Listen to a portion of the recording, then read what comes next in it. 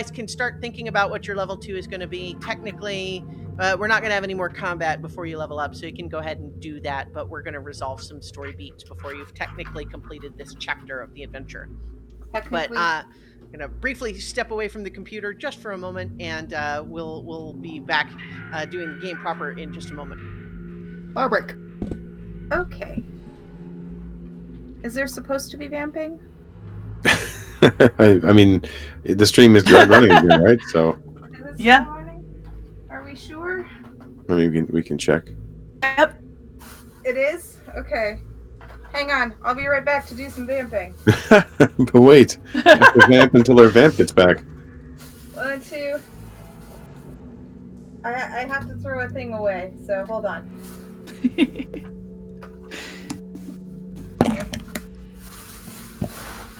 Okay. Well, I suppose while everyone else is away, the mics will surely play. And that means that you, if you're watching this, either now or in the future, I think you can still donate actually once the day is still done. Mm-hmm. You're going to want to go to the Extra Life page, which I think has also been suffering a little bit under the weight of enthusiasm from so many people today. The link has just been put back into the chat. Thank you. And so far, here's the fun thing about Christiana doing this. She succeeded in exceeding her previous goals, so she set higher goals, and then she beat those. And now we set a higher goal, and we want to beat that one too. And we're making pretty good progress to it today. So please, if you are enjoying anything of what you're seeing, whether it's the suffering or the highs and lows, whether Gorko now becomes a permanent member of our of the crit crew here. Gorko, it's freaking awesome. That's kind of scary how well the random well, I guess not random, but the scared goblin who is suddenly discovering that he has the power to kill at a distance with only pointing his fingers. It's like not, but better. Yeah. Like not, but better. That was a very weird thing to come back to.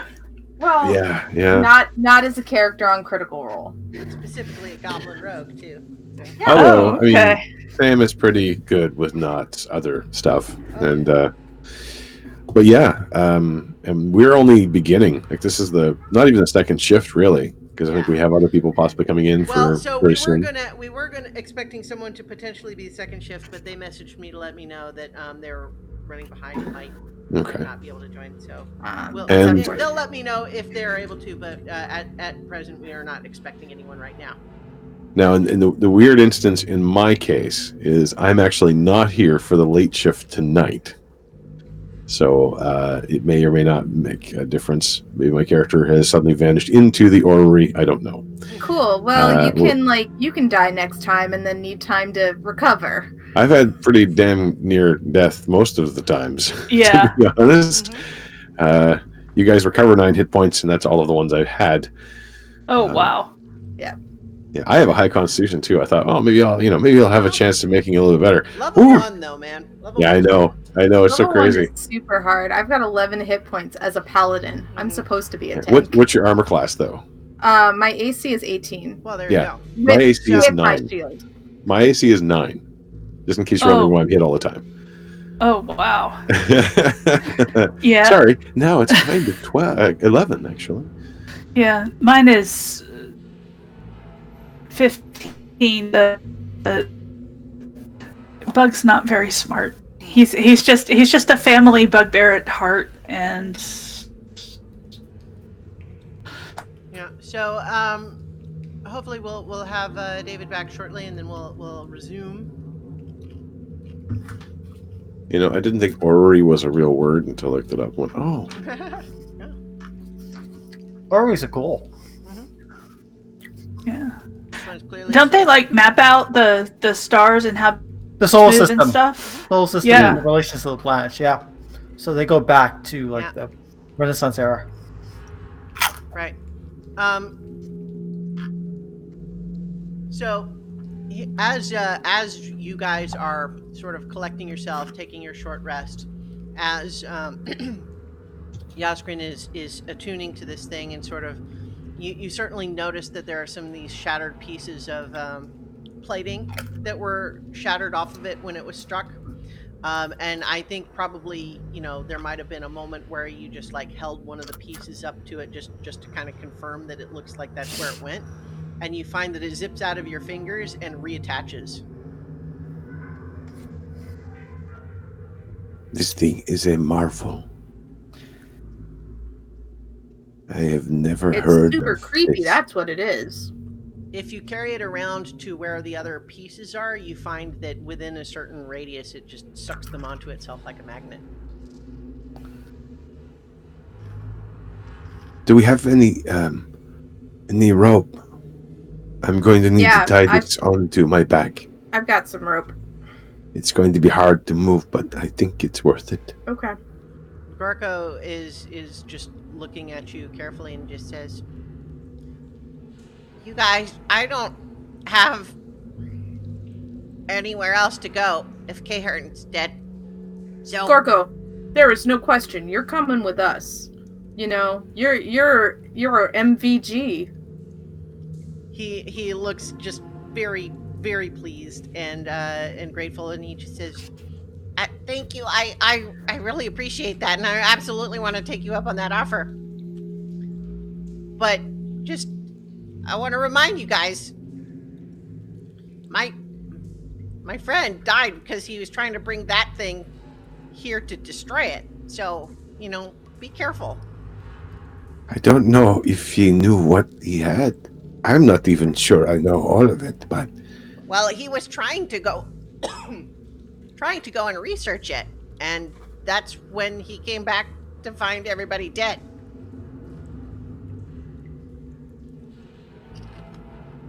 I don't think this thing did that.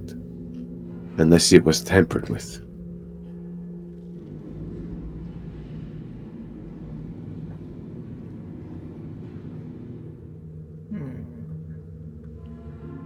So, at this point, Dapshaba just is kind of, so, are we finding a way out now?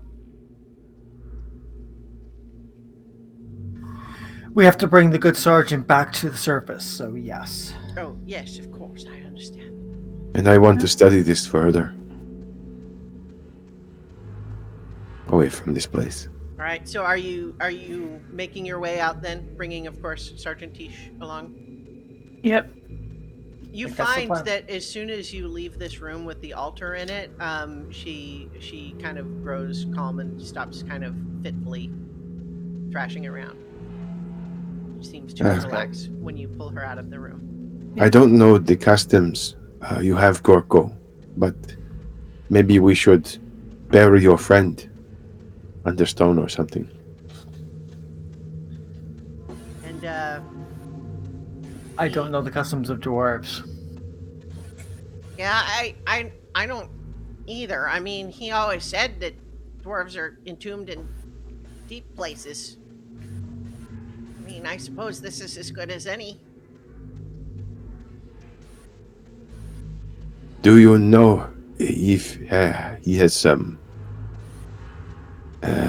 family? No, our adventuring team was our family.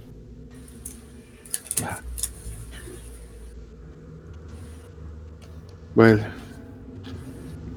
So then, are we going now? Yes? Yes? Yes. All right, good. Lovely. So you guys are making your way out through the various tunnels and everything. Certainly Sergeant Tish still unconscious, but much more like resting easily. That like the tension in the face has gone away and no longer kind of fitfully struggling anymore. But you reach a certain point where you are about to climb back up the sinkhole when suddenly Dabshaba just kind of stops and she says, What is this? What is this? Oh, What? right. Hey! Okay. Wait for me! Don't leave Calm me! down. What is this? Calm- I can't move through. What's happening? I think I understand what this is. I think this is Waterdeep's thing to protect the city. So I will stay down here with you. Okay, we're not gonna leave you. While they go and take care of the sergeant and stuff. I don't think that only you should stay. Well, I mean, whoever else wants to can also stay. I'm committing myself to staying with Dabshaba, so Dabshaba isn't by herself. I will stay as well. Okay. So I very much appreciate you staying, but what is our plan exactly? I mean, I do not wish to just stay here indefinitely. Can we not be whatever this magic is? Can it not be dispelled? I don't think so, because it's something that surrounds the entire city to keep dragons from entering. Well, that's just rude. I understand, but not all dragons are as sophisticated as you and your family. Some of them just want to wreak havoc, and so it's a way to protect the city. And unfortunately, it does discriminate against all dragons, which is unfair. Yes, quite. It is. But Yeah. yes, so if that cannot be dispelled, then what shall We'll we do? find another way out. We've still got to come back and map the rest of the tunnels here. You really actually, other than the things that are just totally cave in, you've pretty much done it. Oh, okay. Yeah. Then I guess we need to talk to our bosses or something. I will. So I'll go ahead and resolve. How about this? Okay. That you eventually, assuming that you guys are staying behind while the others, are going ahead dealing with the other business. What we'll say is that you eventually decide to go back to the tunnel that she came through to see if, how severe is the cave in there. And you realize that it will take a couple of hours of work, but that you could clear that enough to make that tunnel open, and that would be a tunnel that could lead outside the city. And so she, begrudgingly helps you clearing all that stuff out. But as soon as you are basically free to leave, she suddenly gets really reluctant to just go, and she just says, "So, I don't suppose any of you are leaving the city and looking to, I really am old enough to strike out on my own. I'm reluctant to do so, without an escort. I mean, an escort is really befitting my station and all, you understand, and I wouldn't want to,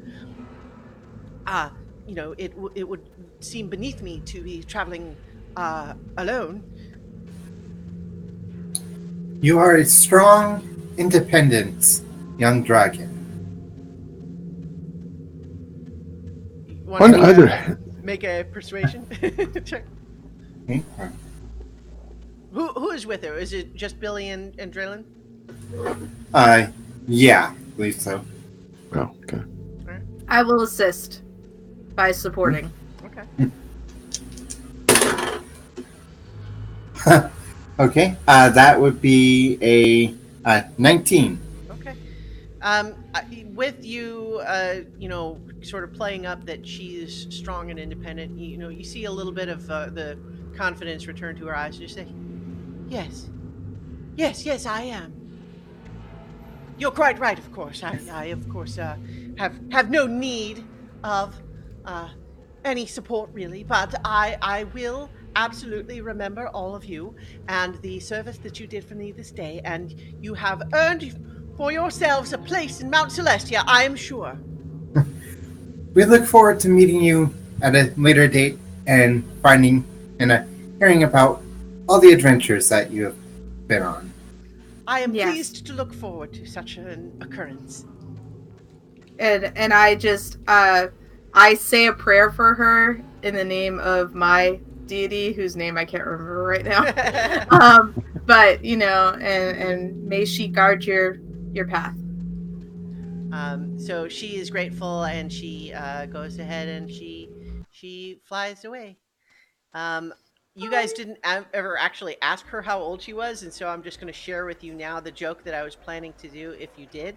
And she would say, 14. when then you guys kind of react, you'd go months. No. Oh wow. Wow. Oh, Oh. A little bite She's of gonna that. die. Yeah. She's gonna die out there. You guys set her loose. Yeah. But in any event, though, the rest we'll say that that takes you a few hours. But by that, while you're busy with that, the rest of everybody is climbing back up out of the sinkhole. And you have Sergeant Tish with you, and you catch up with the captain who's still there. Glad to see Sergeant Tish does briefly express concern that not all of you seem to have come back. Some have waited.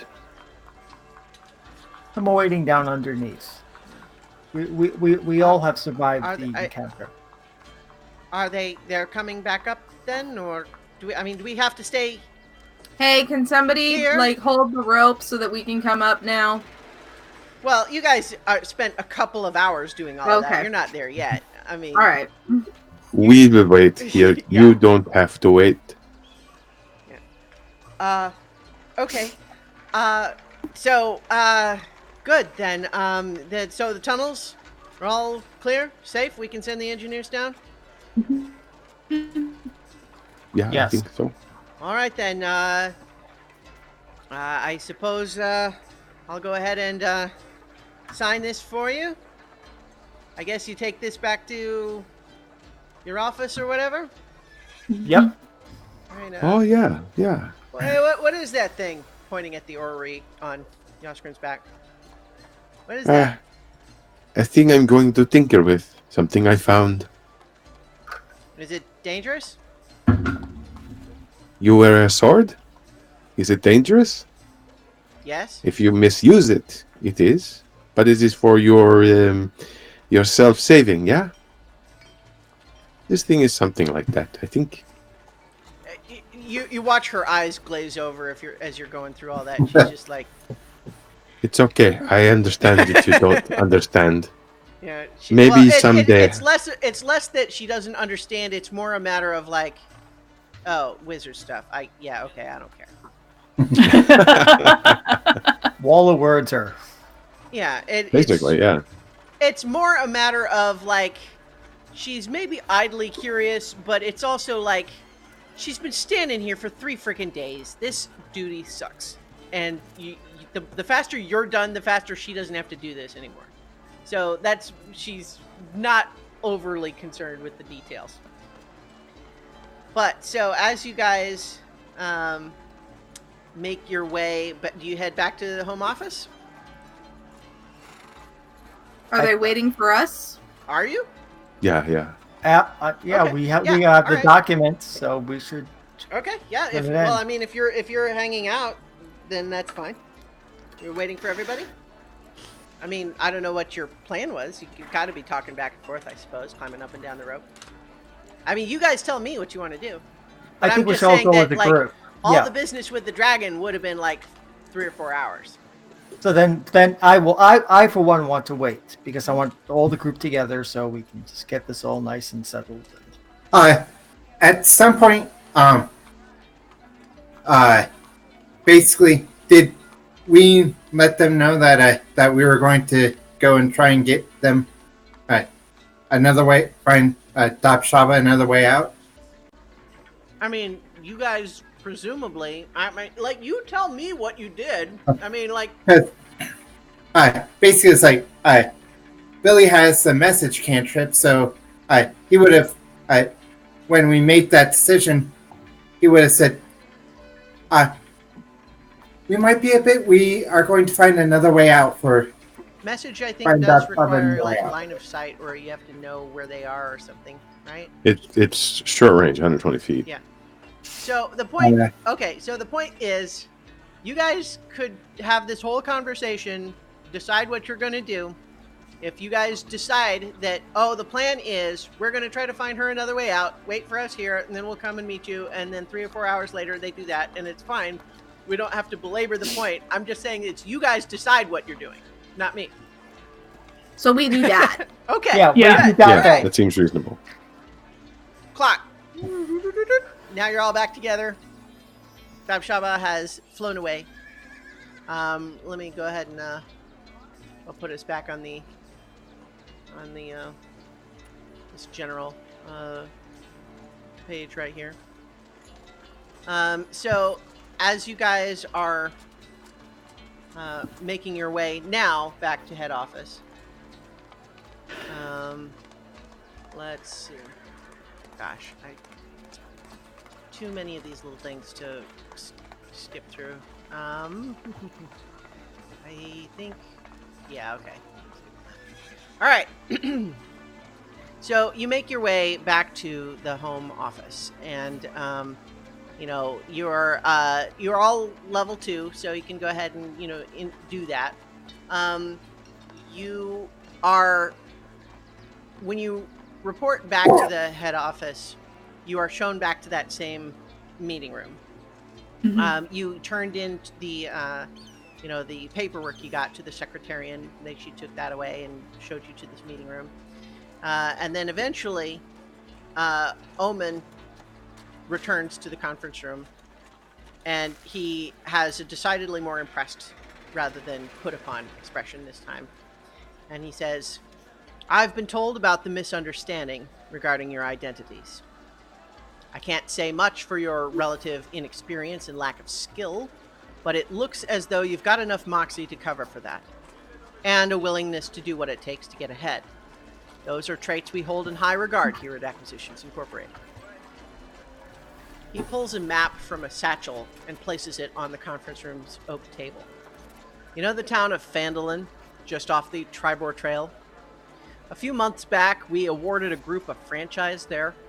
We received word that they were taking control of some ruined estate for their headquarters, and everything seems to be going well, only they missed this month's franchise payment. And their secretarian isn't answering any calls. Omen snaps his fingers, and a paper, a pen, and an ink pot leap from his satchel. "This note gives you the right to travel to Phandalin and investigate the franchise there on my behalf. If you find the franchise in poor standing or otherwise in distress, I want a full report. And depending on how badly the last group botched things, I might look to you to take over. A failed franchise makes the whole company look bad, I'm sure you understand." Omen then levels a hard stare. "I want you all to appreciate what an incredible opportunity this is for you. You're skipping countless steps in the normal franchise process. No internships, no tests. It's unheard of. But I believe in you. Now, if you have any questions, you can ask someone else and leave." What about our Thank payment? you, sir. He leaves. That's what I'm worried about. Yeah, no, he left. Yep. We're owed 500 gold minus the. minus the I'm not. fee. Hey, don't tell me. I'm saying he left. He So said if you ask him any other questions, ask someone else. Well, let's go find someone else. Draylin will go to the secretariat and ask about payment for the completed Yeah. job. It is secretarian. That's fine. Secretarian. Yeah. So basically, you find that as you speak to this young woman, she has a whole folder full of documents to hand over to you, and a pouch full of gold, and she gives you asks you to sign a receipt that you are receiving 400 gold pieces, which is of course the original contracted price of 500 for Acquisitions Incorporated, minus their 20% as a broker. So that's 400 gold pieces to you. She gives each of you a patch, an iron-on patch that has the Acquisitions Incorporated logo on it, and a whole bunch of documents to sign. At present, you can take a look and make an intelligence check about the documents you're signing, if you like. Sure. Yeah. Yeah. What are we giving away? Intelligence. 12 for me. And That's 7. 11. I have to check my sheet again because I was in the middle of updating it.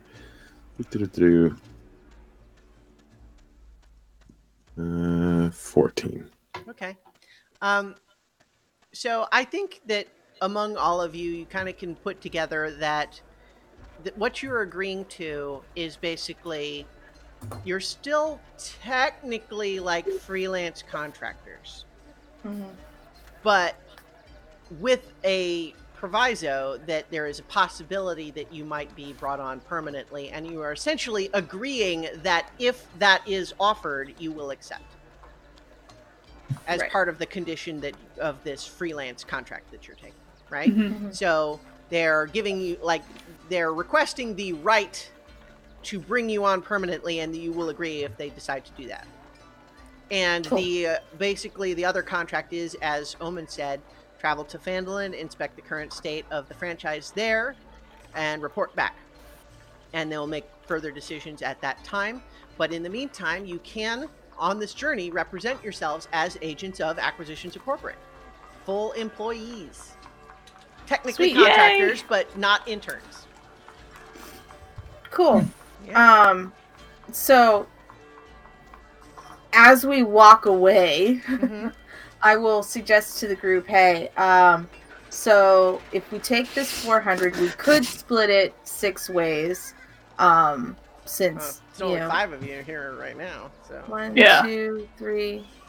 Hang There's only on. 5 of us. 5 ways. Feldspar left early. 5 ways. Okay. Plus the other stuff we got. Well, so let's put it this way. As the Secretarian is processing all of this, she's handing over the patches, and then she kind of just... Is it 5 or 6? The 6th one ditched us, 5. but yeah. And If so you hands over see, 5. I'll give the name and I'll say if he shows up, he did participate in half of this thing. So, you know, I will put it to you this way, she says.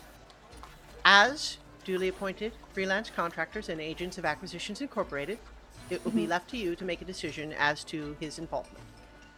okay, great. So He we can stays do. as an intern. Yeah. Yeah. So we could do 80 per person of this remaining 400, or we could have a group pool, and then we could get like group healing potions and stuff like that. Whatever you all want to do. Well, idea I has basically split the difference of that. It's like 40 per person, and the rest goes to a party pool. Okay. Don't forget, you also have that garnet and the other gold Yep. from the backpack. Yep. that- I've been looking at that money and seeing how we're going to divide it. It would be 19 gold each if we divide the garnet and that gold. Mm-hmm. Or we So- could just add that to the group To the- pool and True. I think having a group pool is easier. That way we can all go shopping together, and then we'll divide up the items as Right. as So necessary. it's also the Secretarian explains to you that if you are welcome, if you like, to arrange your own transportation to Phandalin and then submit an expense report later, or they have an Acquisitions Incorporated sister company here in town that can provide a horse and wagon. And if you go with them, they will just go ahead and pay for it through their office. Cool. Okay. Let's do that. Let's do that. They also Okay. suggest to you that you should certainly make whatever arrangements are necessary to be outside of Waterdeep for an extended period. Mm-hmm. Okay. Make sure someone's going to water your plants. Plants. You Yeah. also receive a special pamphlet that this is a Google Doc that I'm going to send to you, and I'll put the link in the chat for this hangout. And this is a pamphlet entitled "It's Never Too Early to Start Thinking About Org Charts." About what charts? Org charts. Okay. And so I'm going to share this with you. Where is my... There we go. So what this describes to you is first the various things that are involved in the actual business of running a franchise, and just things that you can do. It's basically downtime activities.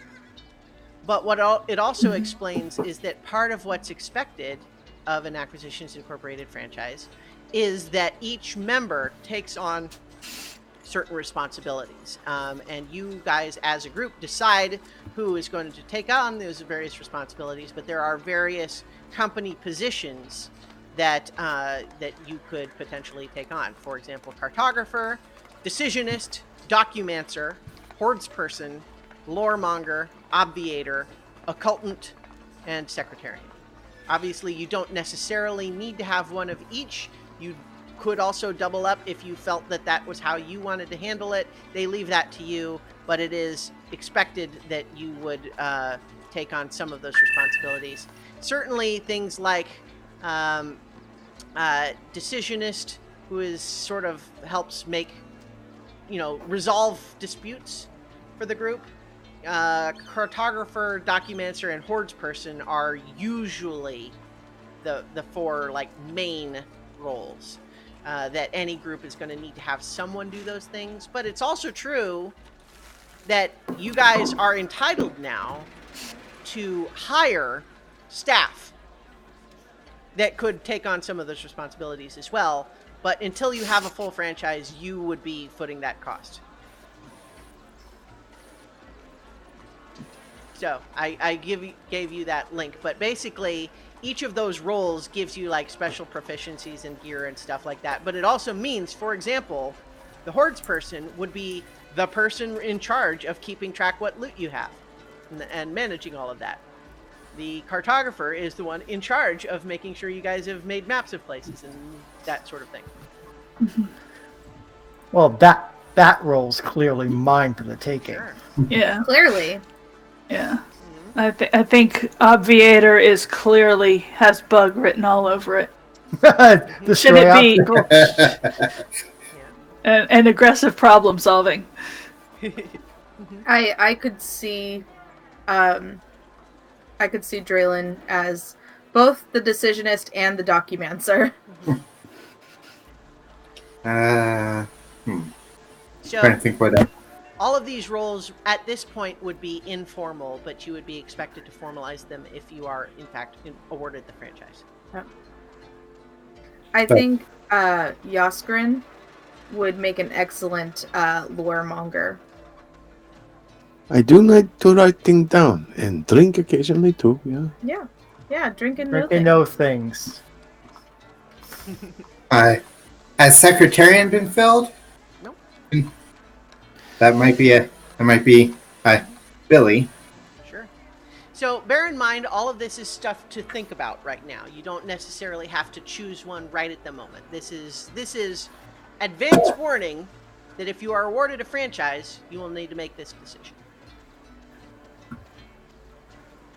But in the meantime, you guys have basically, you realize part of this whole contract thing is that you are expected to travel to Phandalin, but it is not it's not necessarily a rigid timetable. You're certainly welcome to take a week or so in Waterdeep, to make whatever arrangements you need. And so we're actually going to do a week of downtime, and you guys tell me, how do you spend the next week preparing to make this journey?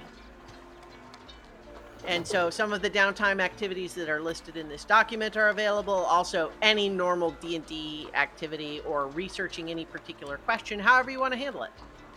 You tell me what your character wants to spend their time doing.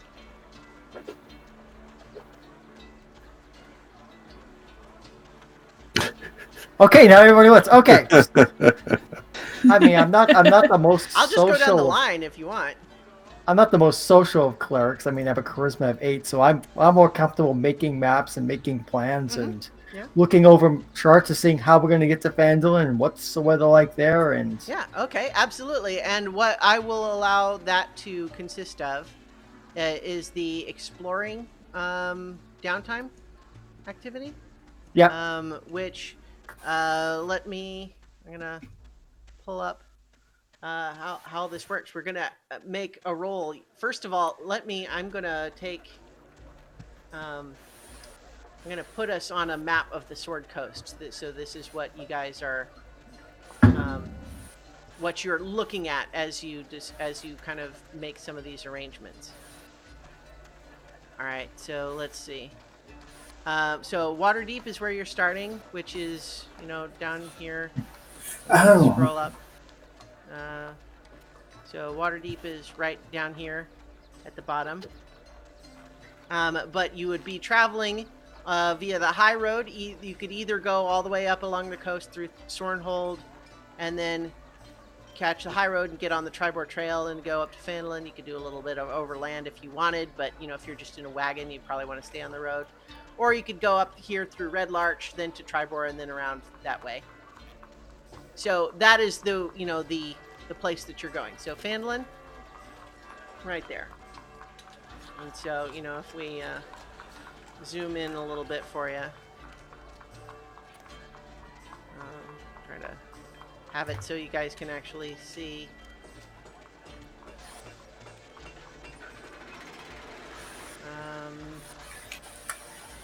Yeah, so I think, there we go, that'll work. Yeah, so that's the place that you're traveling to. And then the exploration downtime activity is we'll treat this as exploration, explore territory. Kind of you're researching, you're talking to people who know the area and what sort of things are going on down there. So I'm gonna, instead of normally this would be a survival check if you were exploring like in the wilderness, but since what you're doing in town really is research, what sort of check do you think would be appropriate for how you are studying? How is Katalis choosing to research this? Mainly through books, maps, and charts rather than talking to people because his charisma is low and he prefers a good. That sounds like investigation then. That's investigation. All right, so let's get this a roll. All right, and so you're spending basically a week doing this, right? And you are, so I think it's the kind of thing I do for fun anyway. So yeah. Are you spending any money on the research? If you do, it gives you a bonus to the check. Yeah, I will spend as much as 11 gold on this deal. So I mean, strictly speaking, per the way this is divided, I'll give you a +1 for that. But normally the rules would require more of an investment than that. Okay. Well, how much? +1 for now? Just okay. And you're not going to want to spend 100 gold on it right now, I wouldn't guess. No, I wouldn't. Okay. Okay, so just go ahead and make your investigation check with an additional +1. 15. Okay, so you don't make any specific discoveries, but you do have a good sense of the general terrain and environment around the sorts of trade goods that are currently going through there, and you just generally have an understanding of the territory, and you certainly know that the quicker, more well-traveled path would be to go along the coast on the high road. That's not to say you couldn't choose to go the other way, but that's the standard way that someone would go on a trade route from here to Phandalin. Okay, good to know. Mm-hmm. All right. So what about Draylin? How does Draylin spend this week? So I'm gonna spend the week first doing penance because I sent a baby dragon off by herself, and oh my god, it's terrible. Well, what I love about this, I want to just briefly jump in, is that it's like I'm not. I as the DM, I'm not telling you that that's a bad thing that deserves penance. I like that Draylin thinks it is. Oh yeah, no, she's I'm sorry. They are. Oh right. They are very, like remorseful about doing that. Like they really wanted to go and make sure that this baby dragon was okay. but it wasn't part of the grand scheme of things. So I would go to the temple and just like ask for what I can do to like make up for it. Make a religion check.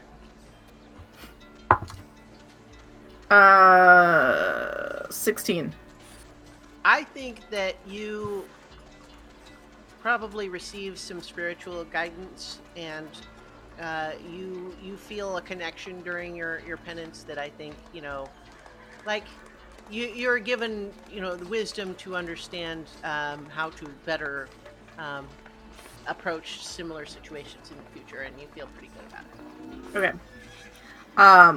Secondly, what I would like to do is have me and Gorgo sort of schmooze a little. Like, I would do the high society side of things, and Gorgo would do the shady side of things, and then we'd come back and we'd like just basically networking. Oh, sure. Yeah. So you can definitely do that. Although at this point, Gorko is definitely going to ask you in the sense of like, I am extremely grateful to be accompanying you, but I guess I do have a question of whether or not, are you going to pay me? Or am I Well, just... yeah, of course I'm going to pay you. All right. So, we're going to treat him as a skilled hireling. Yeah. Or no, excuse me, unskilled hireling. He's technically he's good at stuff, but as far as stats are concerned, we'll use his regular stats, but he is not it doesn't have the normal stats for skilled hireling. Hang on, let me get his stats up again. So we're going to have him do his, let's see, Gorko, I believe. So for the schmoozing activity, you're going to they make persuasion checks. And so he's just going to go ahead and make his check on the low area of town. What? Okay, hang on. There we go. So his persuasion, he gets pretty low. He doesn't do great. He gets a 7. Okay. And probably because they know he's hanging out with a paladin. Yeah. So he, in hanging out with some of those low areas of town, he becomes known to the people there. Like, they know who he is.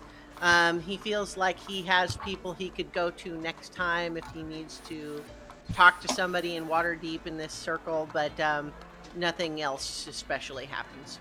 Sure. He puts in an appearance. People know who he is. Yeah, and I'll do the same on a higher scale, like on the docks and whatnot. So, I think you're probably gonna. Go ahead and just make your persuasion check. Okay, so that's a 14. All right.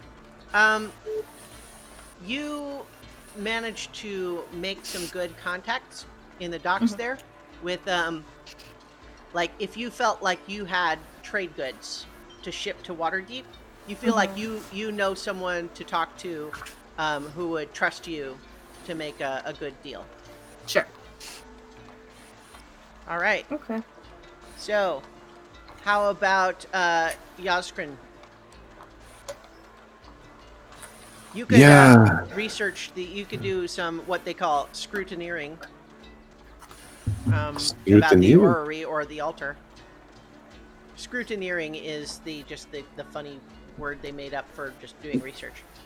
That would be good.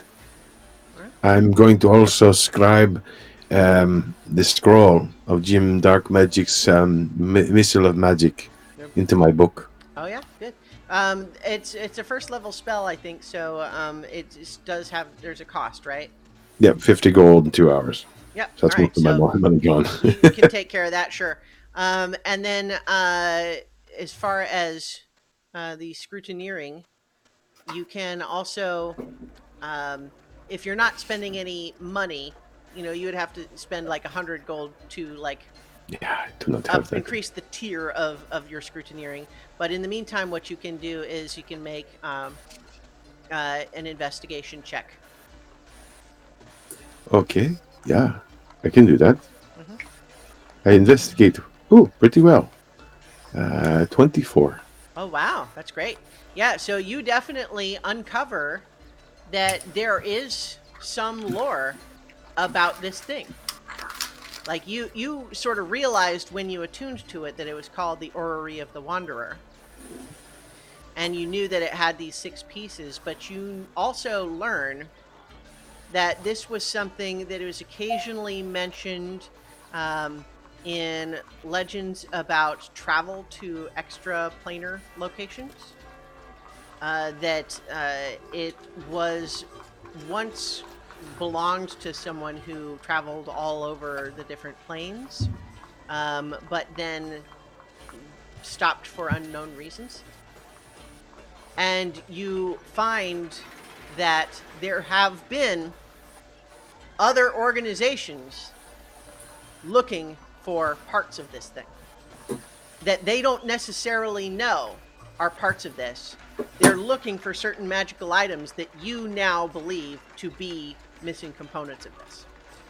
And some of those organizations include other branches of Acquisitions Incorporated and one of Drawn Enterprises.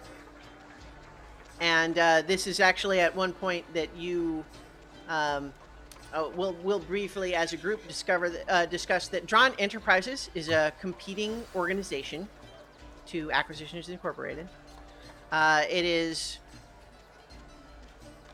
run by Omendron's sister, but the fact that they are related has nothing to do with why the companies are always at constant attempts to perform hostile takeovers on the other.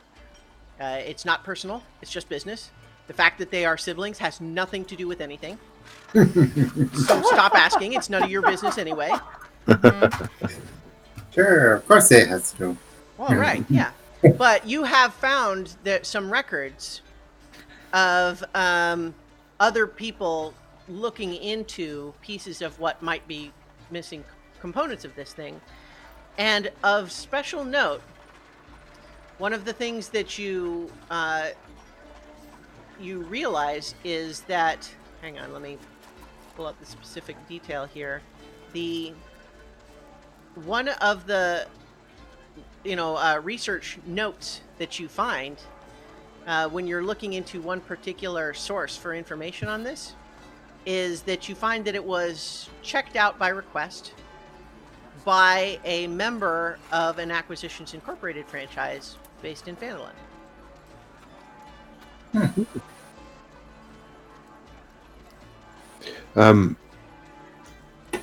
How many pieces are missing? All 6? Yes. You have like the central component, and there are 6 pieces that fit into it. All of them are missing. Okay. I'm assuming that we meet up from time to time while this is. Oh yeah, I would guess so. Time. I mean, you guys tell me, but yeah, I would think so. So one evening, probably after finding some of this information, Yosgrun would be there. Probably we have like a local pub we've made our own or something. Mm-hmm. And very excitedly comes in. He carries it everywhere, but he's managed to get like a rough leather pouch or a bag, basically, which is over it. So it looks like an unwieldy backpack on this small little gnome. And he kind of comes in and, as usual, unstraps it and kind of puts it in its own seat at the table. Very excitedly.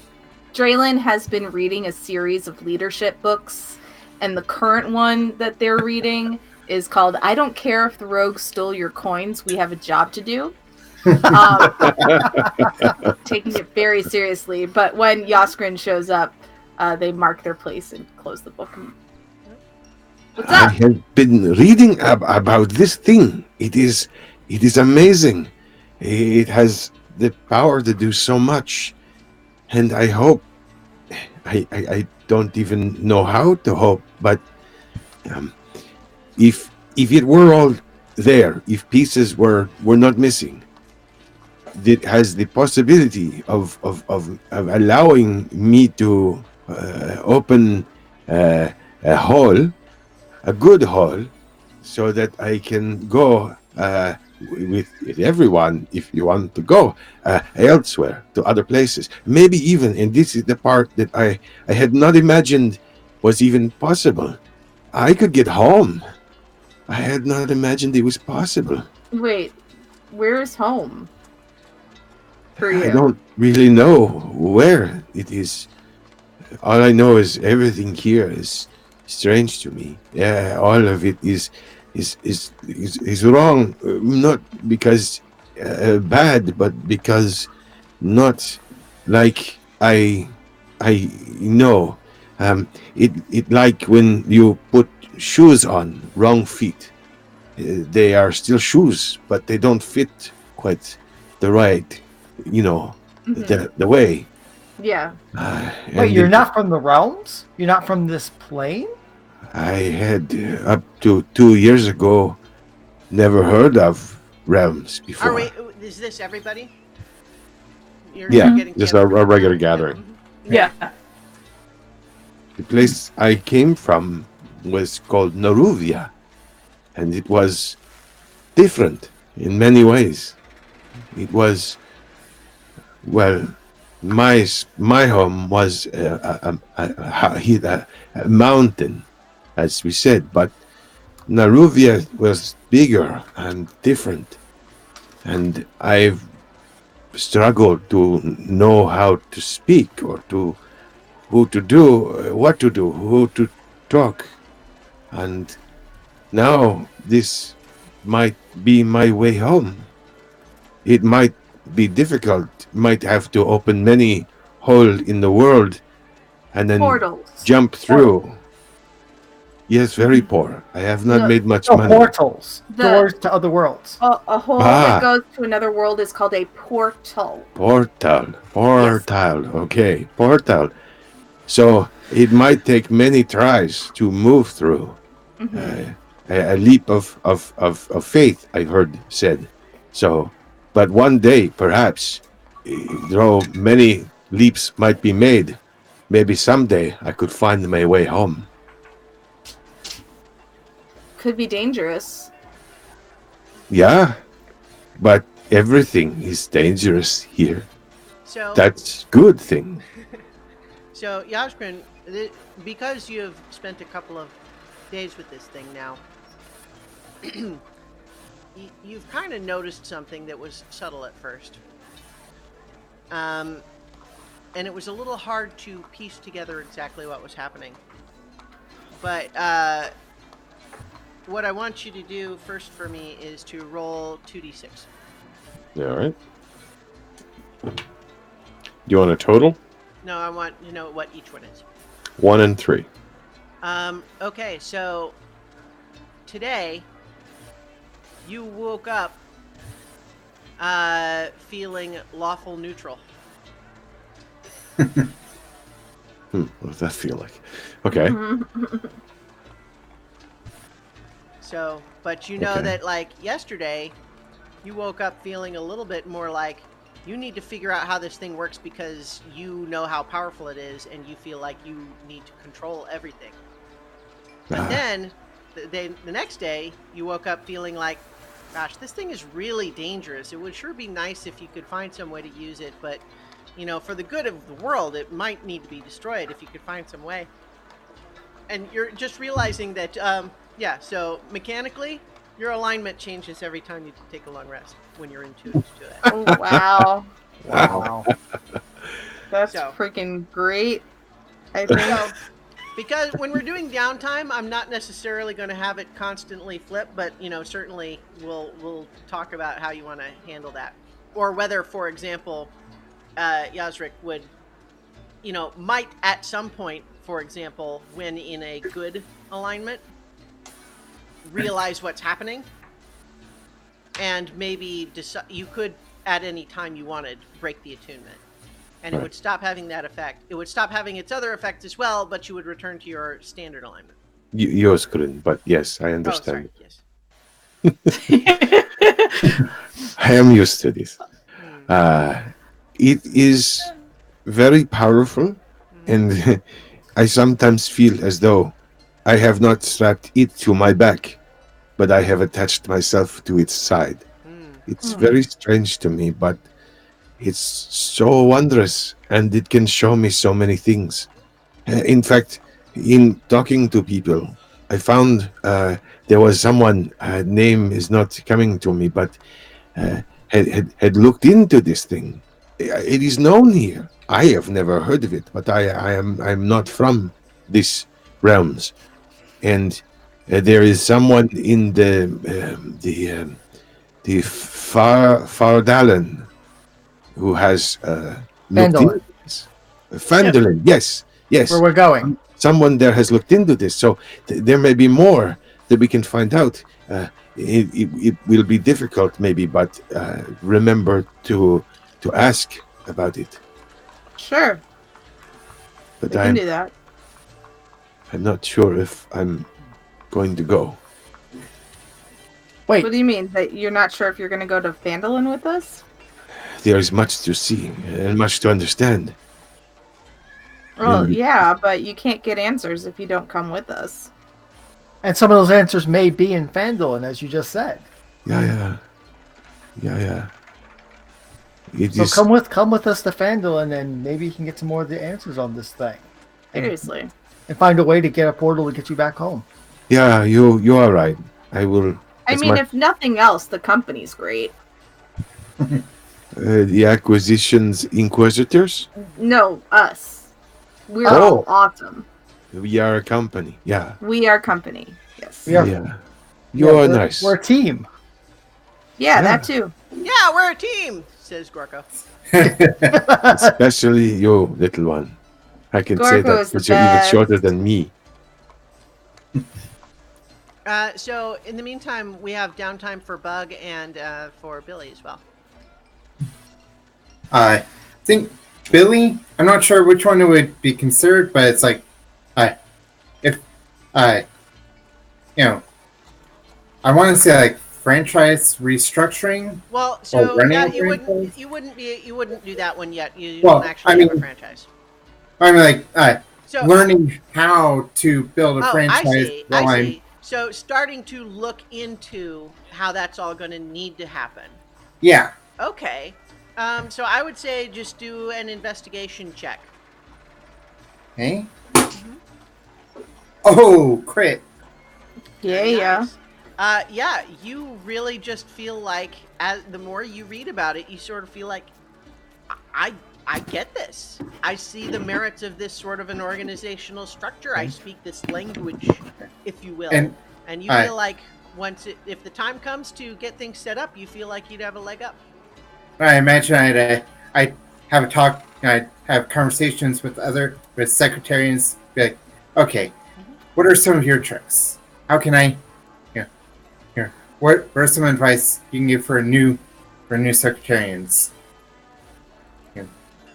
Like basically, it's like, taking the, getting advice from someone who's done it for a long time.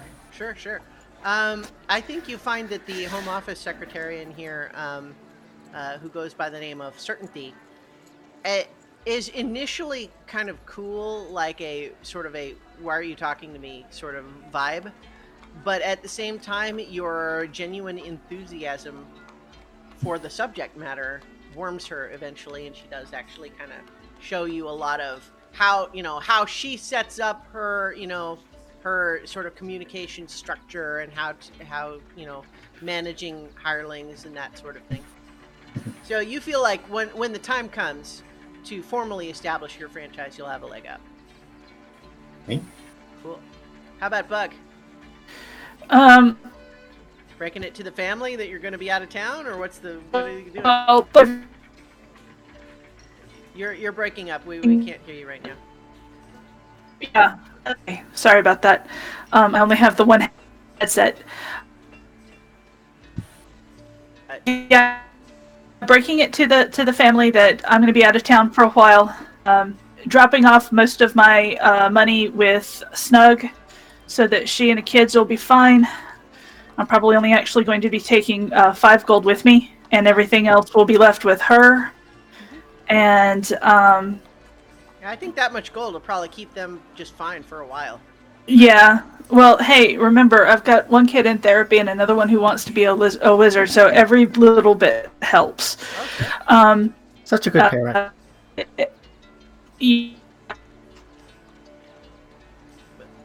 We're getting robot. Well, then eldest is sorry. Eldest is also supporting the family, but Snug, and I've got the 2 littler ones, and yeah, every little bit helps. Sure. But so you're mostly just making sure that they're all set up, and they're all set up. Yeah, and doing what I can to kind of gather information on what's actually going on in Phandalin right now, because if the Brass Dragon family was going to the Sword Mountains and they were attacked by a green dragon, have there been reports of a green dragon in the area of Phandalin? I said they were trying to figure out the Sword Coast. I didn't say the Sword Mountain. Oh, but yeah. So okay. So there's not a connection there that you're supposed to draw. But okay. I mean, you don't know where they are, but I'm just saying that, like, I was not trying to make. Okay. Bug did make that connection, even if he didn't intend to do it. So he's basically trying to find out, if there are any rumors of green dragons around that area. There has been some basic rumors that there was a green dragon sighted, not too far out of town, but it didn't seem to approach the city at all. Okay. Okay. Hang on. We actually have an opportunity now to bring in Jason. So let's do that. Let me add hangout call.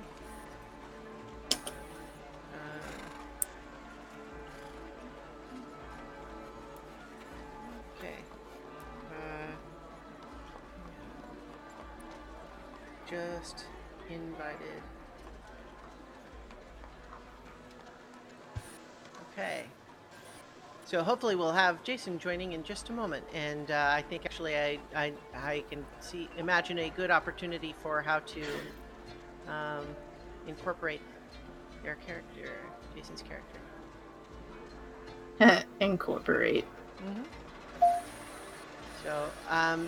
So I think you hear some rumors, but there's nothing really solid.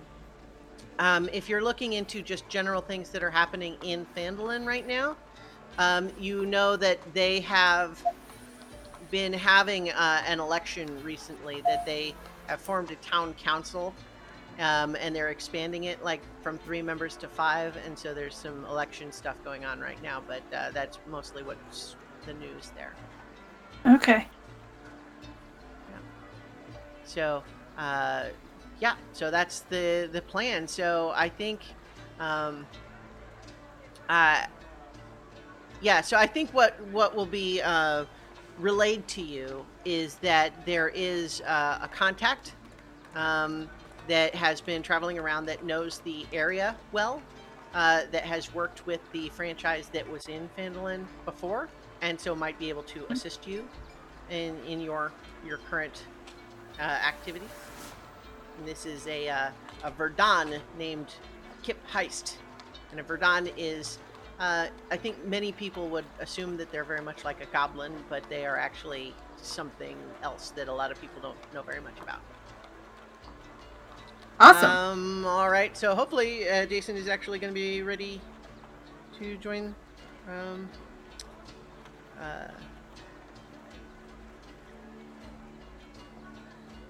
Joining. All right. Hopefully we can.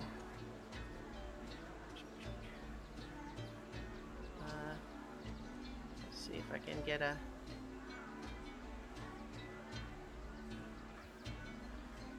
All right.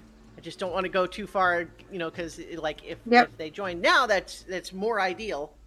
But well, then I'm not going to be too much longer, too. So okay. Welcome, Jason. Do you hear us? I can hear you guys. Can you hear me? Yes. Yes. Welcome. Awesome. Very glad to have you. Thank you.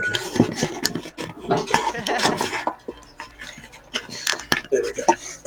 All right. Very glad to have you along. Everyone watching, this is Jason Bings, and we are currently the adventure. We have a party here who has just been awarded a sort of a contract position with Acquisitions Incorporated with possible future expansion to a franchise opportunity. And so they are excited by that. But the current mission that they've just been assigned is to travel from Waterdeep to Phandalin in order to investigate the current status of the existing franchise there, because they've missed their last franchise payment and are not responding to communications. And so that's the journey. But the party has just been notified that there's a contact who knows the area of Phandalin and has worked with the franchise before. And I was imagining that contact would be your character. Nice. I feel important. Yeah. So as they arrange for your character to meet with them, let's just recap for everyone what everybody kind of looks like and what their deal is, so that everyone's up to speed. So as your character comes in, what do they look like?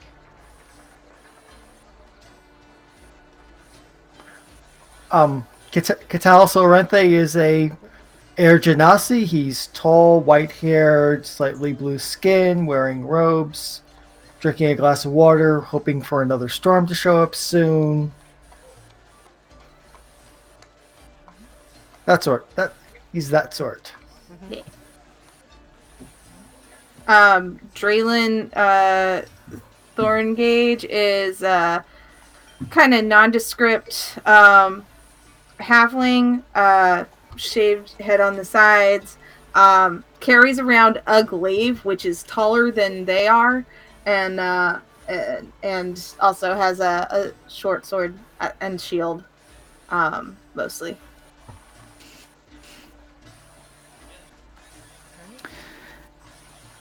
Lee? And probably standing nearby is a bugbear. Just generally looks like a bugbear, except he's got this multicolored tunic with the multicolors and swirling patterns, and a black tie over the top of it with a patch that says Acquisitions Incorporated on the tie. Oh, you put the patch on the tie. Yeah, I put the patch on the tie. Like some sort of vacationing Hawaiian bugbear. Yeah, but he's all business, but a party underneath.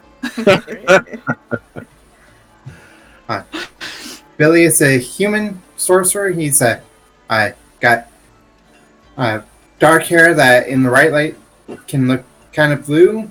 Kind of big nose, kind of more bigger chin, and kind of skinny. And he's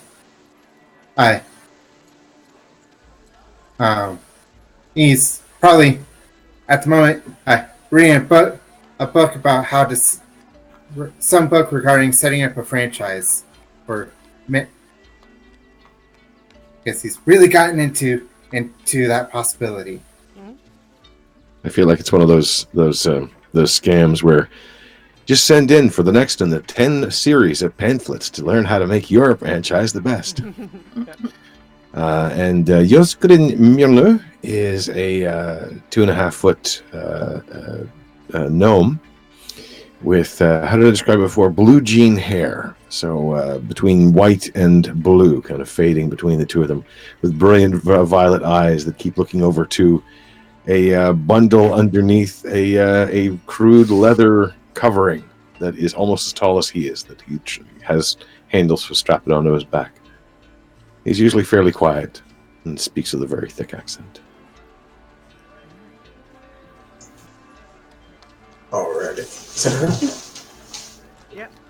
Alrighty. So when you guys get in there, you see a Vernon, but he is a immaculately dressed Vernon. He looks as if he carries himself like a businessman, or maybe a slick talker, if you will. And he has a pale, purplish mohawk, and he has a stern look about him. And he sizes you all up as you come in. And he has a measured tone, almost cold, if not detached. And he doesn't look like he's breathing. But if you pay close enough attention, you do see that he does take a breath every so often. Almost as if he forgets. What was the base? You said Viridian or Verdun? Verdun. And so you would be level 2 right now. Is that where you have your sheet? Yes. Okay, yeah. So you're level 2, and so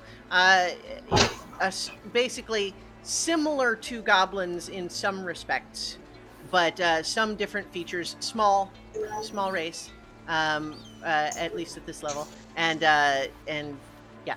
So that's what the a lot of people don't know very much about the Verdun. Would our friend Gorko know? He says, "No, I'm a goblin. I'm very pleased to meet you, but I don't know what you are. No offense." None taken. Yeah. So there's kind of a beat up goblin accompanying the rest of the group. I hope your travels weren't problematic. So right now everyone's still in Waterdeep, so they haven't made the journey yet. So you're going to accompany them.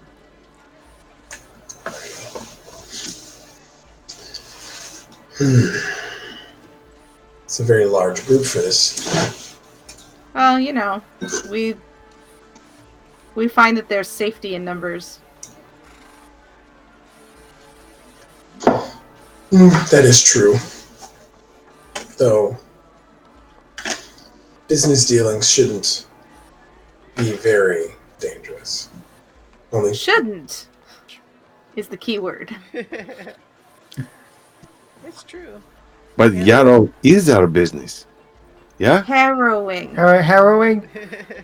Right. It's certainly a large part of our business, whether we will it or not.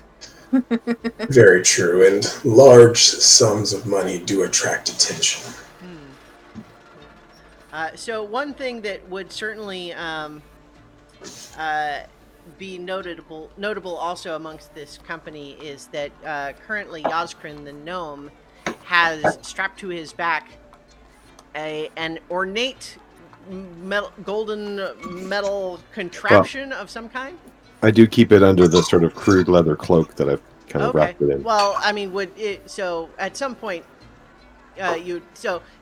Jason, I don't know if you said your character's name, but it's Kip Heist. All right.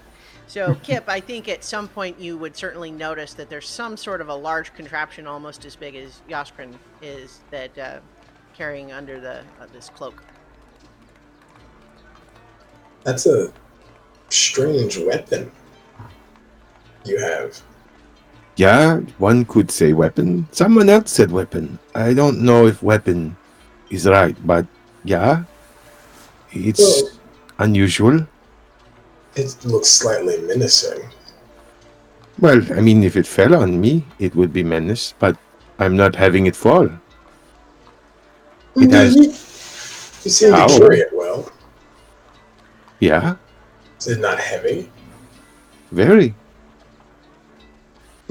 But the weight is worth, because it will be power, and it will be my way home, and my way to live. That's a lot. So this is a good opportunity, actually, to just briefly ask.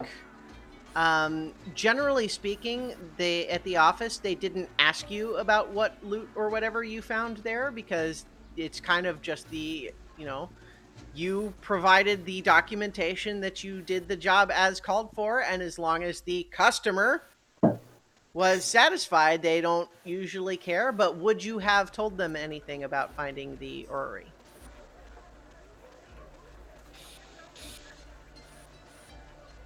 Actually, depending on the day, probably. Lee, you are muted, so we did not hear anything you just said. Yeah. No, all I said was, judging by the silence, probably not.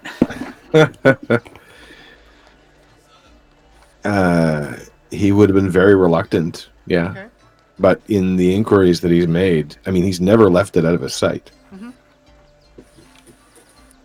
All right. So yeah, I mean, I think if you report it, they're going to say, well, certainly the provenance of powerful magical artifacts is something that we as Acquisitions Incorporated are interested in. I would say that if it is your inclination to do so, continue to research it and keep us apprised of the results. Yeah. From what I've seen, I am the one who knows the most in the whole of this place about it, so it is safe with me. Very well then. Do notify us if at any point it seems like it will interfere with the business of your or other franchises, but otherwise, certainly have fun. Yeah. I will let you know. All right. So, in any event, you guys have a wagon with 2 draft horses that has been contracted for you to make this journey, but it's going to be 6 days on the road. As you make your way along the high road to Phandalin. So you're basically traveling up along this road. We're not gonna do belabor the day by day stuff, but as you're traveling, how are you? What's your sort of traveling arrangements? You have this wagon and 2 horses. You're traveling along the road, but who's riding, where, or what are you guys getting up to during the travel time? What's going on? Well, my job would be I would elect to cook things because that's a thing that I know how to do. Mm-hmm. So I would be prepping everything ahead of us making camp and then cooking the meals. I'm obviously the navigator, so I'm watching, looking, make sure we're on the right road, that the conditions are what I expected from my research. If they're different, making notes about that, because people might want to know that something has gone different, or there's suddenly a ruin popped up, or what have you. So it's so I'm just gathering more information and checking against what I know to make sure we get there. Mm-hmm. Sure. And I guess I'm going first up the road. Okay. Well, I mean, are you walking ahead of the wagon, or Yeah, I'm walking probably about 10 feet ahead of the wagon. Yeah, I'm not so much worried about a marching order per se. It's more just a matter of just so we can all have a good mental picture of how this looks as you guys are traveling. Yeah, it's just I wanted to make sure that I'm far enough ahead of the horses so that if I stop, they have time to stop. Okay. I would imagine, how did I know these people? Although I do not know this keep much, I would talk a little bit more about where I'm from. Yes. Hesitant at first because I didn't know anyone, and the 2 years I've been here were hard because I could not understand or make words right. But I would tell stories of home and my family that I found myself away from. It was strange. There was a cave, like many others. I did not think anything of it, but there was a strange blue glow, and I went to see what it was. And it was an opening. When I came out, I was in a hill not far from here. And the cave inside was solid. Weird. Yeah.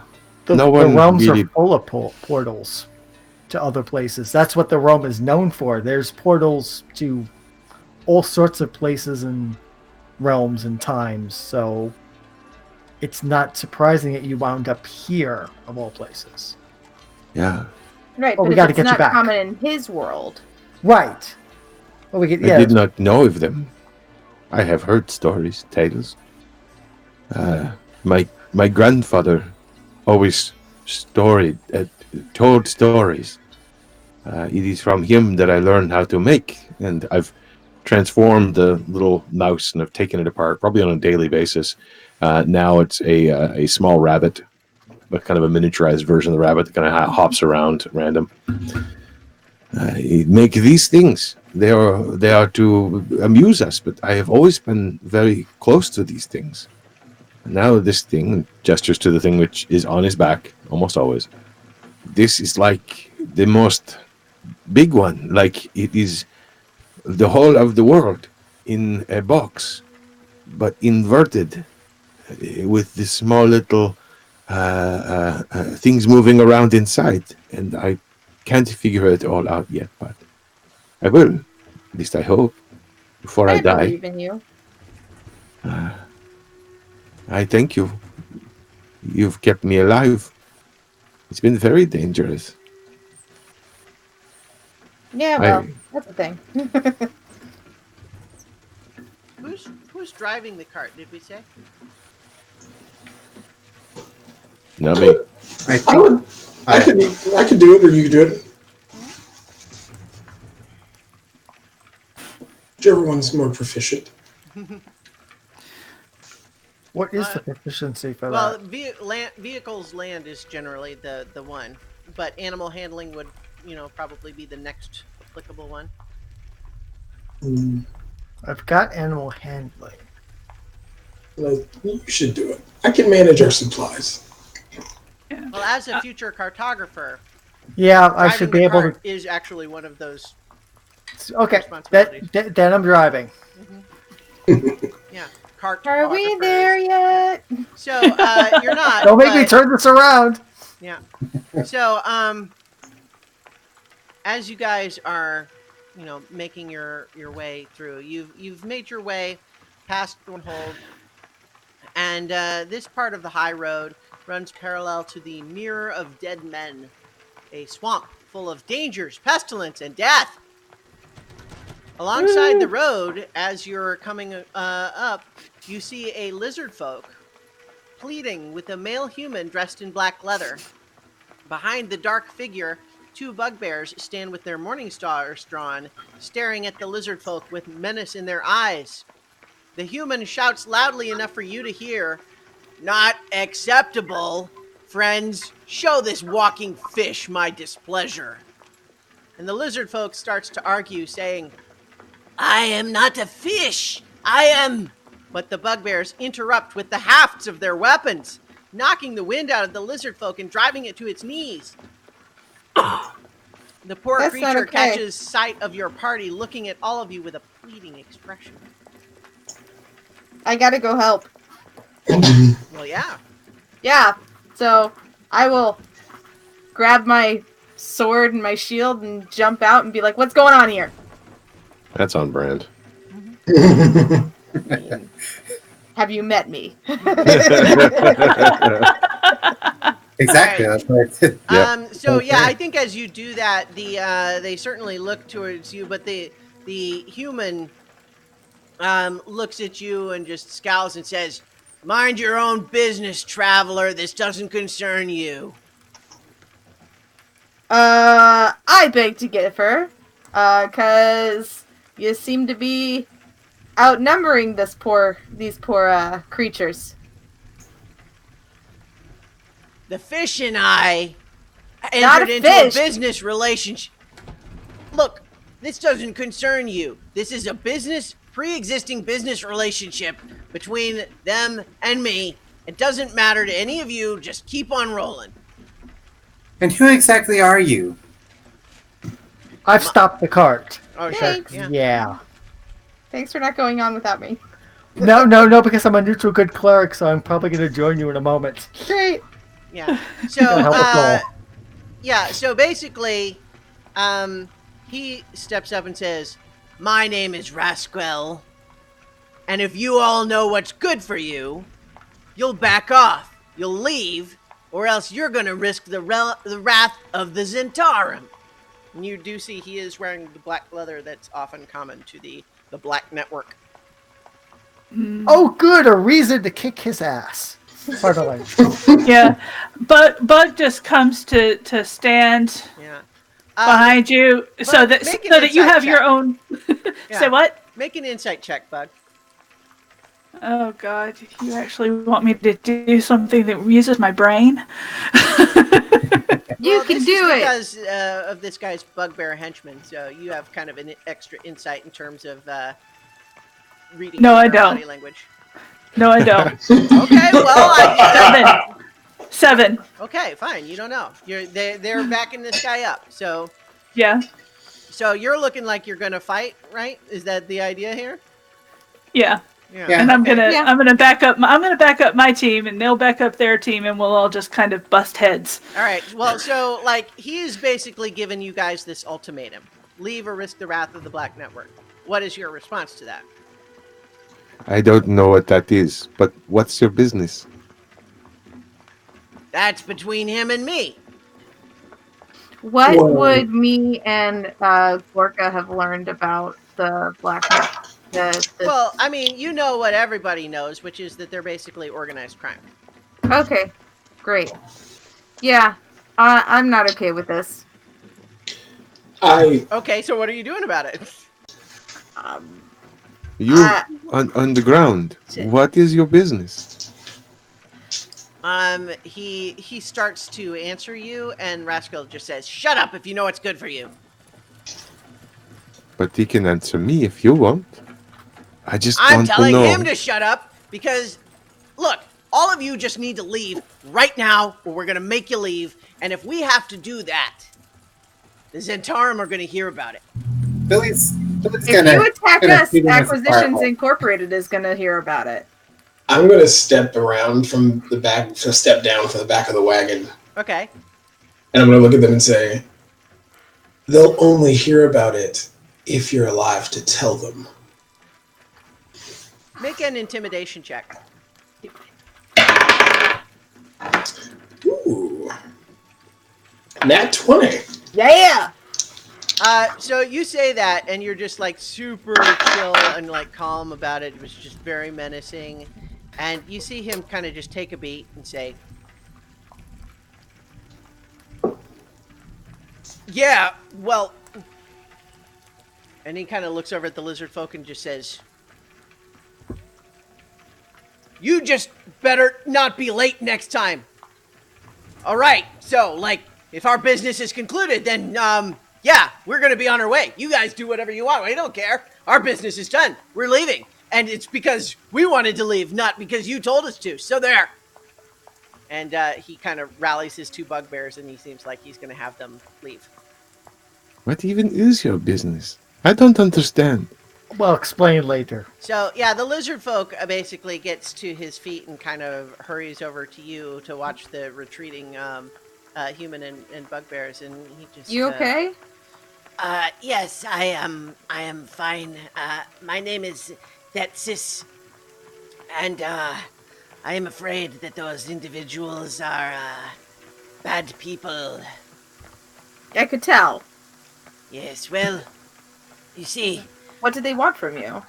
I did enter a business arrangement with them. You see, my people live in a region which has an algae that is very nutritious to eat, but is also an ingredient in what alchemists use to make potions of water breathing. Very valuable to the right buyer, you see. And they had arranged to buy this algae from me and my people, but you see, the initial arrangement for the price that they offered, you see, they initially provided it, but in the second shipment, they started to tell me that they could offer only less money because it was a slow market. And then the next one, they tried to not pay at all, saying that the cash flow was poor, and I began to doubt that they were on the level at all. That is a wise thought. And you should go with that gut instinct. Is your village like in danger? Is there any group that we can call to like raise the alarm? Well, I do not think so. You see, I believe Rasquel, despite his boasting, I think part of the reason his cash flow was poor was because he is not actually working with the Zentarum on this. I believe he was trying to pocket the profits for himself. And so they managed to catch me by myself, and so I was at risk. But if they try to attack our village, they will find another thing coming. That is very wise, and I'm glad to hear that. Are you okay to get back to your village by yourselves? Yes, I think so, although I will certainly have to let them know that we are no longer in business with Mr. Rasquel. Not after this. And once we get set up, we're with Acquisitions Incorporated, so we might be able to either, broker a deal or at least put you in contact with more reputable buyers. Because water-breathing potions are valuable. They are very valuable.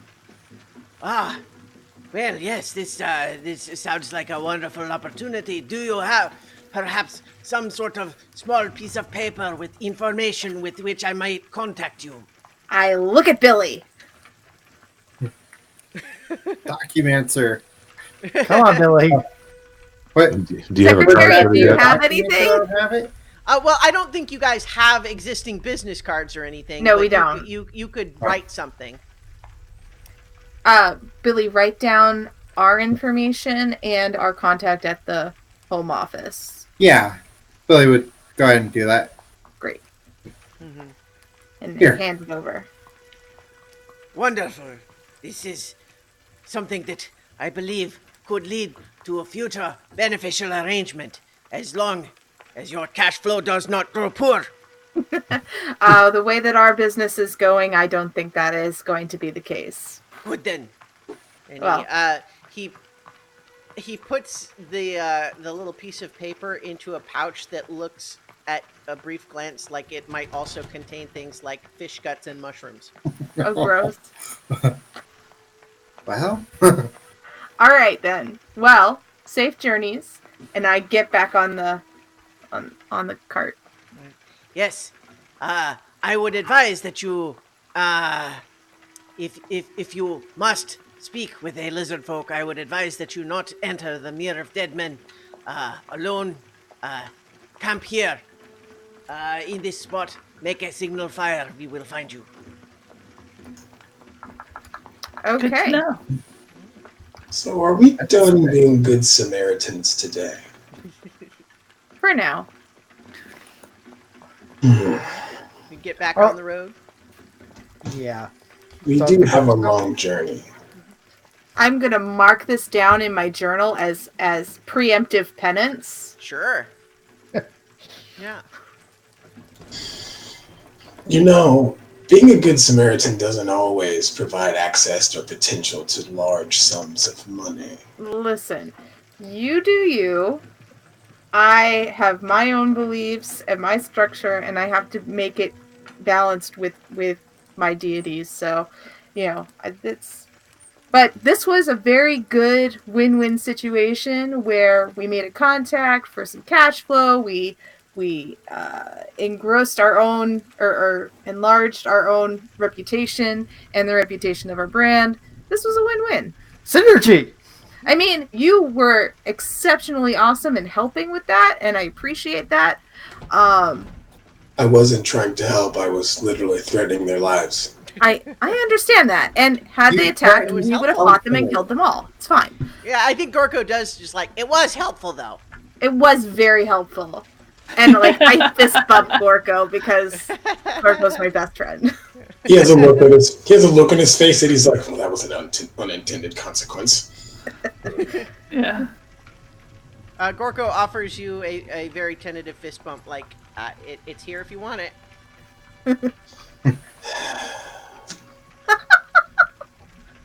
Reluctant fist bump.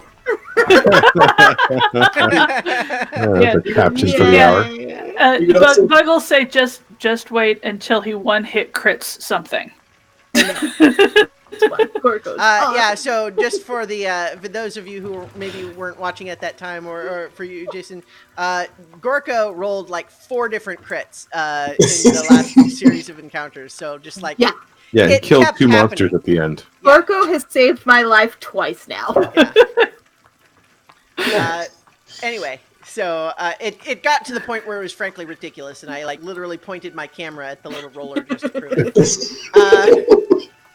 So in any event, you guys continue on.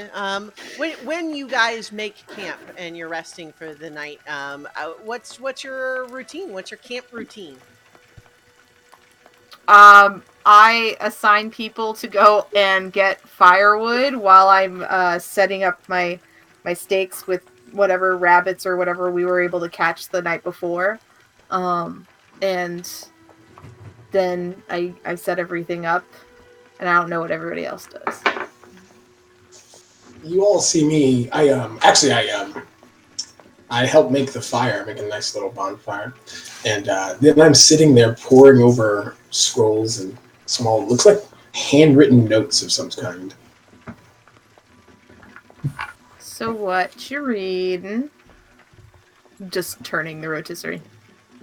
I'm trying to find better ways to kill things for a profit, of course. You are a valuable strange skill? man. I'm a small man in a world of very large people. A lot of people don't like small people, or at least think that small people can be pushed around. I think me and Gorko look at each other and nod, just like, yeah. Yeah. Well, Yaskrin probably. I don't know what shorter than Yaskrin's both. doing. I'm playing with the fire. I'm making little shapes in it. One thing Billy would be doing, with that encounter, is we don't have any sort of business card, so he trying to mock up a business card. So when it gets better materials, I'll have its sign ready. You'll be ready the next time. Yeah. I reach into my small little pack. I have some extra scrolls if you need them. Oh, that'd be wonderful. Wow, that's your second good deed for the day. We can't grow our business if we can't let people know who we are. That is an accurate statement. What's Bug get up to at camp? Bug, I think, is going hunting. He's gonna set out his bedroll at the edge of the campfire, and he's gonna go hunting for dinner. Sure. Or at least tomorrow night's dinner. Go ahead and make a survival check. Whether or not he gets something is up to debate. He's kind of a city bugbear. Actually, he got a 21. Oh, there you go. Yeah, you guys. That was actually a crit. Yeah, you eat well on this particular evening. He comes back with a Dragon Ball Z-sized boar. Yeah. Pork for dinner. Well, given he's 8 feet tall, it looks normal on his shoulder until he puts it down on the ground. And then it's like the size of Yaskrin, and we're like, oh. Oh no, it's bigger than that. Probably bigger actually than that. Yeah. So you guys, the traveling is going pretty well. You've been a couple of days on the road. You're maybe 4 days on the road. You got maybe 2 more to go. And as you're turning east from the high road onto the Tribord Trail, you guys are right about here. You have another encounter that I'm going to read to you in a second. So as you're traveling along the road, this is a pretty well-traveled road, so it's easy riding. And but then sitting cross-legged in the middle of the road is an odd-looking figure wearing not a stitch of clothing. In one hand, he fiddles with a copper medallion etched with the image of a thin, tangled pair of antlers. He might be a beardless dwarf, or a short and pale half-orc, or a human with a gland condition. Either way, he doesn't look up as he speaks in a voice that sounds like a goat choking on sawdust. And so that's the written text, so let's see if I can manage that. Fortune has strange and wonderful and terrible things in store for you. So I am here as Fortune's lackey. Fair or foul, weal or woe, chant or howl, friend or foe.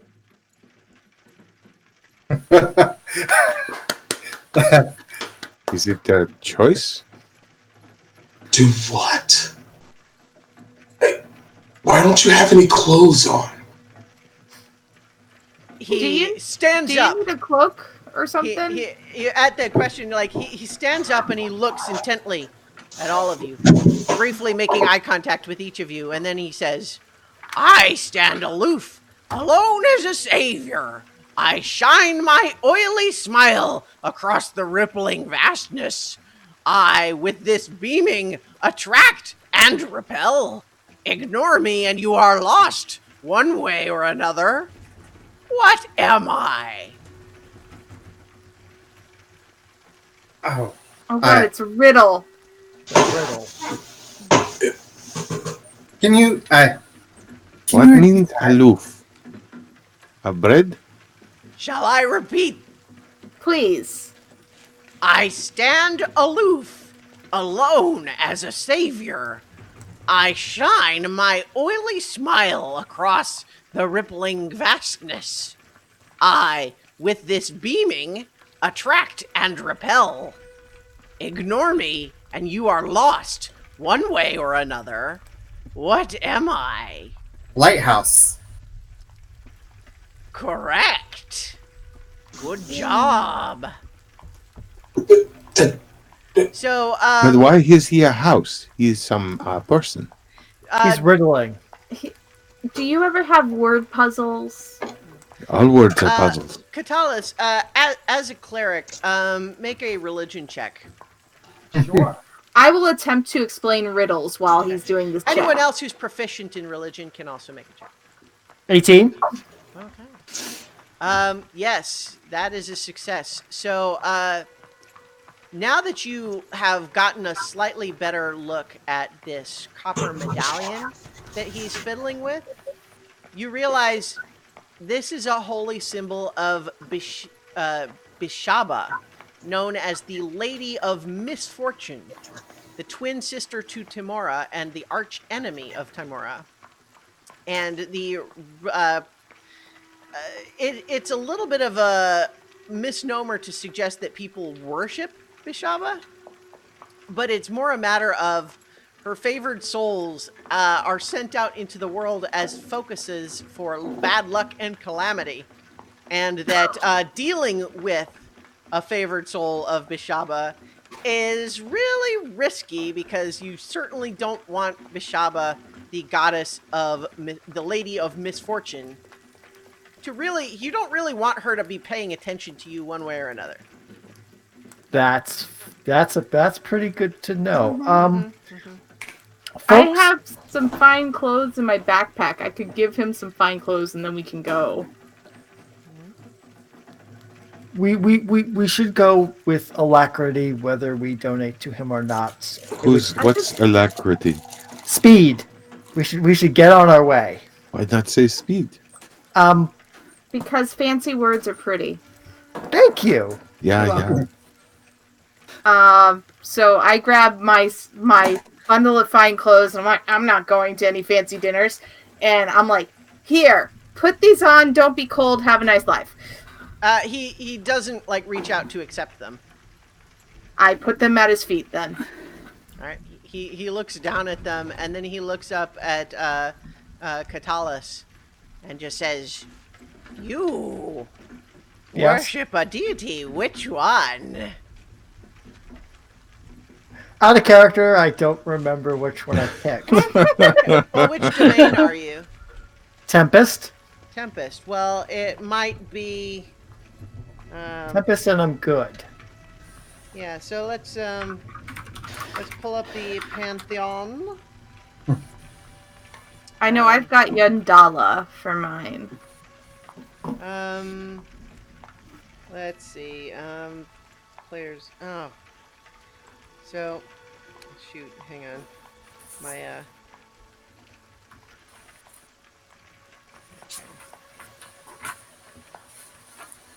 Sorry, my iPad is making me do CAPTCHA to try to look at this. Oh no! It's fine. It's fine. So let's see.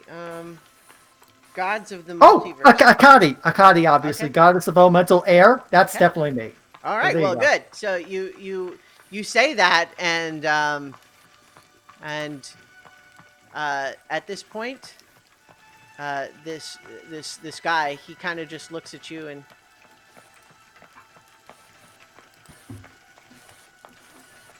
and you feel suddenly like a shiver. But Can he you steps not out of the middle of the road. That's Okay. good. Let's move along. get back on the cart? Yes. All right. So you guys are, continuing on your journey. Did the guy do anything other than step out of the middle of the road? Not anything obvious, but it was kind of an intense stare with Katalis for a while. Are you okay, Katalis? I'm fine. It's just that he's connected with a different deity, and that was a little bit of a bad connection there. Yeah. Yeah. But at least you're good at riddles. That wasn't me. That was Yeah, it was Billy. That was was Billy? Billy. Oh, I'm sorry. that was Billy who answered that. But nice work with that riddle, by the way. Yeah. Whether or not Billy would have. Yeah, it's fine. Yeah, so in any event, you continue on in your journey. I asked, I look at it and say, what deity was it? Bishalbek, wasn't it? Yeah, Bishaba, yeah. Bishaba, the Lady evil of- sister Tamora. Yeah. Goddess of misfortune. Someone you don't really want to have looking over your shoulder. Yeah. Ever. All right, so you guys are making your way as you reach the place where you would leave the Tribor Trail onto the even less used track to Phandalin. You've been on that road for about an hour. You're not too far away from Phandalin at this point. But ahead on the rough road, a pair of dead horses and an overturned cart block your way. Sacks and barrels spilled from the cart litter the ground. Trees grow close to the road here, and the thick undergrowth obscures the view beyond. And since you're up at front, Bug, make a perception check. Okay.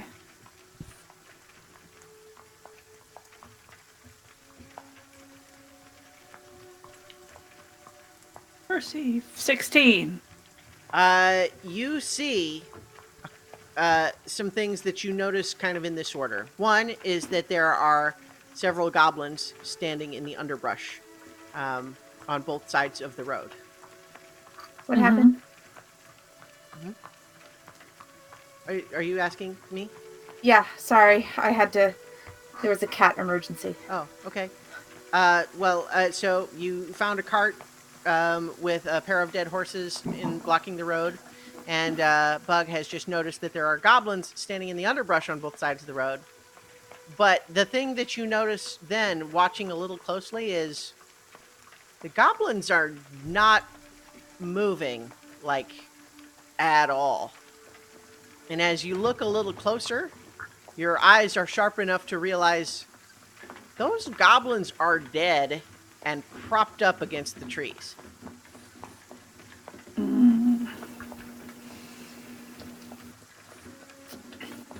Okay. That's Okay, so I'm going to wave my hand back at the cart and say, Hold on, there's something weird. Okay. I will stop the cart. We seem to keep running into weird things. Technically, this has been 3 encounters in 6 days of travel, so. Yeah. But yeah. But yeah. Phandalin is just like that. The Sword Coast is just like that. Yeah. Yeah. This is why organizations like Acquisitions Incorporated need to exist. Weird stuff happens all the time, and someone's got to deal with it. And who are you going to call? Acquisitions. Incorporated. I will go and join Bug and like, what's up? Well, you see the cart in the middle of the road? Yeah. That's kind of obvious. What's not obvious is the goblins in the underbrush are dead.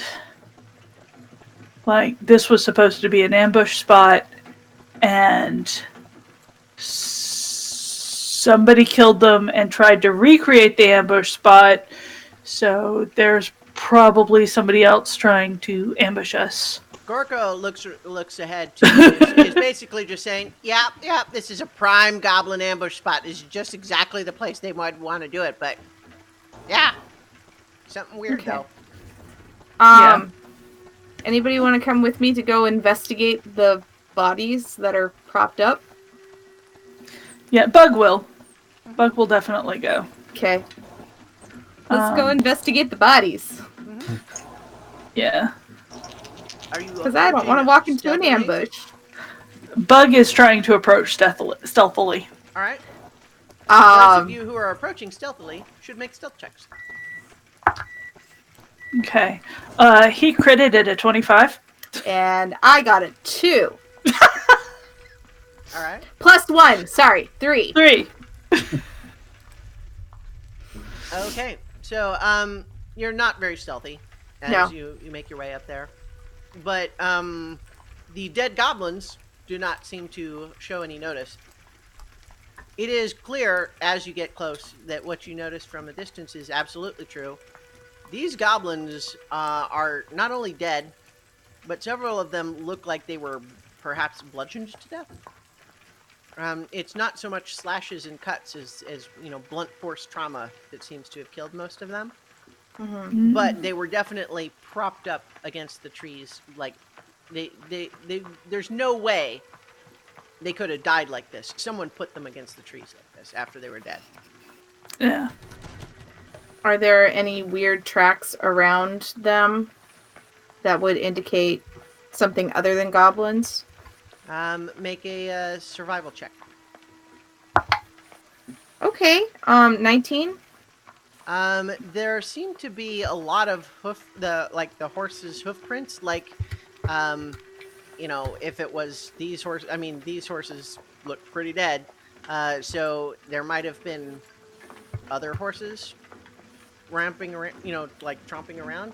And in fact, actually, you think it's possible that like the blunt force trauma you saw could have been like hoof stomps. Okay. So whoever did this had horses, unless there are centaurs, in which case centaurs could be a thing.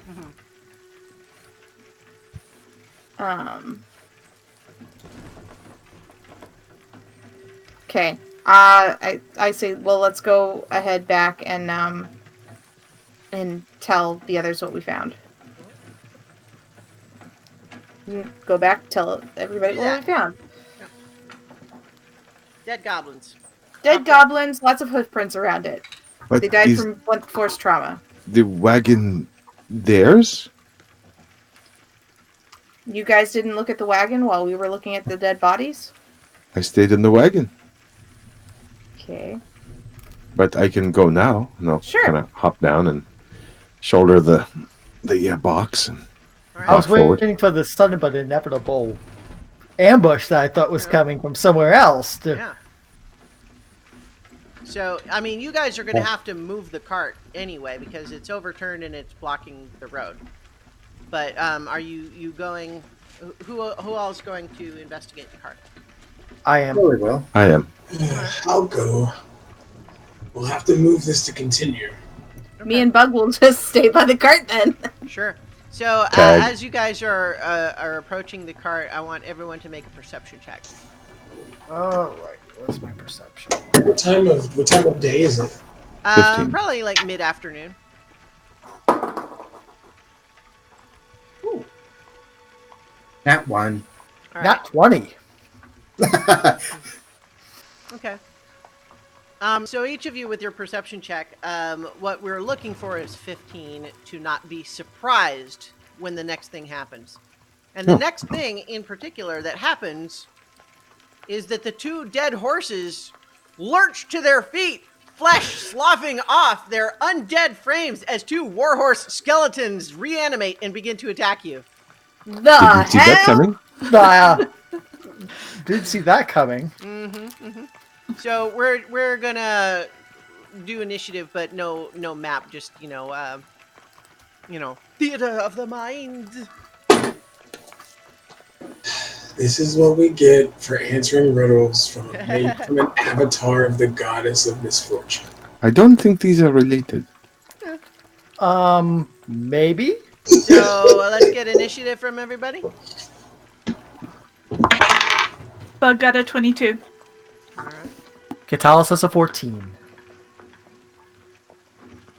Billy is an 18. Okay. Draylin has 3. I got a 5. Okay. Jasper. Yutun has 15. All right. And let's get Kip on the little tracker here. What did you say? It was for Kip. Kip had a 5. Okay. Nope. Press the right button. There we go.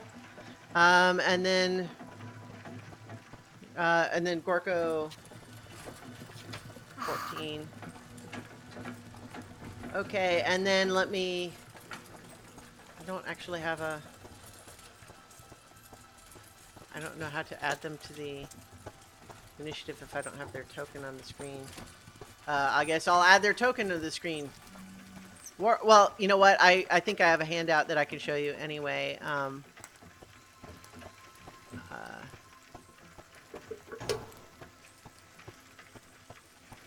Okay. There we go.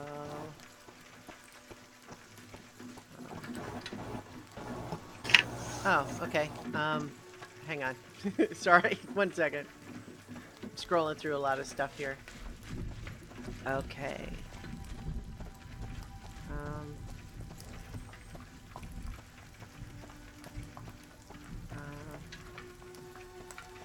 Yeah. So, well, this is not a handout of the like the actual creature, but you can see it's kind of like you're investigating the tracks, and then undead horses. Oh boy. Yeah. Okay. So the warhorse skeleton gets a turn, and it's going to roll initiative and get a 14. So, Bug, you're up first, but you were back by the other cart.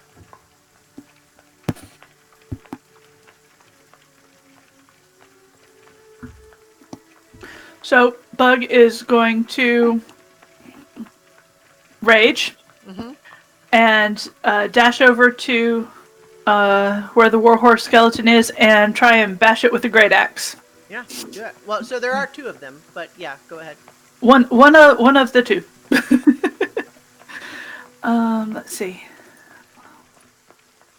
Let's see. Great axe. Oh, it's 8. That misses. Yeah, 8 misses. Okay, so Billy, you're up. Okay. Basically, I'm right up against the, right up to the horses, right? Mm-hmm. Okay, so I'm gonna. Wait, tap so what was your perception check? Did you get above 15? I got a nat 1. Okay, you were surprised then, so no attack this round. Bug, were you surprised also? No, I think you had gotten okay. Yeah, no, I wasn't. Yeah, so Yeah, if you got below 15 on that perception check, you're surprised. Yoskrin.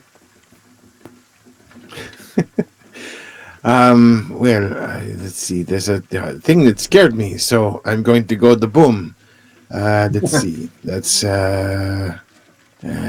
One of those, and then this sort of spell attack thing. That's a 15 to hit. 15 hit. As I pull out the orb in one hand, and I kind of snap my fingers with the other, and a loud thundering boom of a chromatic orb spurs forth. Okay. Using thunder damage. Right. It's on brand. Yeah, sure. That's for 13 thunder damage. At the nearest one 14. to me. All right. Does it get a saving throw or is it just... No, right, it's just it was damage. the attack roll. Okay. Yeah.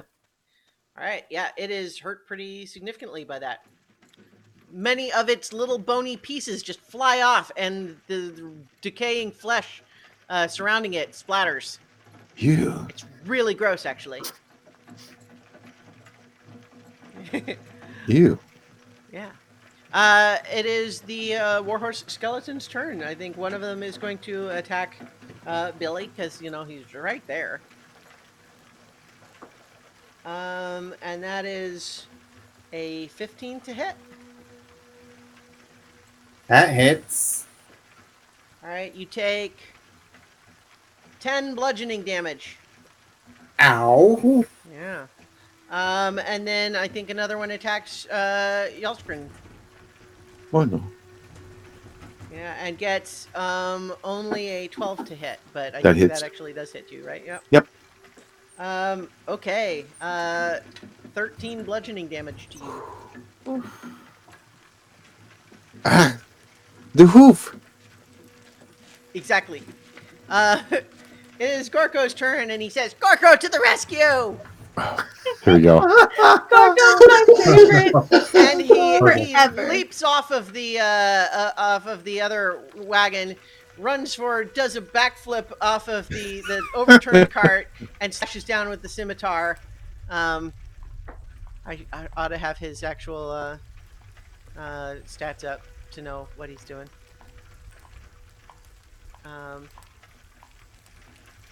And so that's going to be only a 10 to hit, so he misses. Aww. Aw. He was too caught up in the flashy approach that he missed, We unfortunately. Don't hyped believe him up your own so myth. much. Katalis. Okay, it's time to try to turn these things since I'm now level 2. Mm-hmm. So in the name of Akadi, Queen of Air, Queen of Elemental Air, Speed, and Flying Creatures, you foul creatures will go away from us! Mm-hmm. So they get to have to make a wisdom saving throw at a DC 12. All right, so first one. Yeah, that's a 9. That's going to be a fail. So that's the injured one. And then the second one gets even lower. So yeah, they are both turned. And they act on their turn though, right? Right. But you can see them suddenly like rearing back because they have, they're losing their hoarse vocal cords and so on. But yes, you have successfully turned both of them. Kip. How far away is it from me? Because I went up to investigate the other card. But actually, you know what? I can't attack. I was surprised. Okay. Because I got a 12. Okay. All right. So, Draylin, your turn. I was also surprised. Okay. So we're back up. Bug. You're up again. These warhorse skeletons look like they're gonna try to run away, but they are also actually still attached to this overturned wagon. Awesome. Then I'm going to try to hit the injured one with my great axe. Okay, go for it. Oh, 10. All right. 10 is not enough, unfortunately. Yep. Yeah. So Billy, you're up again. Okay, Billy's going to tap himself on the chest, cast Mage Armor, and the wind is going to pick up around him, and he's going to move 10 feet back. All right. And that does not provoke attacks of opportunity. Very nice. Yolskrin. Yoskrin's not happy, so he will take the disengage action and do that and run while walk briskly away. Seems appropriate. All right, it is the Warhorse Skeleton's turn, and they are both going to attempt to flee. And I need everyone who's in the vicinity of this new cart, which is going to include Gorko and Billy, even though you're 10 feet back. I think with the disengage, you moved far enough away. But also, Bug needed to make a dexterity saving throw as these two Warhorse Skeletons, attempting to flee, lurched this overturned wagon around behind them. Oh, Oops. God. I didn't mean that. Oh, my God. I got a 5. 14. All right. That's so I'm going to say, yeah, that's a success, but Gorko also fails. I think you're going to each take, oh, that's more than I was expecting, 6 bludgeoning damage from this wagon lurching around. Okay. But yeah, as you guys, the warhorses though are just doing their best to flee, but they don't get very far. But they don't attack anywhere this round. So Gorko is gonna try again with his scimitar, and he gets an 18 that time, attacking the wounded one, and does 1d6 plus 2, 5 slashing damage. Yeah, Gorko. Which means he's no longer turned because he took damage. Oh. Yeah, that's how the rules work. Yeah, I know. I'm just saying that's you didn't tell him not to do anything. Katalis, it is your turn. Well, since Gorko did wound that skeleton, I'm going to move up and try to finish off that skeleton then, because he's not going to run away anymore. Mm-hmm. All right, give it a shot. Let's see. 18. Okay. That hits. For still can't roll damage. 4 damage. Okay, so 4 damage is, I think, actually, yeah, that finishes it off. It crumbles into, horse bones and horse goop. Gross. Yeah. That still leaves the other one trying to run away still. Right. You took the turnout. Don't worry about it. Okay. So, okay. So, who's next? That was Katalis? Yeah. So, Kip. Well, I am going to cast Firebolt at the remaining one. I swear he says this is unaffiliated. I swear we've been cursed.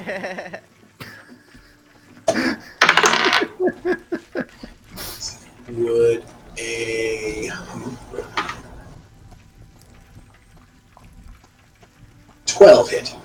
Unfortunately, a 12 does not hit. Oh. That means it is still turned. Katalis, just because I'm going to forget if I don't say so otherwise, technically right now, all your saving throws are at disadvantage. Because, yes, you were cursed. Oh, I knew it! I was going to mention it the first time you had to make a saving throw, but I realized I was going to forget. Yeah. Okay, so, Draylin, your turn. I am going to run forward to my first injured comrade, which I think would be Yoskrin. Mm-hmm. And I'm going to cast Cure Wounds on him. Much thanks. And action. Where is it? Spells. Cure Wounds. So 1d8 plus 1. Come on now. So that's 4 points of healing for you. Sorry, it's not that much. It's more than I had. Accurate.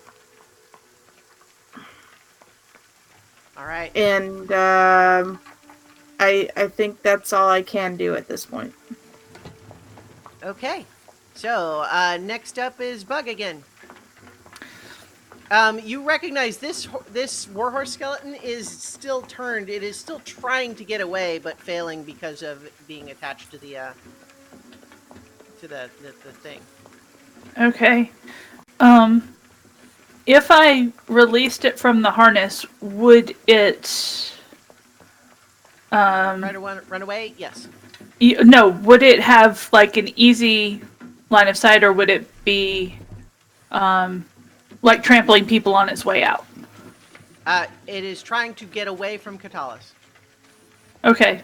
It's going to probably run down the road here because otherwise it's dense brush. Okay. So I'm going to release it from the harness. All right. So I'll let you go ahead and just make a.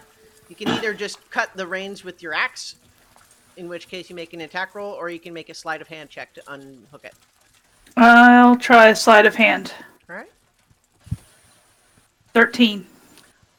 Sure. You do it. So it is breaking free of the harness, and it's on its turn. It looks like it's going to run further away. Billy. Billy's going to move back to the cart. Okay. Yeah. Well, so here's the question. Are you guys going to chase this thing down? Because if not, then the encounter is over. I don't know if we should let that thing roam around. All right. Well, it's your turn, Yoskrin.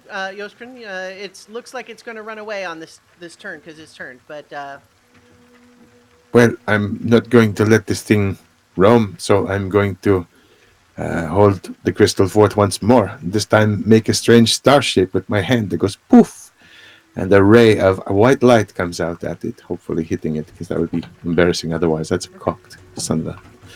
Okay, that's 21 to hit. hits. As it gets hit with a ray of frost. Okay.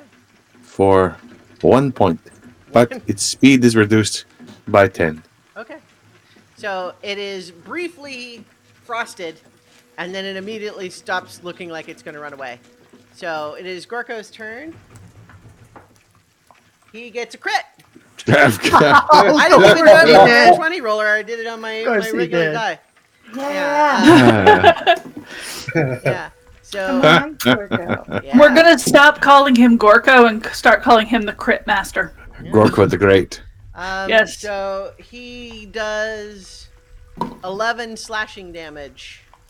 Nice. With his scimitar. And then he raises his scimitar above his head. Ah! It is the Warhorse Skeleton's turn now, though, so it's going to attack him back. No. And he, of course, took... he looks actually pretty bad off, so well, let's see if he gets hit. He does. And he... Yep.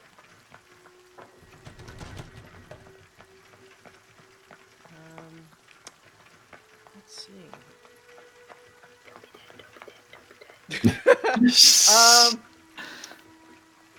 Yeah, it crushes his head. He might still be saving. He had 1 hit point, and he just took 8 damage. His max is 7. Oh, jeez. Oh my gosh. You hear Draylin just wail. Wow, that was so bad. I think it knocked Jason off the call. Yeah. Oh, wow. Wait, was Jason playing Gorko this entire time? It's Gorko being playing Jason. Yeah. So. Yeah. You know what? It gives the real drama stakes. Yeah. You know what? No. You know what? I take it back. How about this? You just can't stand me pouting. That's what it is. No, I mean it's the rules. I'm gonna follow the rules. I'm sorry. Poor Gorko. He died as he lived, sort of. I guess. I don't know what that means necessarily. He died with courage. Yeah. But he didn't take more damage than his hit points. Well, I guess so let's look up the actual official super, duper rule. Yes, like what is Save I would Gorko. not be okay. Hashtag save Gorko. If someone makes a $50 donation right now. Yeah. All right, so let's see. Taking damage. Stupid for making me do the CAPTCHA thing. It's dumb. I don't know. Like the Chrome browser on my iPad suddenly doesn't like me anymore. Let's see. Let's instant death. When damage reduces you to 0 hit points and there's damage remaining, you die if the remaining damage equals or exceeds your hit point maximum. And it was just the amount of damage to do that. But I will allow, in this circumstance,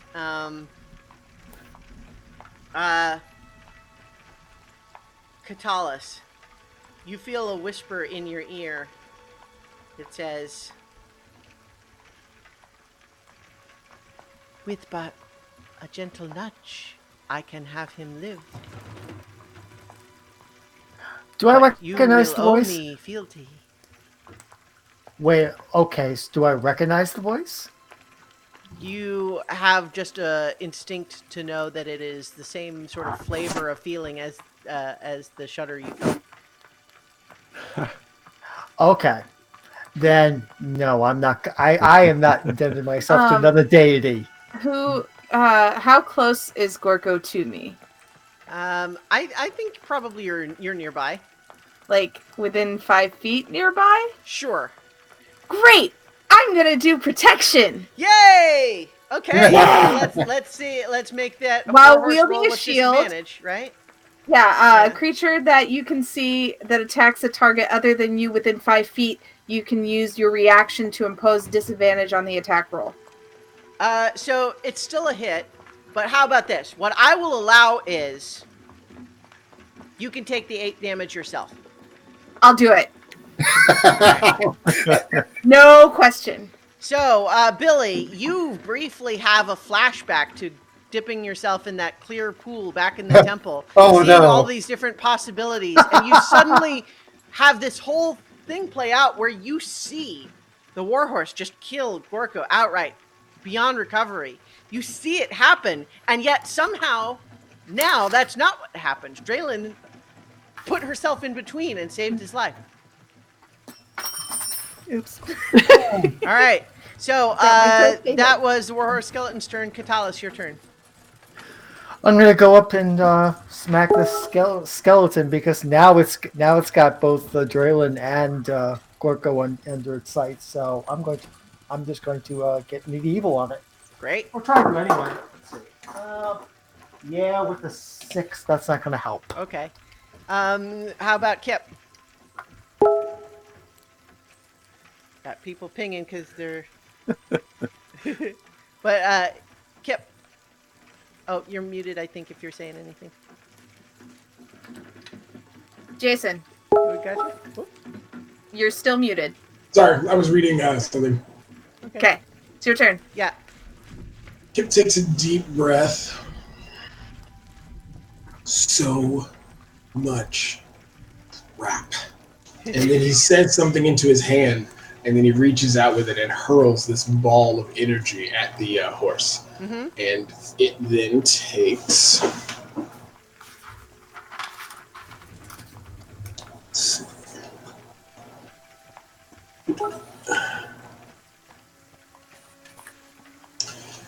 Let's see. I'm gonna roll it now. You have to make the attack roll, or? No, it's instantaneous. It's Well, so either see, you roll to a hit, right, or it makes a saving throw. Let's see. Doesn't actually say. If it Mark. says make a ranged spell attack. Yeah, what spell is this? Dramatic orb. The one you used earlier. Yeah, it's a ranged spell attack. Ranged? Yeah. Okay. And that would be 15? Yeah, it hits. Woo! Now. Ugh. Let's see. 1, 8,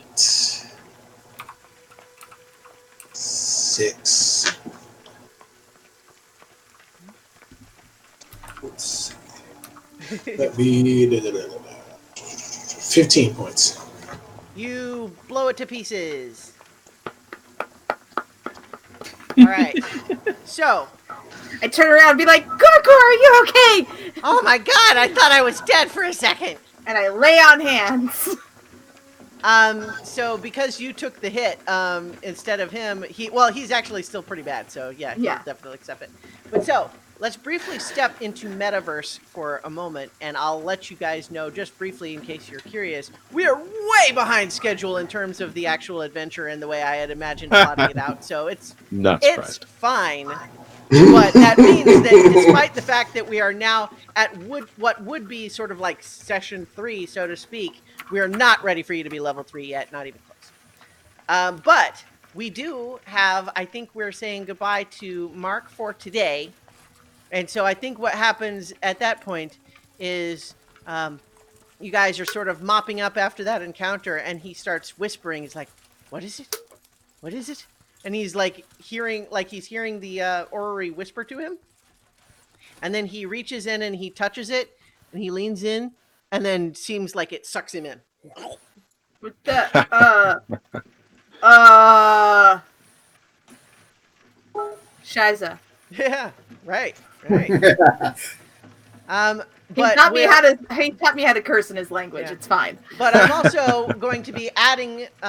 We have Hugh returning for more Feldspar, and I believe we also have Chooch joining us.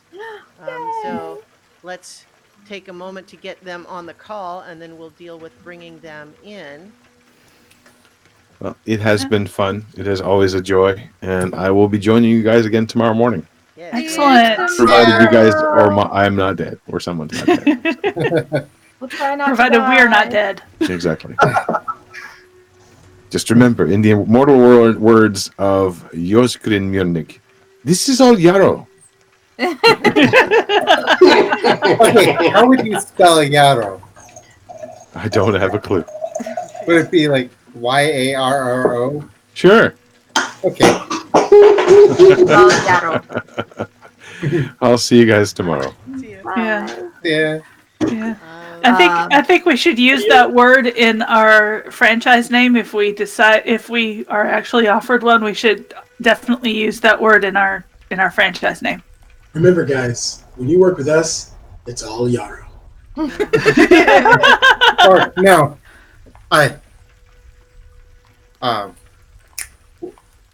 work with us, you'll never be in Yarrow.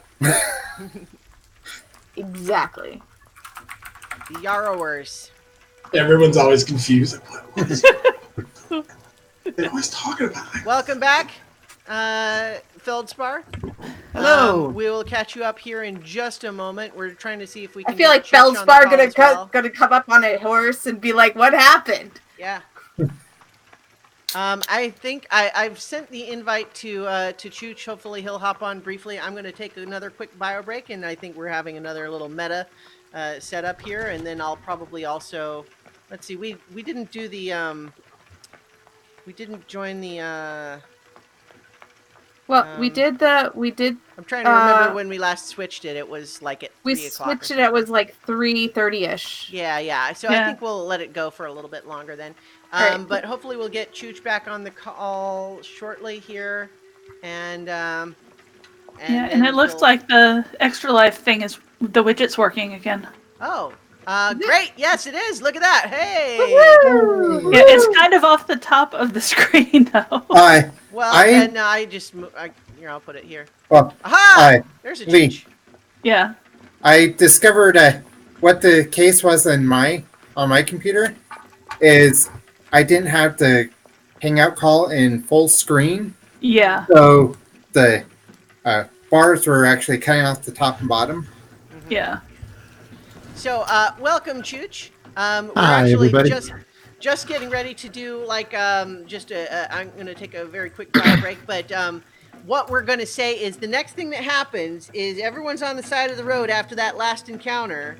And we're gonna have your character and Feldspar right up, but we're gonna handle that in just a moment. So if you guys want to vamp about the meta stuff for a moment, we'll return to more of the adventure shortly. Am I still level 1? No, you're level 2 now. Okay. So anyway, vamp time. So if you are still watching, thank you so much for watching this Extra Life campaign of D&D run by the illustrious Christiana Ellis. I'm going to go ahead and post the link in the chat again. This is the Extra Life webpage that you can go to donate for the Children's Miracle Network. Christiana has chosen Boston Children's Hospital for who she's raising money for. You can, by making your donation, actually be a part of this campaign. Depending on your donation amount, you can give us advantage or disadvantage, if you're feeling cruel, but hopefully you're not. You can help us find coin or help us lose coin, but again, you know how I feel about that. You can, let's see here. You can give us an intern to do something, and Christiana will accept information on those interns from you. You can inform how that goes. You can change one of our working orders or who we report to. She also has donation rewards for so many levels, which I believe Chooch, you're on that one. That's right, yeah. And who else is on so many levels with you? So, a Vivid Muse, my wife, Fantastic. As well as Christiana Diamine, obviously. Starla Hutchins is on as Mirakina is one of our feisty clerics. And James Melzer and Jennifer Melzer are also in our party. Fantastic. So the rewards for so many levels is lucky loot. So you can donate a treasure that they would find in their campaign. You can become an NPC. I know I've sent in an NPC. I think Q, you did an NPC as well a while back, right? That was 2 years ago, actually. Yeah. I will confess that I have not always been great at promptly delivering some of those things, but if you ever feel like I have not yet delivered on something, just let me know, because it's usually I've just let it slip I my mind or usually something. forget and just go, well, whatever. Yeah. So I'm going to try to be in contact with everybody who's made a donation. So, but in the meantime, though, let's renew our adventuring. So, let's first, for a moment, talk about Feldspar. What did you actually get up to when you left the others behind?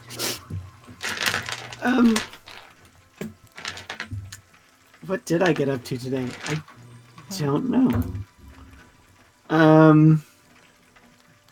So I went and I had breakfast. It's like 2 weeks since we last saw you. Oh, it's been 2 weeks.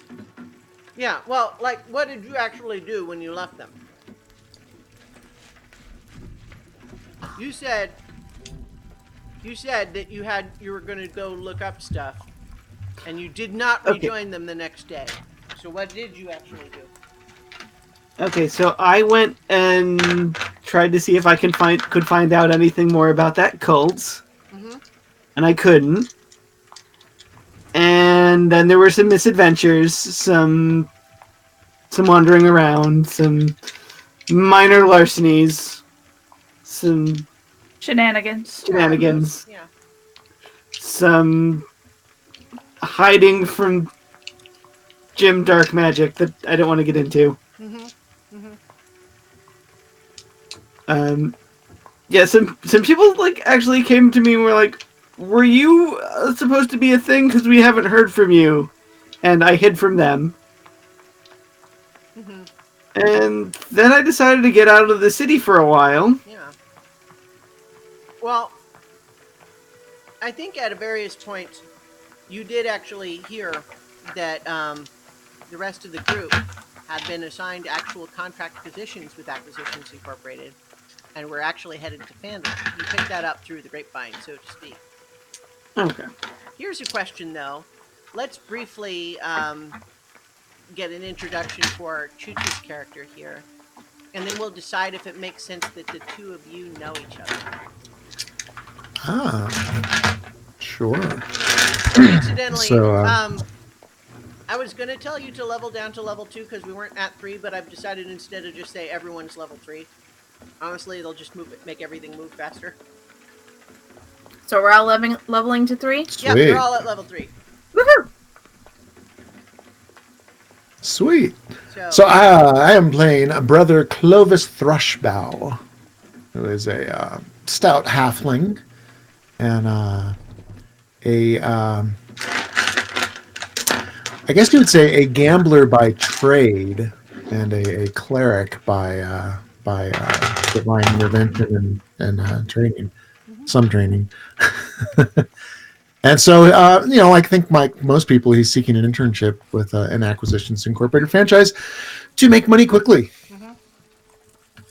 with as little effort as possible. So let's please reintroduce your character, Hugh Feldspar, just in terms of who they are and what they're about.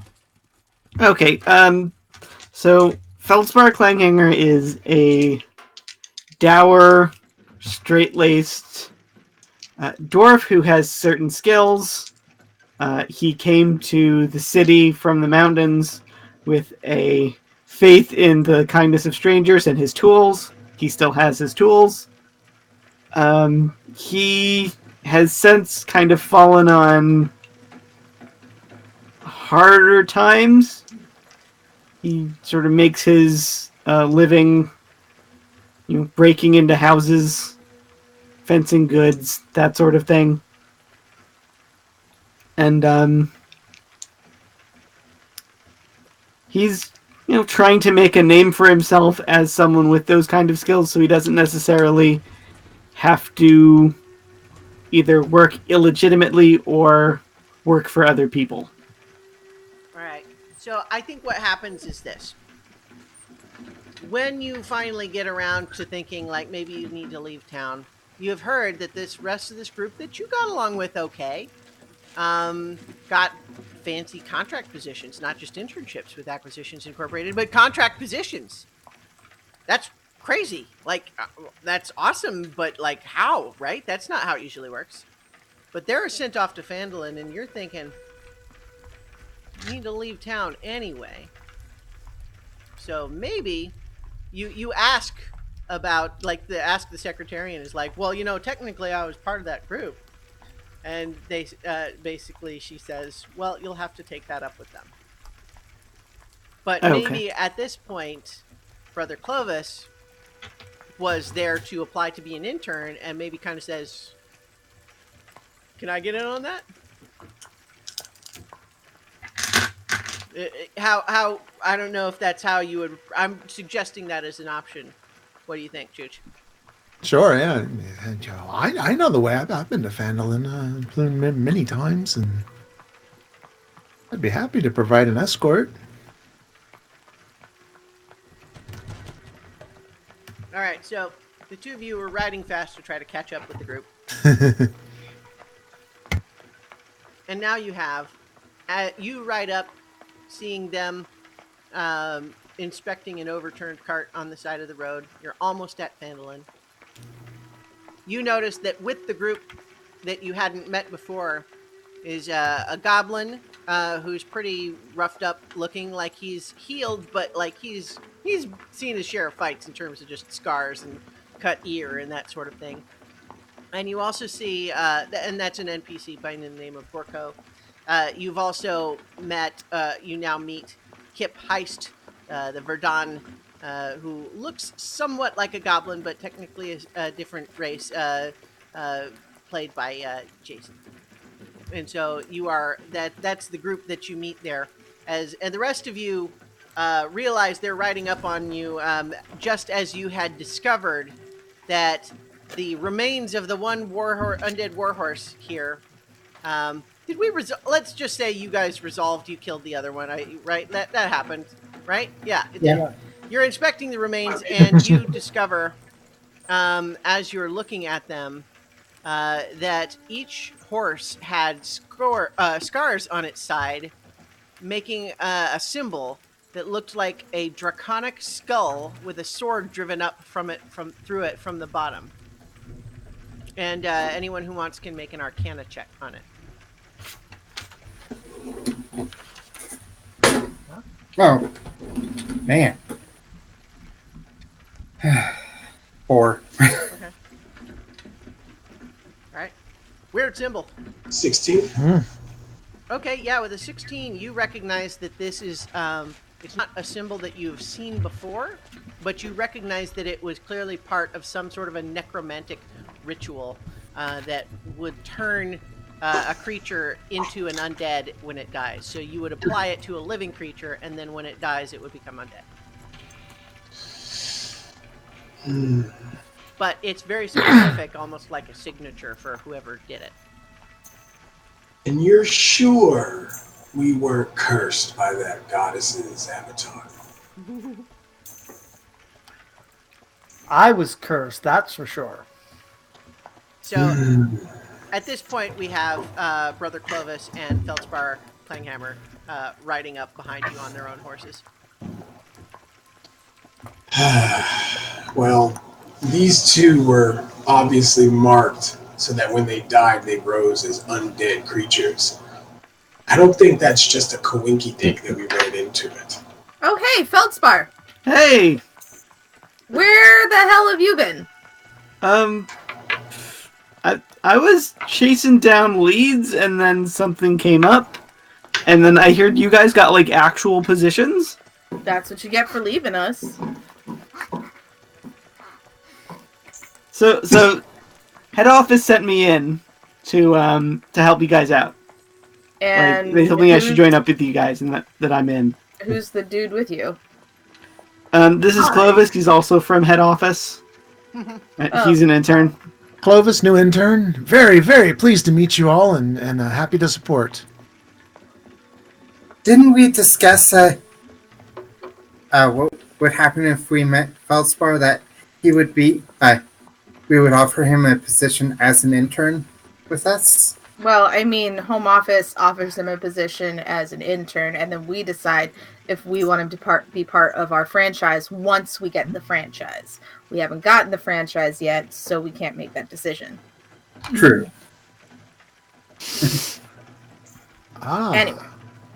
So this is more of a speculative venture at this point. Yeah, so enough about me. What have you guys been up to? I've been hearing crazy things through the grapevine. Dude.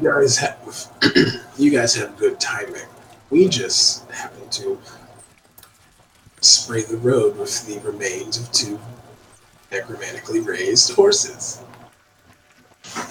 Also, one of your party got sucked into a strange magical artifact. Also, what you just missed is friggin' Yoskrin was like talking to that thing that we got from the dungeon. Melnyk? Yeah, Yoskrin. They didn't ever see the Orrery, so basically what it is this fancy, ornate, 2.5 foot tall, golden clockwork looking thingy that looks like it has pieces missing. Yeah. Anyway, is it still sitting there on the road? Mm-hmm. Bug is going to put it in his pack, and so that we can take it with him. But nobody attunes to this thing. Why don't you put it in the cart? Because that would make more sense. Because it's really bulky. Like, I don't know how he was carrying it around the whole time.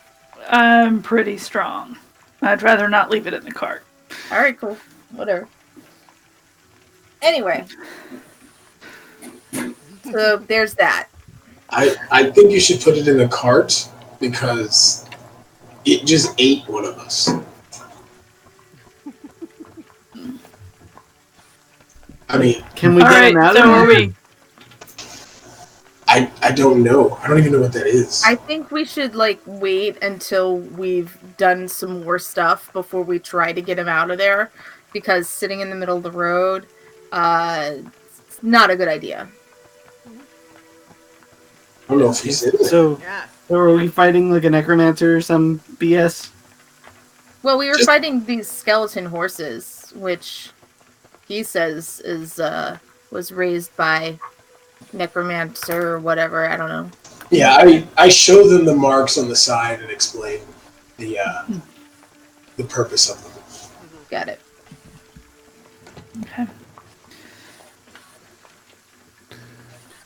Okay. In the meantime, Bug will start moving the cart so that we can get our cart by.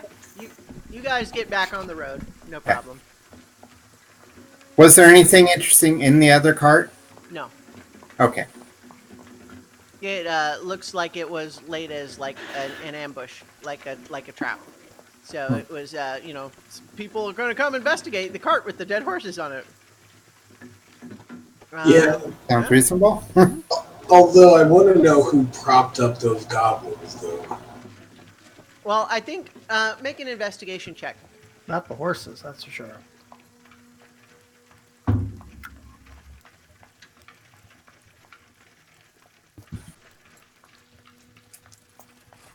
A 11. Can I assist him because I already inspected it, and so I can point out stuff that I already saw? Yeah. Okay, so that would give him advantage, right?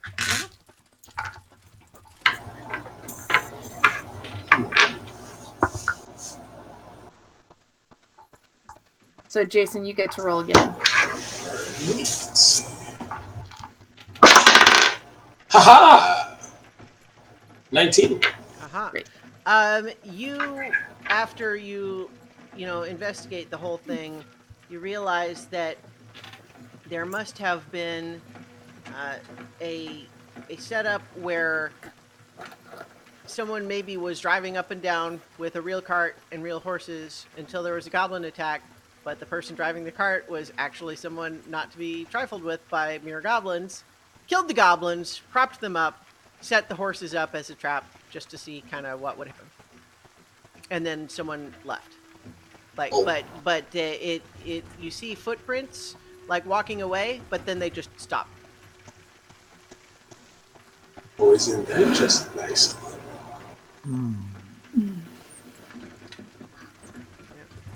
So how about we just keep on going to This'll keep. Vandalin? You guys are still on the road. So you get back on the road. You're almost there. And in fact, I'm going to go ahead and put you on the Vandalin map. How about that? Ooh. Vandalin. Okay. Fancy Fandom. Yeah. So, as you guys arrive in Vandalin, this modest-sized town is comprised of some 50 buildings, most of which show signs of regular upkeep. Farms and an apple orchard mark the outer edge of town, with houses and shops closer in. Townsfolk are milling about in the central square and on the adjacent green. Two people stand on a stage in the green, addressing the crowd, but the distance to them, along with a steady chorus of cheers, boos, and shouts, obscures what's being said. Rising from a small hill overlooking the town is an old manor house, or at least it was an old manor house. Most of its walls have collapsed in what appears to be a recent disaster, with traces of smoke still rising from piles of tumbled stone. And when the characters approach the stage, sorry, you haven't approached the stage, so I'm not going to read you the text that says when the characters approach the stage. But so basically, you have showed up in town. Part of the documentation that you got is that the manor house in the town was where this other franchise was set up, and so that is where they were supposed to be. But it does appear something has happened to them. Bum bum bum. Bum, bum, bum. Oh, if there's people, if there's a stage with people addressing a crowd, we might want to go in and go and at least hear what's being said. Yeah, sure. That sounds great. Right. You seem different. Who? You paladin person. Oh, You were chipper. You were more chipper this morning or last time we met. I'm just tired. That's all. She's seen some stuff up here. So, just for the new people, Draylin is non-binary, uses they them. Okay. Draylin's also nearly died a couple times. So yeah, it's true. This journey has not gone as smoothly as you might have hoped, but that's But in any event, as you get a little closer to the stage, you're coming into town. You see a portly, well-dressed male human on the stage, points unexpectedly at your group and shouts, "You see, this is exactly what I mean. Just when things start to calm down in Phandalin, more murderous vagrants show up. They probably have something to do with what happened to Tresdendar Manor, and what with the livestock that have started going missing. It's only a matter of time before all this ends in misery and bloodshed, I promise you." Question. Mm-hmm. Well, I'm saying this in character. Sure. Question. What happened? We're not vagrants, and what happened? They ignore you on stage because you see that they are having what appears to be a political debate, and you are just a handy prop for the rhetorical point he was making.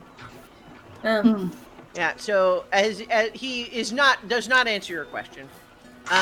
They are arguing. You can see that there's the one guy who pointed out at you. He seems to be the one with sort of a more natural flair for politics. But he is also kind of like seized upon. That's making a lot of noise. Whoever's doing that rolling. Seized upon you as a likely source, but it seems as though this is an election for a town council position, and what we have is someone with a lot of rhetorical bluster and natural charisma, who is basically just saying, "There's so many problems. I'm the one that's going to fix it." And then the other guy is a little bit more meek and uncertain, but he's like, "Well, actually the town faces a lot of really complex issues, and I think it's a disservice to the town to try to imply that any one person can just immediately solve all the problems." And so you can see that, like, maybe one guy actually knows what he's talking about, but he's not winning the crowd over. Mm-hmm. Can I make my way to the front of the crowd? Sure. I mean, everyone's just watching this debate, right? And there's various boos and cheers and people reacting to the. So I'm gonna. Since I saw he ignored her when she raised her hand, I'm just gonna speak very, very loud. I'm gonna yell at them. Mm-hmm. Excuse me. How on earth could we have been the problem? I'm also gonna I'm gonna try to butter up the crowd and sway them to my side. Okay. How are you doing that? I mean, because the initial reaction is that they're trying to say, "Sir, if you please, we are in the middle of a debate. It is not your position to speak now. Very important town business." I tried to cut him off. You brought me into this when you pointed to my group out of nowhere. Do you see, everybody? Do you see how these people come in from out of town and just attempt to seize our town's business as though we exist only as props for their adventures and shenanigans? I snap. I said, "Now you listen here." Intimidation. Okay. Go ahead and make your intimidation check. That would be a 16. Okay. He does look startled, and then he kind of makes looks off to the side and just kind of gives a nod in your direction, and you see like a dozen guards heading your way. Are they coming at me aggressively, please? They are looking as though they are going to escort you from the premises. Whether you want to make that violent or not is up to you. Politics aren't our forte here. Maybe perhaps we should move on. So here's the thing. We're in a meta sense. We discussed that Kip has a smuggler background, and so I had kind of thought that maybe Phandalin was your sort of area. So if you want it to be, it doesn't have to be. But so I'm just trying to think what you would know about this current setup. Okay, so if it is, would I happen to know who this guy is? Oh yeah. So if it is this is back when the town had a different political structure and it was a smaller, not as much a going concern, and it was basically just the guy who was rich kind of got to make the rules because he had all the money. That was this guy.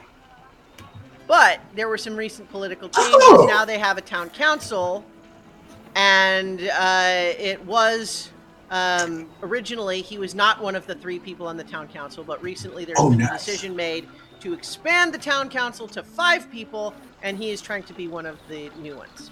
Oh, nice. And the other guy is basically someone who's used to be a renowned adventurer from Waterdeep, but basically everyone thinks he's lost his nerve. Okay, so no. I'll change tack, but I'm still going to go with this guy. Sure. I actually will hop up on the stage and move to this guy and say, so only he can hear, the money you made didn't just come from your work.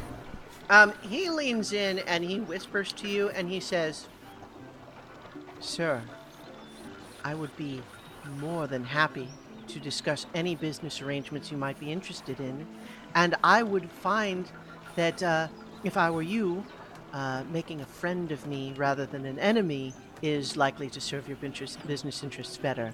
So please take no mind to the political rhetoric, and we can do business later." Your rhetoric has already hampered my business. So I think you should change tack, or I will start talking about the dealings I've had with how you got your riches. He is not impressed by that. He's just going to say, I would ask that you leave right now. I think all of these good people are here to hear a debate and not the opinion of some random vagrants wandering through town. And you are actually getting some boos because you really are interrupting the actual debate they were having. And you're basically, as far as they can tell, you're proving his point. I know, right? He's an asshole. Totally. I want to set him on fire so bad. I didn't pray for calm emotions. Well, the thought of all these stirring civics makes me wonder why the hell I should care. At this point, you belatedly realize that the other guy is actually talking. He's saying something. Now, I think we all need to be very aware that adventurers have, of course, provided a valuable service to our town on multiple occasions, and we should not automatically assume any malicious intent. And he's saying all these reasonable things, but it almost hurts to just even pay attention. Does anybody have thaumaturgy? Would I still have contacts in town?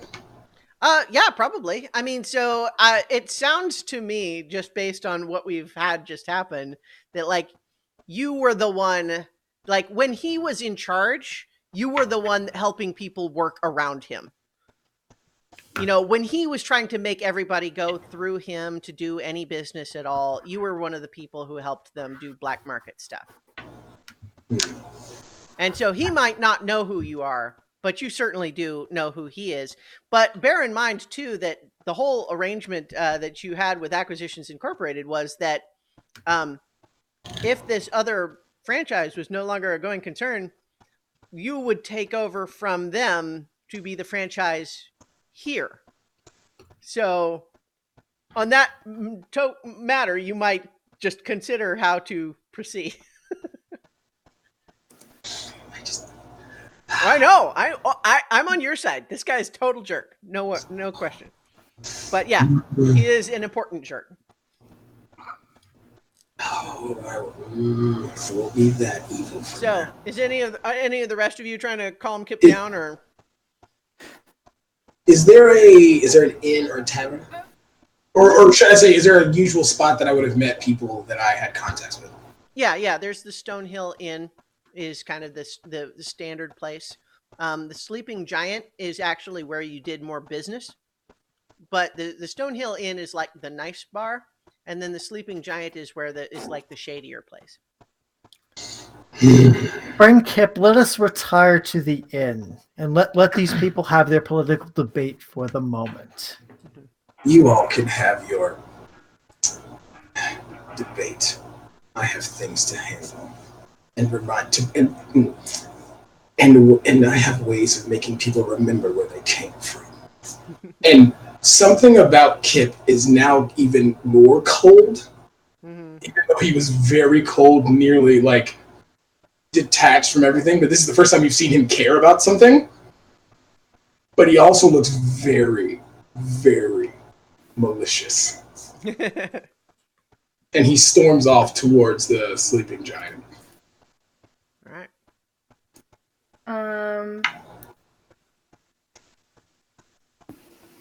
I'm trying to see if there's anything that I can do to help out the more reasonable guy, but there's nothing I got in my arsenal. Well, like those of you who didn't sort of make a disturbance could just continue to watch the debate and sort of just cheer on or whatever, or you could like try to tell me if there was anything else you wanted to do. But I mean, you also kind of, you know, you've made an impression already, so it might be that you would need something else to happen to change the situation. Okay. Yeah, my preference is to slink Nope. away. Yeah. Okay.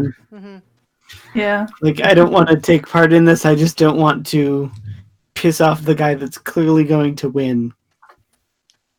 I think as we leave, I will just go try to make eye contact with the more reasonable guy and just be like, louder.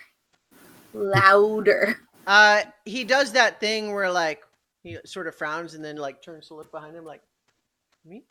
Yes, you. Louder. I can't hear you. So as I was saying, I believe that our problems are complex, and I have a multi-step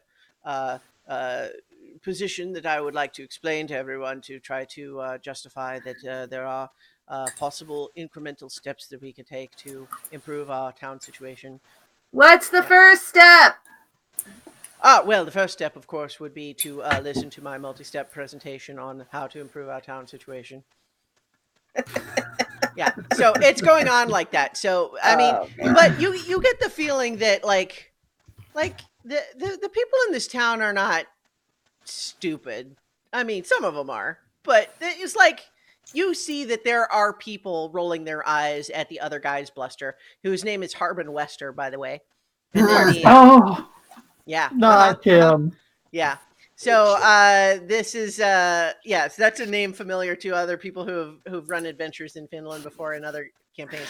But yeah. So but the other guy who is more timid is Sildar Hallwinter, who is actually a character from Lost Mines of Phandelver as well. But in any event, you get the feeling there are people who are maybe well aware that like as much as Harbin is good at the bombast, he's been in town for a while. People kind of know how he does, right? Like they know what he's up to and what he's about. Like that's so as much as like he's got the bombast, like these people also kind of know what he's actually like. So yeah, so it's hard to say how it might go. The kind of guy that will, when there's the threat of a dragon attack, will hide in his home and not let anybody not come out at all. Yeah. So in any event, so where are you guys headed as you slink away from the debate? I'll follow Kip since he knows the town. Yeah. I will also follow Kip. All right. Is he taking us to the good bar or the bad bar? The rough bar. Well, is that where you're taking everybody, Kip? That's where I was headed. Oh, sure. Sleeping Giant, right? Yep. Yeah. Wonderful. All right, let's just pull up. So this single story tavern's better days have seen better days. Is the first sentence here. Its weathered sign probably depicts a prone giant, but whatever paint or carvings once adorned the sign have all been all but worn away. Inside, the place shows the same lack of care. It's dirty, ill-kept, and in need of a thorough cleaning or burning. Most of its clientele is dwarf and human miners, either back from a stretch in the mines or waiting for a mine to reopen. And generally, they're there to drink, maybe occasionally brawl, but not overly, it's just it is that kind of place, right? Now, the owner and barkeep is someone you know, Kip, which is Grista Kettlecup, who is a dwarf who is very surly to the point of rudeness, but she's very much in charge of this place. She runs it her way. She wants people to, not make trouble for her. Otherwise, they can do what they want. And generally speaking, she stays out of the politics. She is also only rarely partakes of smuggling services, but it certainly does not mind other people making their business arrangements in her place.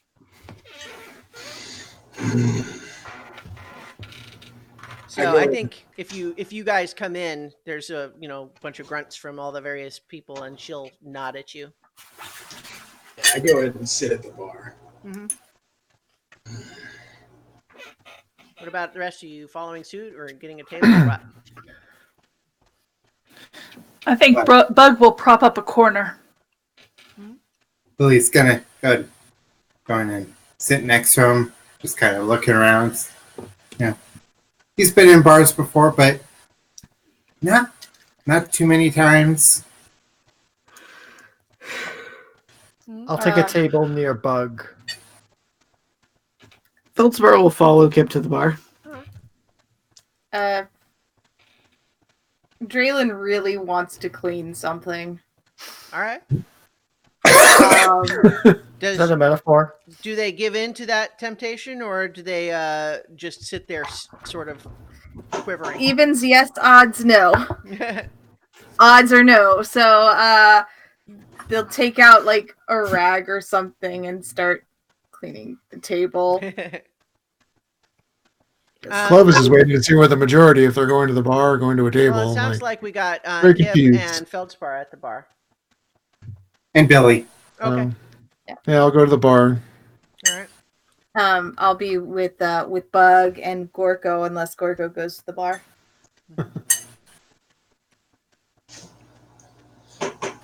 So so Grista will nod to you, Kip, and just say, or is it? Am I saying it right, or was it Kit? I'm suddenly forgetting. Is it? It's Kip. Kip, yeah. Kip. So yeah, she'll nod to you and just say, "Back in town, huh? I think if you were hoping to do more business with the Order of the Golden Mongoose up on the hill, you'll find that they are considerably more dead than they used to be." I have questions about that. I also have questions of how in the world did he get in the runnings for council? I've only been gone for... Well, he's got money. I mean, who's going to tell him he can't run? Whatever. Can't be any worse than when he ran the whole town. At least now he's got other people to keep him in check, maybe.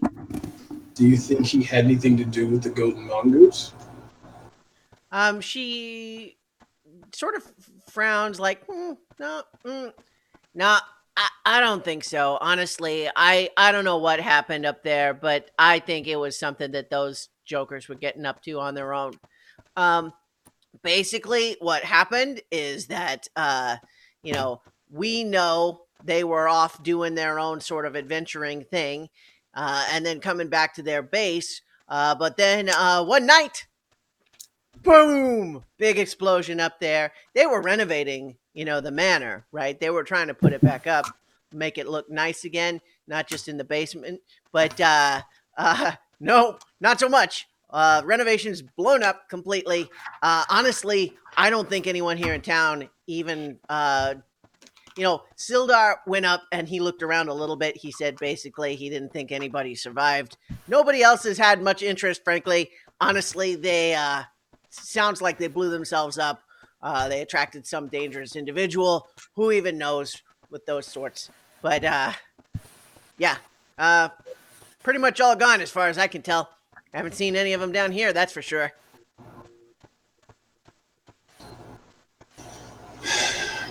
That isn't good, but it's better than not knowing anything, that is. Has there been anyone asking about them other than myself?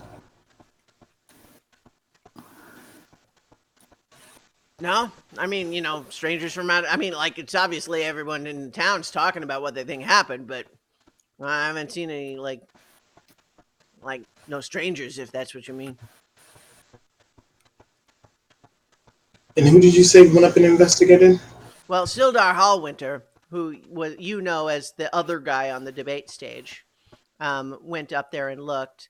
But like, honestly, the townsfolk kind of had to bully him into it. I mean, like, he's the one that used to be an adventurer, but like, he's lost his nerve, right? I don't even know how long he spent up there, but he went up there. He said the place was a ruin. There was nobody left. There didn't seem to be any active danger.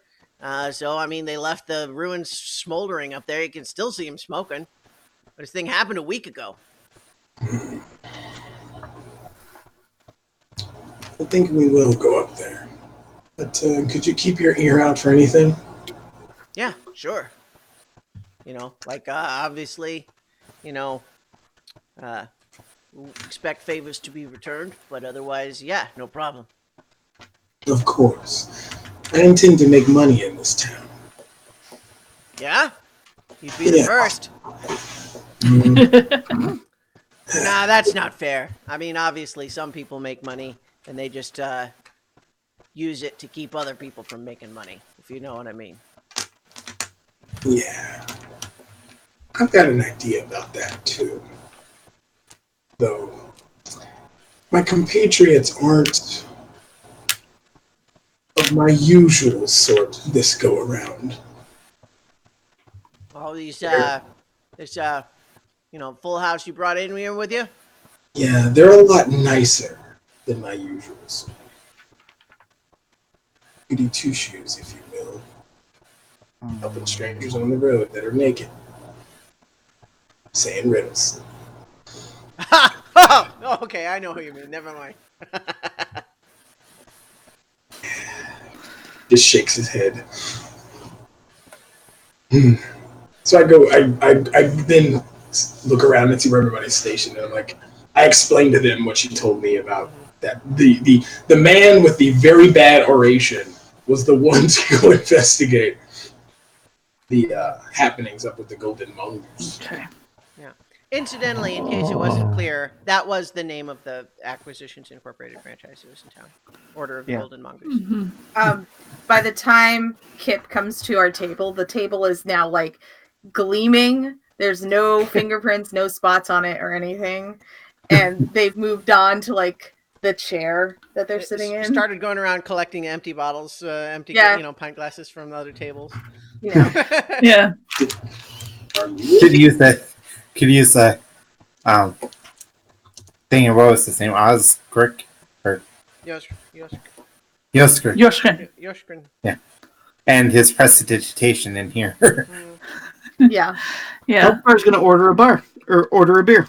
All right. Well, like, what's the overall plan here? Like, where are you guys hanging out, or what time? Yeah. Is it? Like, it's early evening now. Like, the sun's starting to go down. Okay. Well, if no one cares, do we want to go up in the dark, or do you want to go up? Yeah, I was gonna go. Bug was gonna go up and investigate a little bit, and then take a long rest, and then do a full investigation in the morning. Yeah. Okay. The dark doesn't bother me. It's not so much the dark, it's that some of our party was hurt and some of us expended spells, and we need to rest to get those back. I just look at her. I just look at them. Are you okay? Am I what? As they're cleaning. Just a clean bar gets more people in it, and so I'm helping. This is the sleeping giant. And if the barkeep wants to have more people come in, it helps. What you're finding, though, as you clean, Draylin, is actually just that, like, the more you clean one spot, the more it's just really obvious that the rest of it is filthy. And so, honestly, it makes it almost look worse. Because it's like when it's like if someone has a really filthy car, and you were to go and take a rag and just clean off just like one little spot, it just really highlights how dirty the rest of it is. This is gonna be my long-term project. Once we set up shop, I'm gonna help with this place. He looks odd. Whether she wants it or not. Whether she wants it or not. And I mean, I'm not asking for anything to do it. Just do it. Well, you know, you're certainly getting a lot of looks from some of the regulars here who are watching you like you're some sort of street performer. Am I getting applause? No. Well, then, who cares? Well, it's more just kind of like, you know, when you're just walking down the street and you pass someone who's doing some sort of a weird juggling act. Yeah. It's just kind of like, weird. Yep. So should we be commandeering rooms somewhere, or? I wouldn't if you want to keep your organs in a place like this. Well, we could get 2 joint rooms and then sleep in shifts. I just meant Fandolin in general. Certainly, I don't really know this area. Isn't there just another inn just down the road that is the better inn? Fit to sleep. There's an inn fit for. Yeah, the Stonehill Inn you passed on your way here. The Sleeping Giant is actually not even an inn; it's just a tavern. Oh. Wonderful. So if you're gonna sleep there, you sleep basically you sleep at the table. And usually it's because you pass out. Yeah. So Billy, how about which drink is that you're on? Me? Yeah. Actually, I haven't had a drink. Okay, then you're preemptively cut off. All right. So are you guys heading up to the manor first, or are you getting rooms? I don't want to just hustle you along too much, but like, yeah, if it doesn't matter, I say we go to the manor. Yeah, let's go to the manor first because we can always get rooms later. Well, one thing that we'll need to talk about a little bit is, as I mentioned, you know, like if I was really trying to say we're going to do the whole adventure in this weekend, we're way behind. Okay. Right. Now, so I can either try to kind of hustle us along and keep things moving and edit appropriately, or we can just let it go however we're going to go and we get as far as we get. We can do either of those things. Do you guys have a strong opinion either way? I wouldn't mind being hustled in the right direction. Okay. Yeah. Yeah. Yep. A goad can work for us. All right, so a little bit more hand-waving explanations of things then. So you guys head up to the manor. It's up this little switchback hill to get up there. And, let's see. So as you approach, many of the crumbled walls of the manor show signs of having been recently rebuilt, but even that newer stonework has been toppled and smashed, coating everything in the area with a thick layer of dust. Temporary structures seemingly set up to aid the reconstruction have been badly damaged by force and fire, though a couple of wooden buildings still stand amid the destruction. And so you guys can start making investigation checks if you like. Yeah. Yep. Okay. Start checking out some of those buildings that are still standing. 8. 16. 17. 12. 5. 11. All right. Well, 20. so you guys, Skewing amongst mid. you make the time. You discover several things. One is that there's a lot of fire damage, but it looks as though it was magic accelerated at least. This was not just a fire. But of course, you know, Grista suggested that it was an explosion that she heard, right? Mm-hmm. And so you also realize that the stonework itself looks like it might not have even been like some of that looks like it was actually knocked down by something of great size and strength. So there might be multiple sort of pieces involved there. As you come around, so you notice a couple of other things, like, let's see, there's a couple of these wooden structures. You see that a lot of the older masonry had been crumbling for some time, and there was new stonework replacing it, but everything's ruined now. So, like, both the renovations and everything. You see that as you're turning the corner, you see what looked like a bunch of jackals that were digging at some specific area. And you notice that one of the jackals seems to be wearing a satchel on its back. But as soon as they see you guys, they run away. And, like, run down the hill and off into the woods. You guys saw that, right? There was a backpack on the thing. Yep. Yes. Okay, that was not normal. glad that's not me. Yeah. Just seeing things. Looks So- like they were Probably digging. wears. They were definitely digging in a specific spot, though. Okay. I go over to the spot. Mm-hmm. Take a look around. As you start kind of digging into the rubble where they are, you start hearing a low-pained moaning. Hello? I try to, like, get to skin or something. Sure. Is everyone helping? Yeah. Yeah. Yeah. Yeah. We got a breather. Yep. Gradually, you uncover. Let me get a handout. I got a handout of her. Gradually, you uncover this person. Hey. Hang on. Just give me a second. But yes, this is who you find in the rubble. They are currently, like, not especially conscious. Like, I will. It is clear that they have been buried in rubble for more than a week. I will do lay on hands for 5 points. Okay. She does look better.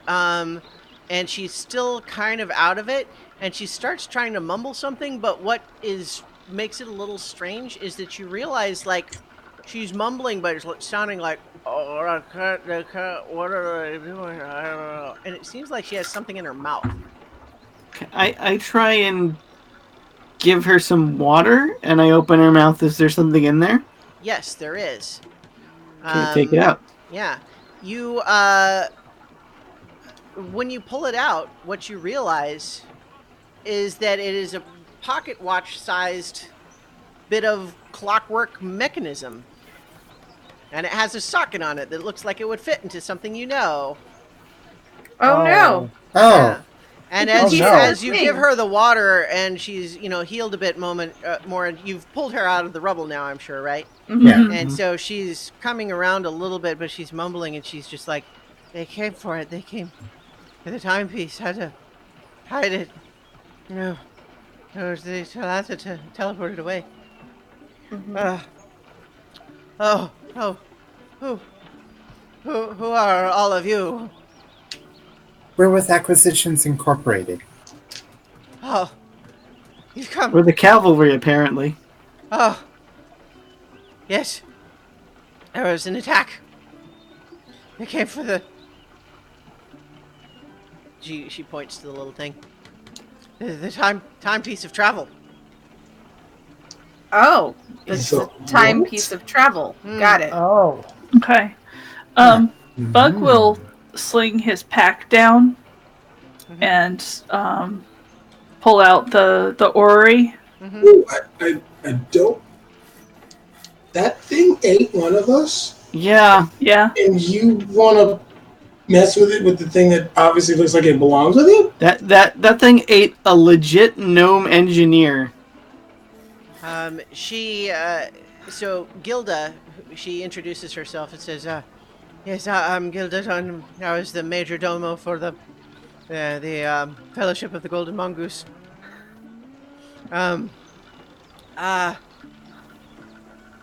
That thing caused no end of trouble. They found it 6 months ago in the possession of evil people. And they said that it was found in a tomb haunted by the undead. We've been researching it, attempting to learn more about it, but it has magical powers dedicated to navigation and teleportation, but we suspected it's incomplete. It does not work as it should. And then, I don't know how long ago, how long have I been here? A week maybe? Yeah, it seems to be about a week. We were attacked. They came in with powerful magic and an ogre. They attacked and they wiped us out. They didn't see me. I was buried in the rubble, and I saw that. No wait, this was before I was buried. Talantha Three Coins was the last of our party that was unhindered, and she had the timepiece, and she used it. She channeled it, and then blinked away in a burst of magical light. But then the timepiece was still there. It just fell to the ground where she stood. It was like she teleported, but it didn't go with her. And I knew that they were here to find it, so I hid it where I could, but then I was buried in the rubble and the destruction, and... Oh, my goodness. That sounds a lot like what happened to, your friend. Yeah. Yosgrin. Yeah. Yosgrin. Yeah. Cannot get his name right. All right. It takes practice, just like Katalis. All right. So should we try to put that thing back in this thing? Maybe with this all together, it will work, and Yosgrin can come back. Well, let's keep them separate for now. As you hold it, Bug, you feel just a gentle pull, almost like a magnet, that it feels like it does want to go back with the other thing. Well, I figured. Yeah. Well, you know, it's just... Yeah. To the extent that the timepiece of travel has an opinion. Yeah. Yep. And $50 more on the goal tracker. Woo-hoo! Oh, yay! Hey! Woo-hoo! Very cool. Thank you to, let's see. We got some people... Nobody. Let's see, we got, Alright, so yeah, that's great. I'm just checking emails, but, yeah, so she continues, though, just to say, oh, hey, congratulations, Chooch, for that additional $50 donation. Many thank yous. I don't know why I just put a piece of taffy in my mouth right before I needed to talk. Like one does. Why not? Exactly. Mm-hmm. Taffy's perfect. Okay, so let's not put this thing back together with that thing just yet, because we still need to figure out how all this destruction happened, and then we play with the dangerous machine that eats people? Well, it sounds like we already know how it happened. Somebody attacked, and there was an orc and a magician, and boom. Who was it that actually attacked? Like, what type of beings were they? Yeah, so she says she doesn't know, but she knows that she did see some of them going into the cellar beneath the manor, where the actual, the franchise's actual headquarters was down there, because that was the part that was intact, and they were hoping to renovate the manor, but obviously that has suffered somewhat of a setback. Can we go and try to look in wherever the entrance to the cellar would be? Yeah, now that she's feeling a little better, she can definitely show you the cellar entrance.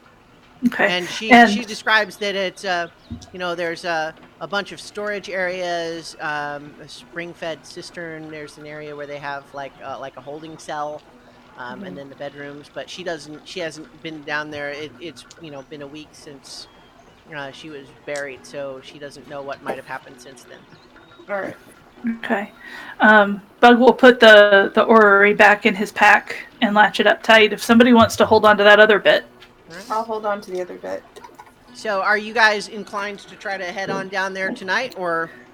I need to rest. Yes. Yeah. Rest. All right. So, clock wipe.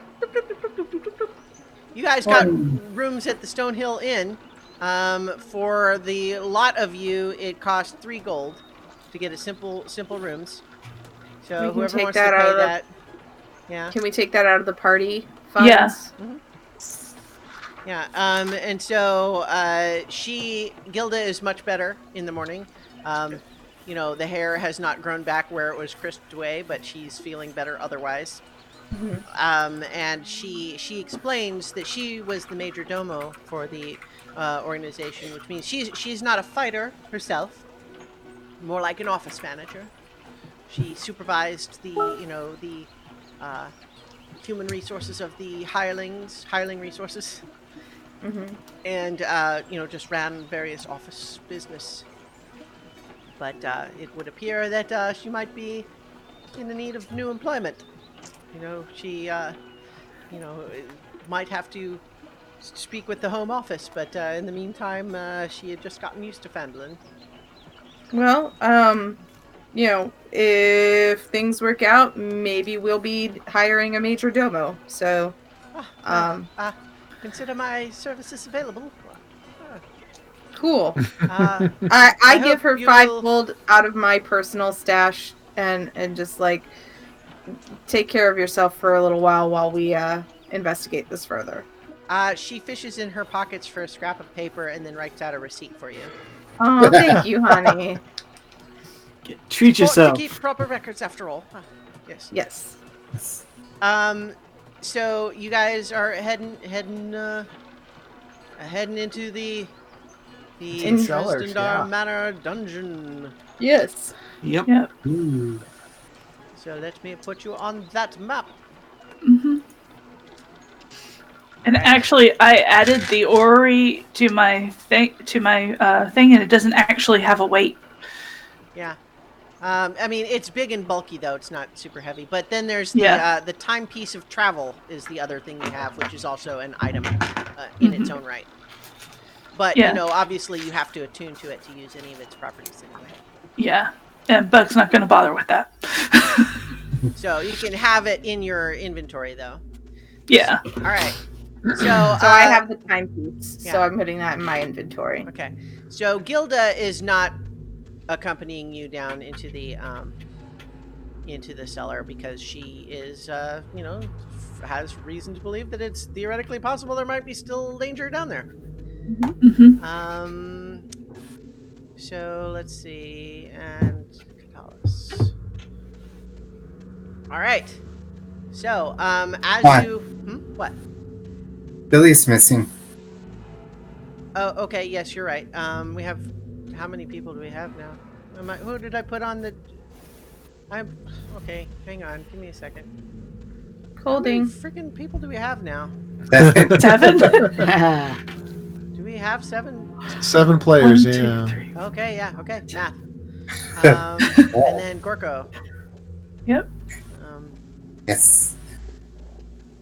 All right. Gorko the Great. I'm going to dictate by fiat that Gorko stays up to make sure Gilda's safe. Okay. Yeah, I know. I just, we want to move things along. And someone needs to. You don't know who attacked. They might still be around. You don't want to leave her up there by herself, right? Yeah, Gorko's confident. Yeah. And We wanna Gorko's have a that, very sure. personable goblin. So in any event, as you come down, the ceilings in here are about 10 feet high once you get past this area with the stairs. The dungeon is dark, so you need light for anyone who needs light. Yeah. So as you enter this first room, the door at the bottom of the stairs opens atop a set of double stairs that descend north and south about 10 feet into a cellar. At the west end of that room, a cistern full of clear water bubbles lazily. A door on the cellar's west wall is ajar. And she told you that there were a couple of secret doors in this room, one on your right as you come in, and one on the left side of the cistern. So try and check to see if there's a. Go ahead and make those. Gilda told you where those were because they were certainly known to the party. But so there is a door standing ajar right here, and then of course the other two jars and the cistern itself. Yeah, let's not go through the Adore jar. I'm gonna go to the secret door in the south. Okay. And Bug's gonna take a look at the secret door in the north. And Draylin is gonna fill up canteen with clean water. All right. I'm going to keep a watch on that ajar door in case something decides to come through. All right. Filled up canteen of clear water. And then you're checking that door. When you open it, which you, knowing where it is, you can certainly easily do. You see it leads to a hallway that curves around up to the north. Was anyone else taking action? Bug is looking in the door to the north. Okay. The secret door to the north. Sure, you guys do a million things at once. Yeah. You know. Yeah. Gonna poke his head through. He's a brave bugbear. Yeah. That's what you can see from the doorway. Okay. Alright, he's gonna go into that little hallway and poke around again. Just to see if it's just a room or if there's more stuff there.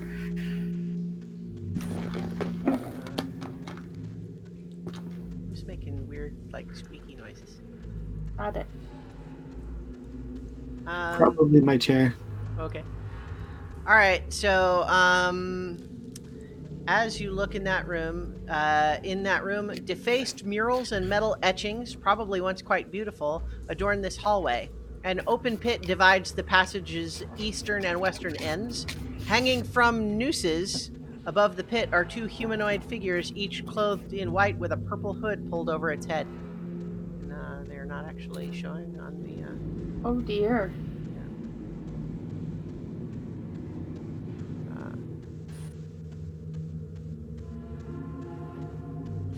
Yeah. So that's what you see there. Okay. So it's not like I can get a running jump and jump over it. No. Okay.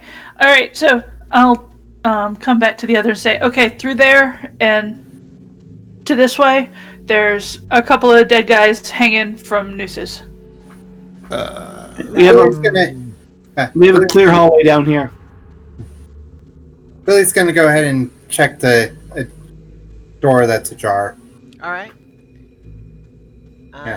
Not go in, but look in. It is a storage room. Stacks of crates and casks line the walls of this storeroom. Nobody's in here, so okay, that's good. Oh, yeah. It's just a room with storage room. Great. So do we want to go investigate the bodies or investigate the hallway that's clear? Hallway, I think. So we come up the obstacle. Sure. Yeah, The bodies aren't going anywhere. Yeah. All right, cool. At least we hope. Well, they're suspended over a pit. Yeah. If they go somewhere, it's going to be down. Okay. Alright. So as you guys are all going together down this hallway, right? Yes. Yes. Indeed. You get to a big open area here. And what you see in there is A fissure. yes. The smell of death is strong in what was probably once a large and ornate hall, long since fallen into ruin. Not only are the walls and supports crumbling, but a 10-foot deep rift has opened up in the floor. Two wooden bridges span the rift, whose floor is littered with skeletal corpses. This happened a week ago, right? Uh-huh. So either whoever came to this place was very enterprising about cleaning up after themselves, or these were necromancers. Or it just happened a long time ago. Well, no, if this is the hallway that leads to their bedrooms, they didn't leave skeletons lying around. Well, no, they pushed him into the fissure. Well, see, bridges. With a big hole opening in a water deep. I think that fissures might be these people's calling card. Gonna go ahead and I will say that it does look, like you saw up above that there were places that were old stonework versus the new renovated stuff. All of this looks old except for the bridges, which are newer. What about the bones? How old do they look? Varies. Gonna go ahead. Investigation check, or maybe climb down in there to really be sure. Not that interesting. Billy's gonna go ahead and cast light on a rock and just toss it in the bottom, see if that sheds light on anything. Yeah, you get the feeling that a lot of them are old, but not all of them. And you see various swarms of insects sort of skitter away from the light. I would like to use my my divine sense to see if there are any fiends or undead within 60 feet. Okay, so you... I think you do not detect any, that they would have to not be behind total cover, so you don't detect any in this area. Okay, great. So then I'll move forward and go across the bridge. Okay. Where are you heading? As you can see, there's a passage stairway directly on the other side of this bridge. There's another one that's further up to the north, and then of course another room that seems to be littered with other things all the way to the north. What about this alcove that's south of me? Well, that is just debris. Just debris? Yeah. Actually, make an investigation check. Sure. And while she's doing that, Bug will also cross over after her. Okay. Investigation, I think, is a +2. So 20. Dirty 20. You can see that clearly there was a tunnel here, but it's been collapsed in a way that you suspect was deliberate. Okay. I kind of want to just peek up the stairs and see if there's anything. I'm not going to go up there until... Well, you see a door, and then it goes around to the north. Okay. So... Is that up or down? Up. I'll just say, nothing around here. I'll go and check the alcove up to the north, the one that has stuff that seems to have stuff littered in it. Yeah. You do that. In this room, a dozen desiccated and skeletal humanoid corpses litter the floor of this small chamber. The stone of the north wall has been etched with intricate runes, but the pattern ends abruptly. And you notice that a lot of these bodies are, like none fresher than a couple of days, but there are certainly some that are that fresh. I would like to cast Detect Magic. Okay. As you cast that, you definitely notice that there are a number of runes and sigils in here, but they are not active currently. The impression that you get is that there was an attempt at a ritual here, but it failed. That's good. I'm gonna go check out the bridge to the north. Okay. Does any of the runes, or at least the style of the runes, look like the ones that were on the horses that I saw? Make an Arcana check. Ew.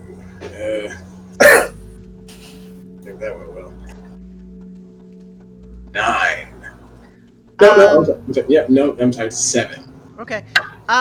It's hard to say. The runes do indicate necromantic magic, but you don't see that same sigil, so it's hard to know for sure.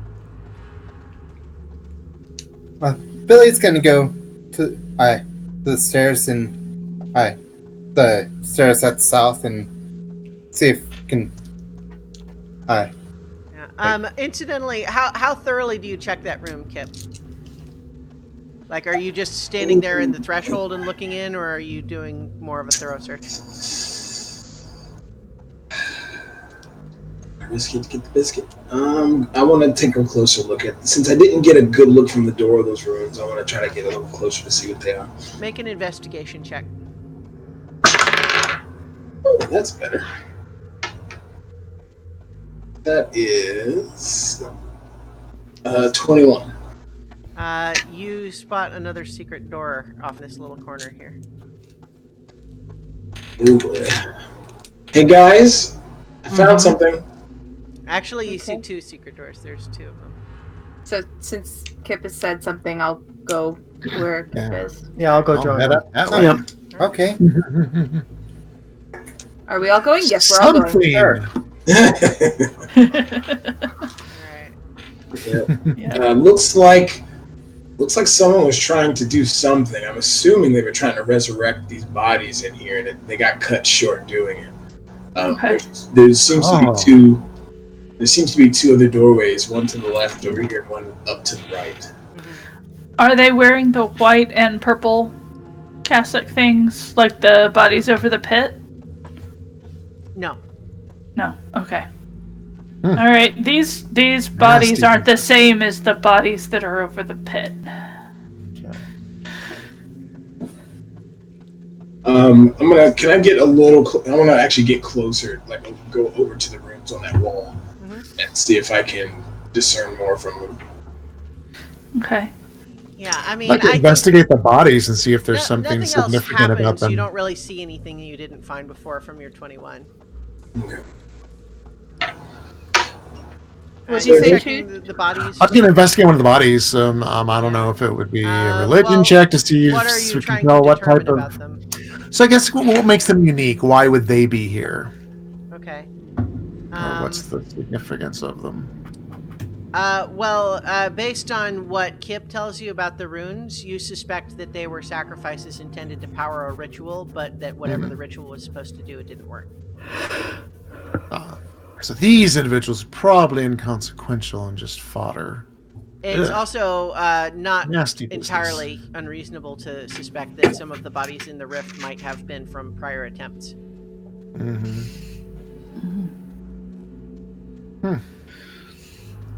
But yeah, I think Kip, you do study the runes pretty thoroughly, though. So you have a feeling like you haven't quite pieced together exactly what it was supposed to do, but you feel like you understand sort of the basic structure of it. All right. Well, I'm gonna move over and check that door. The eastern one. Yes. All right. Yeah. Bug will go and back him up. All right. Yeah, it opens into just a little narrow hallway with two doors in it. Yeesh. I'll get the one on top if you want to get the one on bottom. All right, let's do it. All right. I have to keep switching back between different tools because, you know, the reveal the fog of war area one and the move tokens requires two different clicks. All right. Chamber. All right. So, the top door that Bug opens, the text actually says, "This small room is breathtakingly empty." I got the dud room.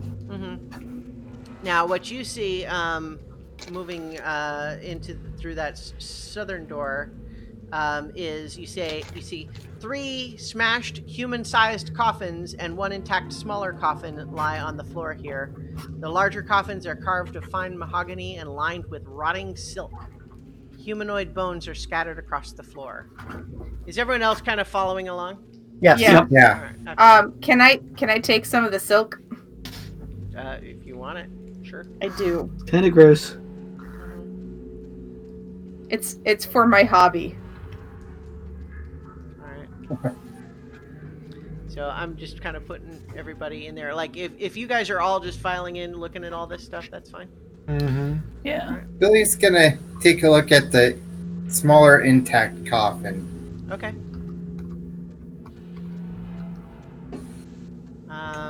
Do I detect any magic in here as well? Oh, you still have that up, right? Yeah, it lasts for 10 minutes. Yeah. Let's see. You see that one of the larger coffins, one of the bigger pieces has some magic coming from underneath it. But before we get to that, you've noticed that. But first, Billy is going down to check out this little coffin here. How are you checking it out? What are you doing? Yeah. Kind of tapping on it lightly. As you touch it, your hand sticks fast. Oh, jeez. Oh no. Yeah, that's right. We're rolling initiative, Emmer Effers. Initiative! Yes, your hand sticks fast as the coffin suddenly sprouts a gross tongue and a big mouthful of teeth. No! Yay! Nat 20! We're in a Dragon Quest game! Well, no one's made a pun or offered you puff puffs, so we're probably good. All right, so hang on. Let's see if I got everyone on this tracker. 1, 2, 3. Gorko's not here. I don't think I have a turn on here for Feldspar. Yeah, that should be everyone. Okay, Bug. 19. 19. Billy. 2. Or no, 3. Sorry. Okay. Yasgrin isn't there. Katalis. 7. 7. Kip. 18. 18. Draylin. 11. Feldspar. 22. 22. And who did I miss? I'm missing someone. Clovis. Yes, It's 10. that's right. I need to add you to that tracker. 10.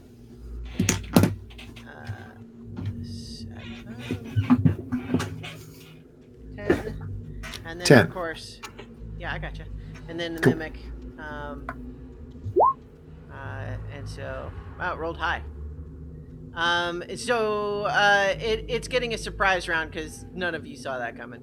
Or at least, yeah. So I think it was just like, oh god. So it's actually getting its surprise round first. It is making a bite attack against you, Billy, because you're the one that's got your hand stuck to it.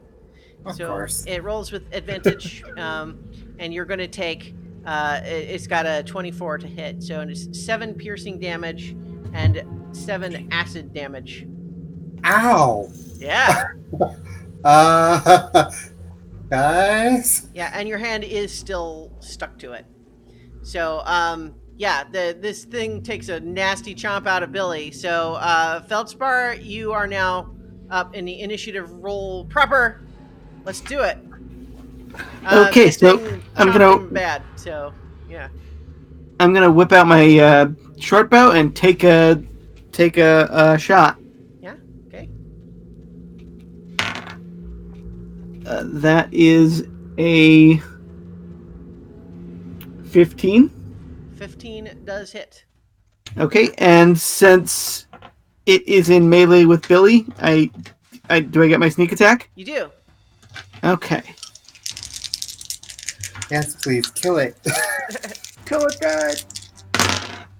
Ooh, I rolled good. That is 17. Nice. You did all do your level 3 thing, right? Right. Yeah. Yes. Level 3. Good. Okay. So it is actually this thing's turn again. So, it's getting another advantage attack against you, Billy. All right, so that is getting. Oh, it only rolls in 11, even with advantage. So you manage to, your hand is still stuck to it, but you manage to evade its chomping mouth.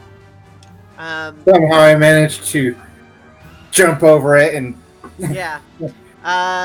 You're rolling around with it on the floor, this little baby-sized coffin that is stuck to your hand and trying to bite you. Bug, you're up. Okay. Don't bite my friends. Yeah. I will rage, and I'm going to smack it with my great axe, channeling Divine Fury. All right. Sounds good. So, if I can hit it, then awesomeness will be had. Awesomeness is not had. Oh. So what was it? It was a 6. Okay. All right. So unfortunately, awesomeness was not had, but you did have to go up there to do it. Well, you could have attacked from there, though. You got those long limbs. Yes. All right. Kip, you're up.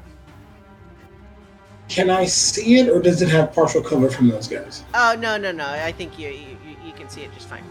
I mean, you're right here. It's just, yeah, you're all good. Awesome. So, the first thing I'm going to do is I'm going to cast Firebolt, and then expend two. I'm going to expend 2 sorcerer points to make casting that spell a bonus action, so I can cast it a second time. Great. Roll those attack rolls. Here we go. Would a 17 hit?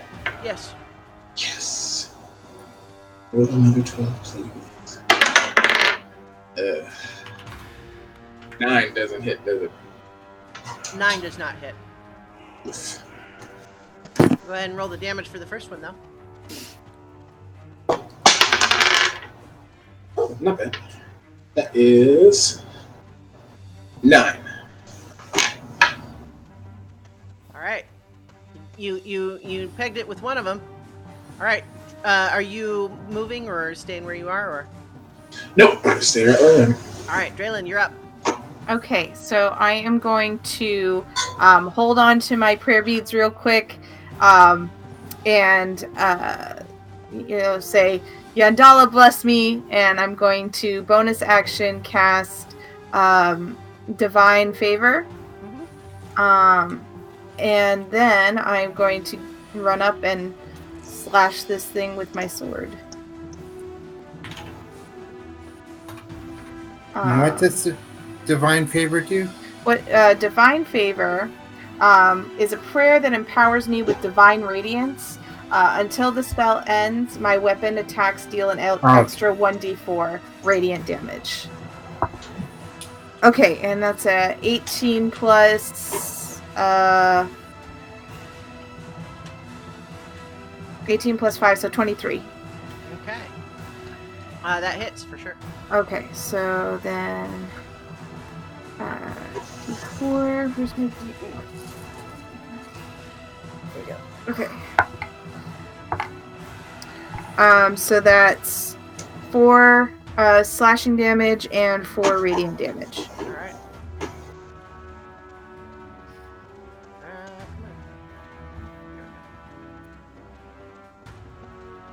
All right, and are you staying where you are, or? Yeah, I'll stay where I am. That way, if it tries to attack somebody, I can do the protection thing. Yeah. Okay. That would make Brother Clovis your turn. All right. I would like to cast a healing word as a bonus action towards Billy, who doesn't seem to be doing too well right now. No, he is not. And he gets 7 points Very nice. of healing. Staying where you are? And I'm going to go ahead and stay here. All right. Katalis.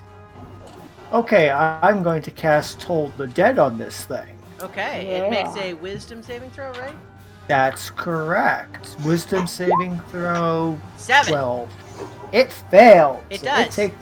It takes 1d12 damage because it's taking damage already. Yeah, 12, kids. nice. Woo, nice. It's looking pretty rough now. Okay, Billy, you were up. You can attempt, if you like, to try to pull your hand off of this thing. Or you can attack it in some way, or what's, victim's choice. Yeah, victim's choice. I think. I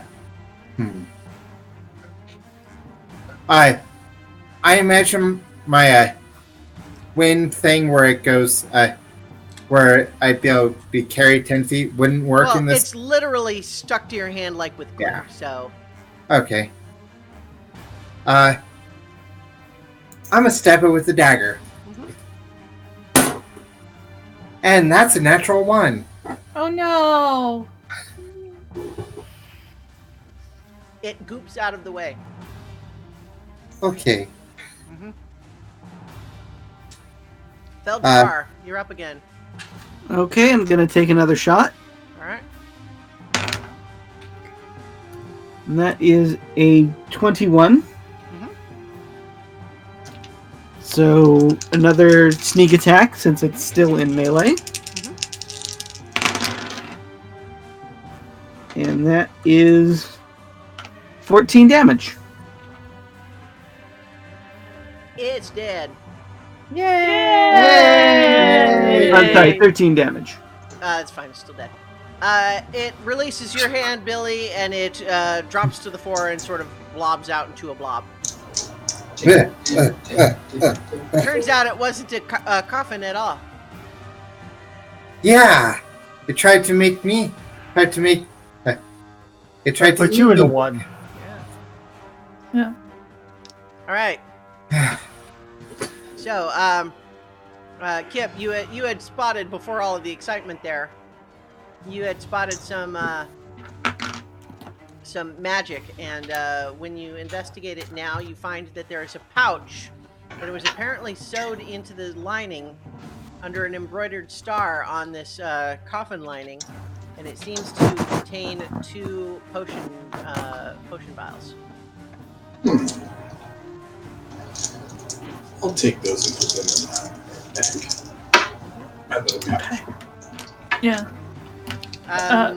You're not necessarily sure what they do, but you could theoretically find out.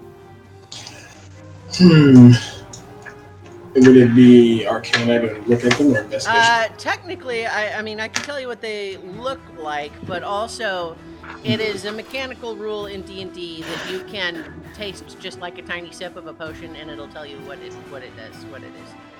Will it affect me in a wonderful way? No, it just like all it does is it tells you what it is and does. Oh, okay. Well, it doesn't necessarily like. There are exceptions, but that's generally the rule. Oh, okay, cool. I'll do that.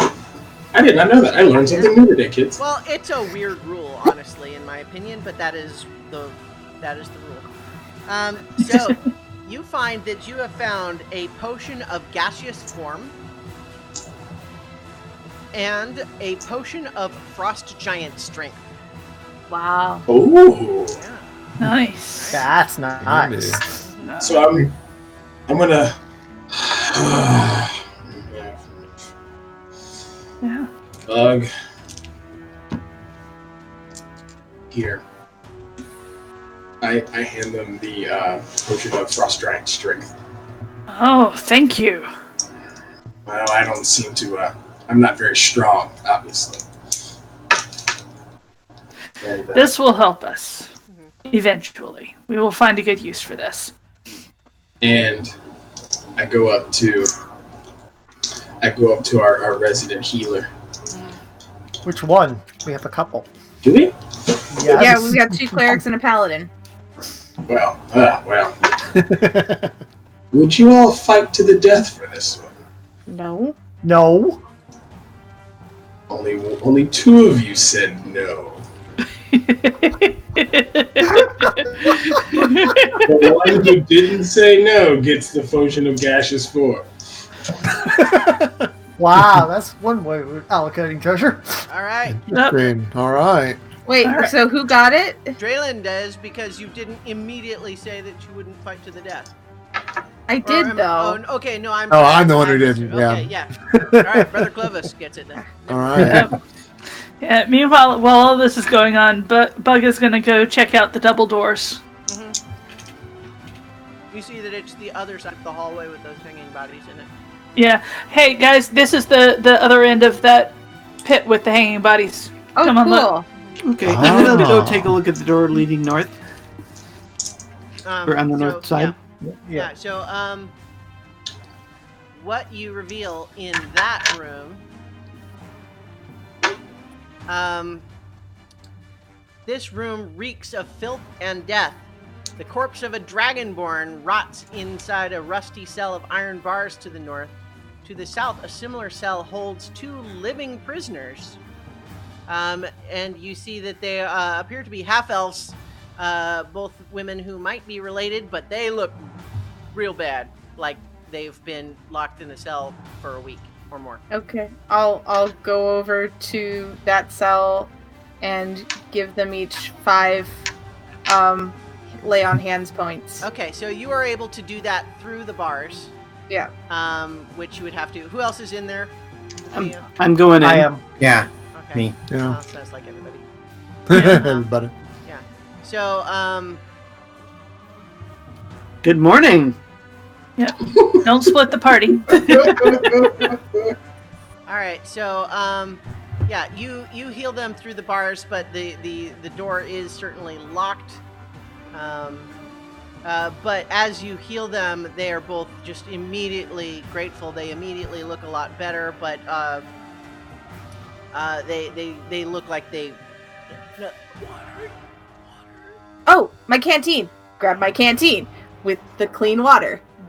Hand it to them. All right. Did not think it would actually work. All right, hang on. I'm just checking something. Oh no. Oh Okay. boy. Well, hang on. No. Your response to that, Christiana, reminded me of a shirt Jen said you needed. Oh. Yeah, it said that whenever the DM laughs, it's not good for your party. Well, often not. Always fear the smiling GM. Yeah. Or Okay. another variation is that when the GM is smiling, it's already too late. Yeah. So, yeah, let's say. All right, so they both drink the water and nothing appears to happen other than them slaking their thirst. Good. But they become more alert, and they say, "Oh, have you come to rescue us?" We didn't even know you were Precisely, here. but we'll do it again. We'll do it anyway. Well, let's not be hasty here. I am Ibella Splintfig. This is my sister Orrery. And she gestures to her. It's like we were just here to try to do business with the Acquisitions Incorporated, and there was an attack, and we were taken prisoner. Who took you prisoner? Well, the people attacking. Who were the people attacking? What they look We like? don't know. Well, I mean, he was one of them, and points to like the Dragonborn, the dead one in the other cell, and just says he was one of them, but the others told him to kill us, and he didn't want to, so they killed him instead and just locked us up here. Can I insight check them? Yeah, I'm gonna insight as well. I wanna go. You know, That did go well. 18. What I'm going to do is I'm going to re-clarify the story, just so, because they seem like they're being sincere, but just because I think the way I had them say it was confusing. So they elaborate, they clarify, they were a little excited. that he was, according to what he said, a mercenary named Drashko, and he was hired by the people running this attack, and they told him to kill us, and he refused. So they locked him up with us here, and then he was here as a prisoner for a while, and we talked to him, and he seemed actually kind of nice. But then at one point they came and took him away, and then they brought back his body and locked it back up in the cell. Which way did they take him when they took him away? Points to Well, the door no, that there's you only guys one. just came in. Okay. Yeah. Just The checking. door. Yeah. Why would they bring his corpse and lock it back up? Seeing as there was a pile of corpses. Maybe they expected it to get Right. back up again. They're insane. I don't know. They had an ogre and a goblin and I'm gonna send my mage hand in there Mhm. to poke the body and check to see if it's got a mark carved into it. Okay. You sort of like pull it to turn it around, and you do spot that symbol, but then you also see it as it's disturbed, you see it start to tremble, and it starts to. Oh, It's up. Okay. It's Yeah. up. that's not It's good. locked in a cell, but it does seem to be a reanimated undead. Fun. But it's locked in the cell, so like if you guys stay back from the bars, it can't get to you. Yeah. Do I get any? Because the Varden have some small psychic abilities. Do I get any intonation from it that I could talk to it psychically, or is it not an intelligent? No, it like whatever intelligence it ever once had has been lost. Okay. And they say, "Can you let us out of here?" Well, let me take a look. I'm going to take a look at the lock. And that is a 23. Oh, no problem. Yeah, so you unlock the cell. They are able to leave with you, and they were just saying, "It's like, yes, sir, we were only here just to try to we sell rare herbs and spell components. You see, we were hoping to just do some business with Acquisitions Incorporated, but the attack was we were in the wrong place at the wrong time, so to speak." I'm very, very, very sorry for the inconvenience here. We're under new management, and we're just getting the shop up and running again. And, if you come back and say, give us a fortnight, we'll be happy to do business with you. But do take our card. Oh yes. Billy. Yeah. And it's a card. And You have cards? We do. Yes. Yes, you missed a lot. Yeah. So they don't know how to get out of here. Are you going to escort them back to the cellar entrance, or? Give them Bug directions. will show them. Bug will show them the way out. Okay, so we don't have to belabor the point, but you take them back around the way the same way you guys came. You don't try to make them jump the pit with the scarecrows in it or anything. Oh God, no. Oh, I said scarecrows, didn't I? You can see it. The hanging bodies. Yeah, the hanging bodies. Yeah. I heard nothing. So yeah, you guys. I think you do notice that. This undead dragonborn, as it's lurching around, you see that its foot scrapes across something that glints on the floor, like there's something else in there. But Oh, we have to kill it so that we can get to the shiny thing on the It's floor. already that handy hand My thing. have the mage hand. mage up, hand. yeah. My mage hand's gonna see if it can pick up whatever that is. Yeah, I'll say that you take the time to do this, and just by fishing around in there, occasionally having to have the mage hand evade the sort of wild grasps from this undead thing, but you discover 4 rare platinum coins, each worth 15 gold. Ooh. They're pretty filthy, but they could be cleaned. Yeah. And then you also find 2 potions of healing. and a potion of animal friendship. Wow. Okay. I would But- like to take one of the potions of healing as backup. Yeah. I mean, you would like to take one? Yes, because if I run out of spells, I'll hand one to you, and the animal friendship. Paul, I forget your character's name. Katalis. Right. Katalis. Yeah. Yeah, I'd give it to you. Give it to him. Okay, I'll take it. Because if you're going to be handling horses, Yeah, And or stranger speeds, yes. in case it was unclear, because I brushed past it quickly earlier, this undead thing absolutely does have the same symbol that was on the warhorse skeletons. oh great, Yeah. fantastic! So there was a necromancer, and it is related. Shiny. Yeah. Yep. Yeah. Mhm. All good. So you guys are leaving that thing in the cell for now, I would imagine. Yeah. Yeah, for now. We can come back and take pot shots at it later. yeah. Billy and Kip can just take turns firebolting it. Right. So the Splint Fig sisters leave. Where are you guys checking next? I want to go back to that northwest passage and check out the northmost door. So The secret passage? There is another secret door in there's the a secret room. door right here. Wait, hold on. Ah. I thought we checked that one, and that was the empty one. No, that was that room. Okay. Yeah, I'm trying to touch stuff too. So Doesn't where work are that you way. guys going? Make a decision. All right, where are you going? Where are you going? Let's go to the secret door first. Okay. Yeah, secret door. Secret door. Yes. So you Big money, no whammies. Yeah.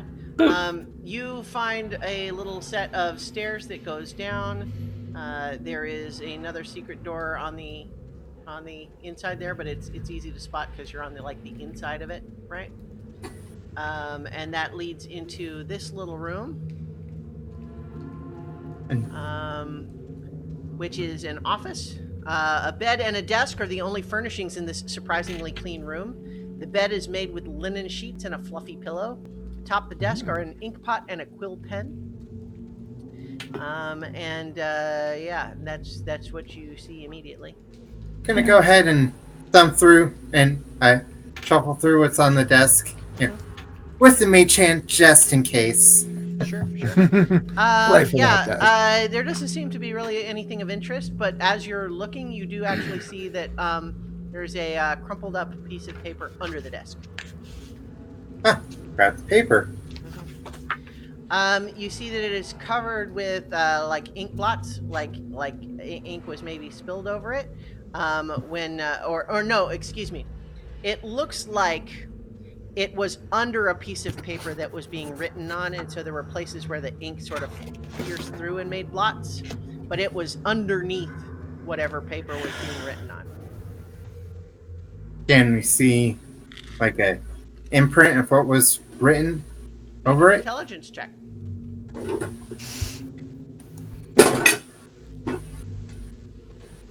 A 9. It's hard to read. You feel like it could maybe be done, but you're not making it out. Well, I'll fold it up and put it in a pocket. Just in, You don't want to give it to someone else. Someone else can help you. Well, I Do guess. they have any chalk or? Yeah, I've got some tools. I think that there's. What I was trying to tell you is not that it can't be done. It was that you just tried looking at it and didn't get anywhere. And so if you want to try doing something else, you can do that. You don't have to put it away. Okay. Yeah.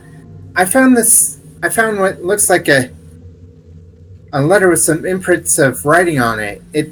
I can't quite make it out. Anybody got any ideas? Let me take a look at that. Rub. You want to make an intelligence check?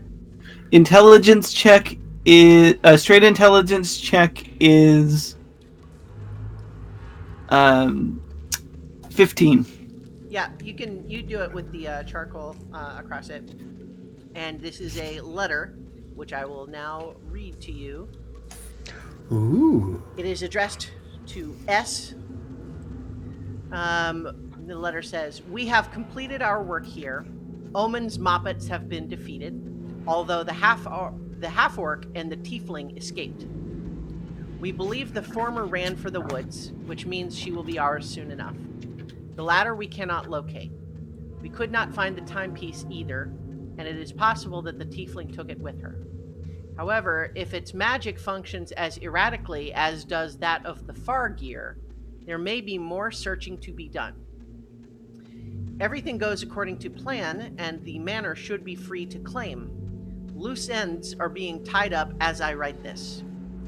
I am always your obliging servant, Huber."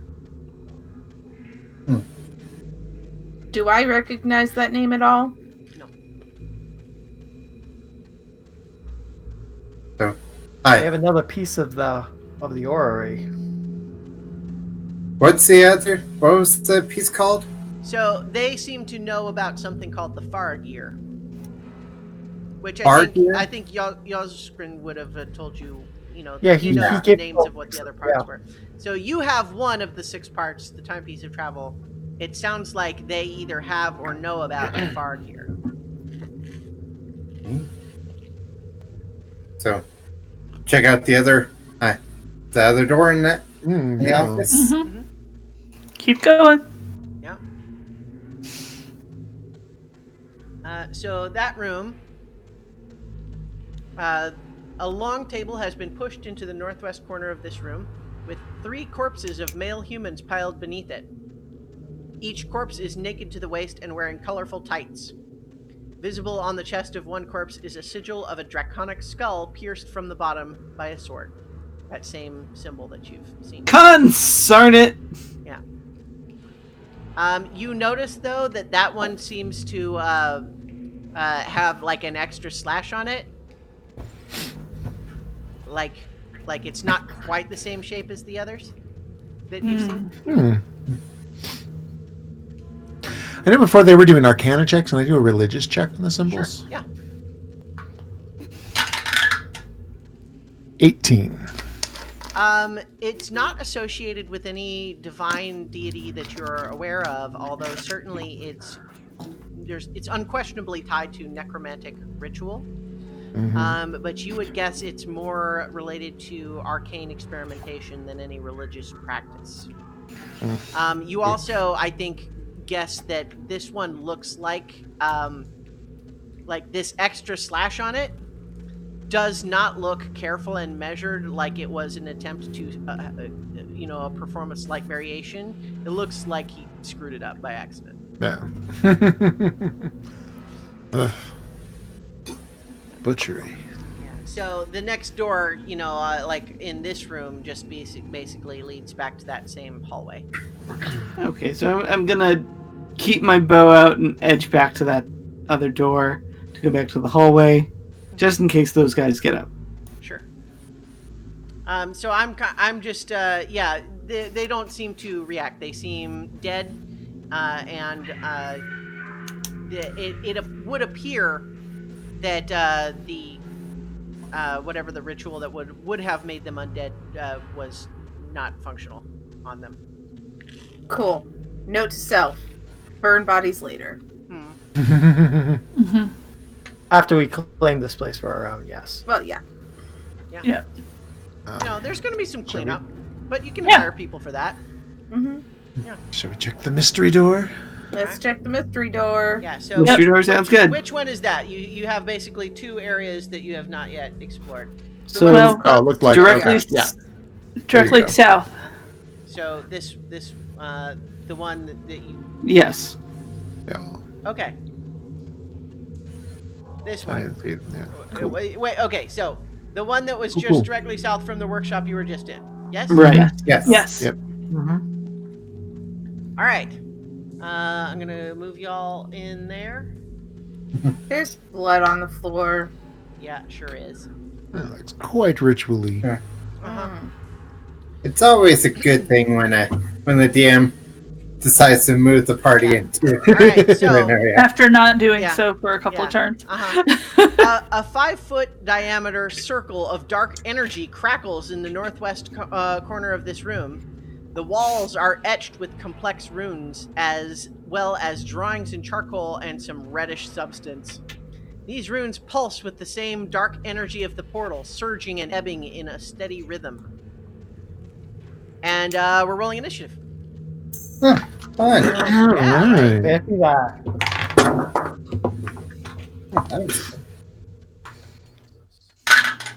Okay. Catalyst is a 17. Draylen is a 19. At 1. Oh. Philly is the 17 as well. Billy is 17. Okay. Barely 17. Bug has a 4. Clovis? Clovis is a 22. Okay. Feldspar? Feldspar? Natural 1, so Okay. 3. Great. Oh, 3. All right. Was that everybody? And mine is, and Kip's is a 18. Okay, yeah, got it. All right. Sadly, I have no text. All right. So, a thing happens. Thing. Yeah. Oh, great. Oh, that's fun. Well, you don't know what it is yet. I haven't read anything to you. You don't know. You don't know. You don't know. Yeah. Just want The my thing- characters might not know. A thing happened. Automatically, it's fun.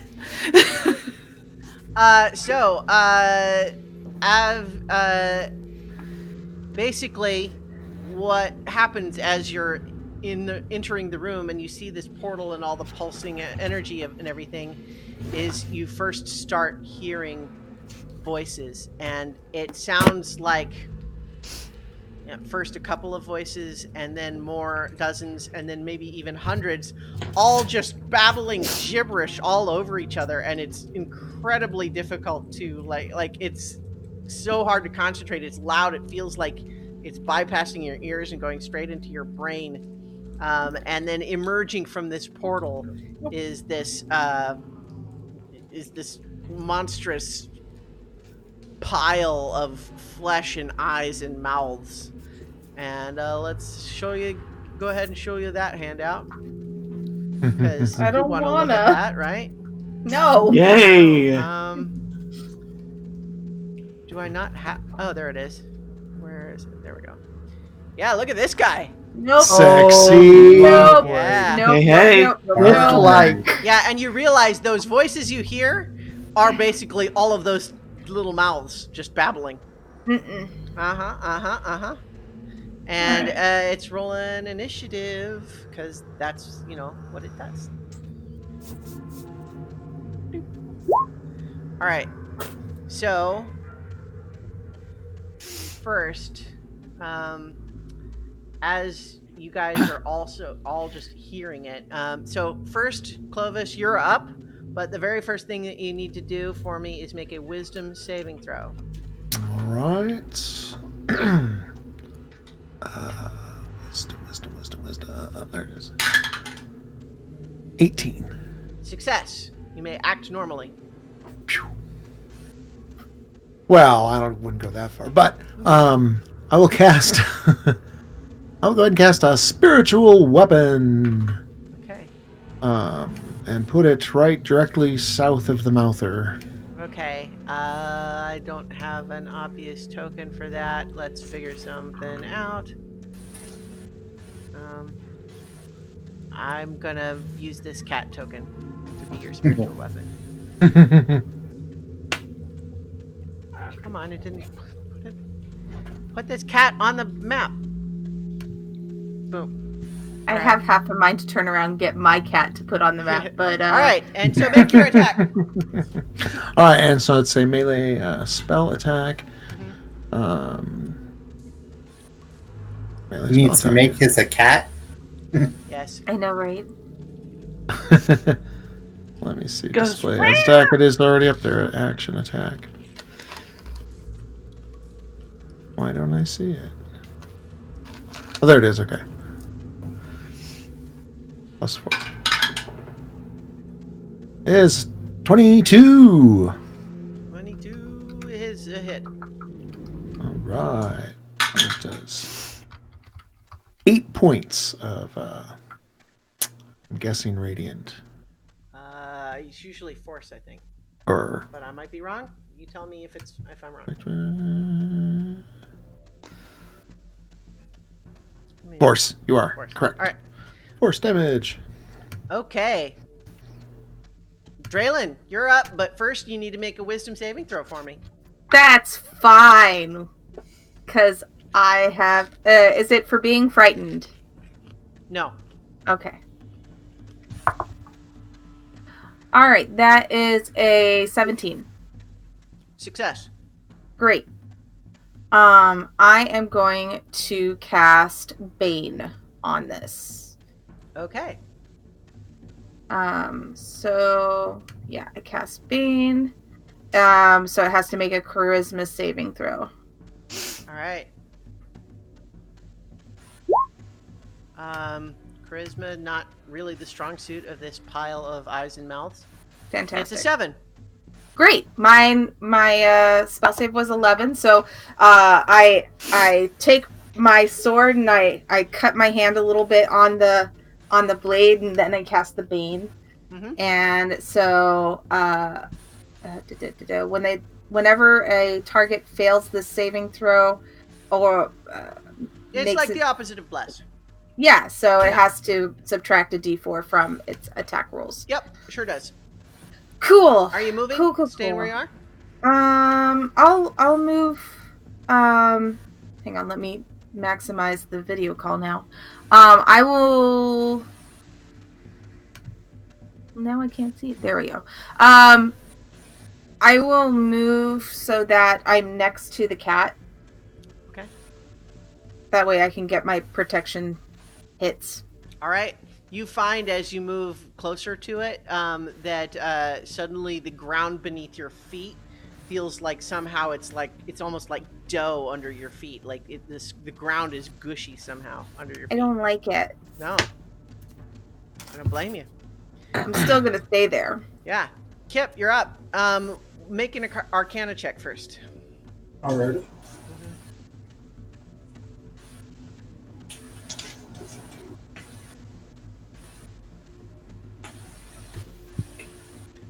Looks like we got Tim Dodge in the chat. Welcome. Hey, Tim. Hey.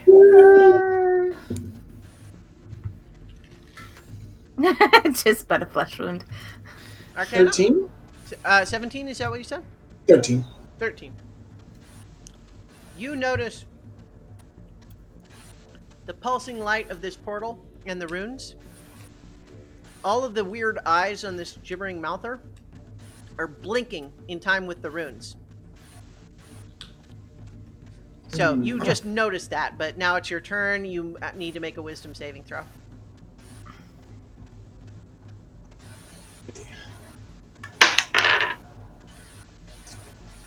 A 16. That's a success. You're good. Ooh, nice. So, yeah, you recognize that this thing came through that portal, the portal which is very much still active. What with all of these glowy pulsing runes and so on. Are there any runes near me where I'm standing? Not right. Well, I mean, there's runes kind of all over the room, honestly. So the whole room is like covered with runes. Do I know if I somehow disrupt one of these runes that it'll stop the rest? Or you don't know that one would be enough, but it would certainly help. Let's see.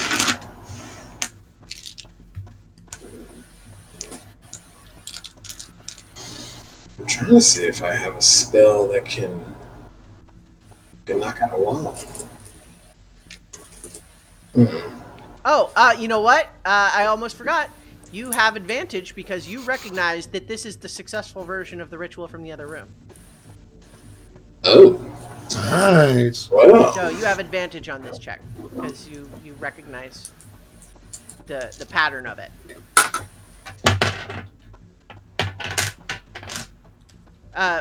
So did I tell you you can either make an Arcana check to try to disrupt it magically, or try to sleight of hand just disrupt the disfigure the rune? I'm gonna go with the Arcana because I don't have anything. Yeah. So you're needing to use your action to do this, but certainly it seems like a useful, a good use of your time. Ooh, let's see. Would that be a 19? All right. So you've managed to concentrate your magical aura on one of these runes, and you see it flash and then grow dark. And you see suddenly this gibbering mouther, although it does not disappear or really stop moving or anything, you see it kind of noticeably sag, like it's just been sapped of some of its energy. And the portal gets a little bit flickery, but is still active. But you've clearly had an effect. Take out those runes, guys. All right, that is Kip's turn. So Billy, it is your turn, but first, wisdom saving throw, please. 9. A 9 is not a success. So you need to roll a d8 for me, please. 7. Okay, so you are just these voices are just getting in your head, and it's just madness, and you're starting to get so frustrated you can't think. You just needed to stop. And I need you to make a melee attack roll against, let's see, 1 or 2 is Clovis, 3 or 4 is Bug, and 5 or 6 is Catalyst. And that's a 1. So you need to make a melee attack roll against Clovis. Since you're usually an attack guy, a magic guy, you just make an unarmed strike. Okay. Funny thing about this is, even if I hit, I cannot do any damage. Yep. Except that's a critical. That's a crit. All right. Yeah. So that would be. Are you going to double your 0 damage or what? Well, it's a 1 minus my negative minus my 1 minus 1 for my strength modifier. So I think you still do nothing. You get a kill critical me? hit, and he basically just he tries to hit you, and it's just there's no force behind it. All right, that is Billy's turn though. Katalis, you are up. Wisdom saving throw, please. Alrighty. Wisdom is your stat. It is, so that's a 16. Success. You're fine. So what's up? I'm going to go for Toll the Dead on this thing. Mm-hmm. So let it make a wisdom saving throw. All right, it will, and it will do so in a Bane fashion. Yes, which is why I picked the spell. So it gets a 17, but minus a d4. Come on. Roll a 4. It's going to end up with a 14. Oh, then it succeeded. Boom. Okay, so are you going to move anywhere, or are you staying where you are? I'm staying where I am for the moment. Okay. That makes it the Gibbering Mouther's turn, and it's going to attack Draylen, who is standing next to it.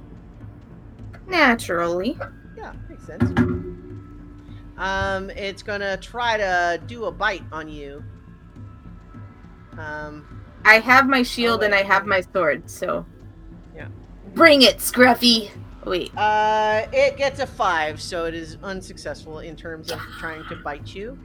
But then it spits a big glob, and it lands right in the intersection of these 4 guys right here, and I need each of those 4 people to make a dexterity saving throw. Ooh. That's Bug, Clovis, Katalis, and Billy. Ooh, 4. 18. 7. 16. All right, we were looking for 13, so the two of you that failed see, like, this spittle lands and just erupts in just this blinding flash of light, like a flashbang, and you just are suddenly just completely blinded. You're so dazzled, you just literally can't see anything right now. The other two of you who succeeded were able to avert your eyes at the last second and not be blinded. Question. Would protection have been affected in that? No. Okay, just checking. Yeah. They're not within 5 feet of you anyway, and it was not an attack roll. Okay. Okay. But yeah, it's fair to ask, but that's the reason why now. I haven't played a paladin before, so I don't know. No, sure, no, that's what I'm just telling you. So Bug, you're up. You were not blinded, if I recall. I was not blinded, but wisdom is not my stat, so... Yeah, so go ahead and make that wisdom saving throw. Cross your fingers, y'all. Great big 6. All right, roll a d8 for me. As these voices get into your head. 1. 1. Okay, well, it's not... You basically just stand there going... So Hugh, all you missed was that the thing spit an acid ball in between the 4 people in the back. Okay. Oh, it's more of a flashbang. But yeah. Yeah. Yeah. All right, so, yeah, Bug just stands there drooling. All right, Feldspar, it's actually your turn right now. Okay. However, you find as you're standing there that if you try to move at all, the ground under your feet is almost like you're sinking into it, almost like quicksand. So Okay, well, I'll just... If you want to move, you need to make a strength saving throw. Okay, I think I'm okay for moving. Do I need to make a wisdom saving throw? Yes. Nat 20. Okay, yeah, no problem.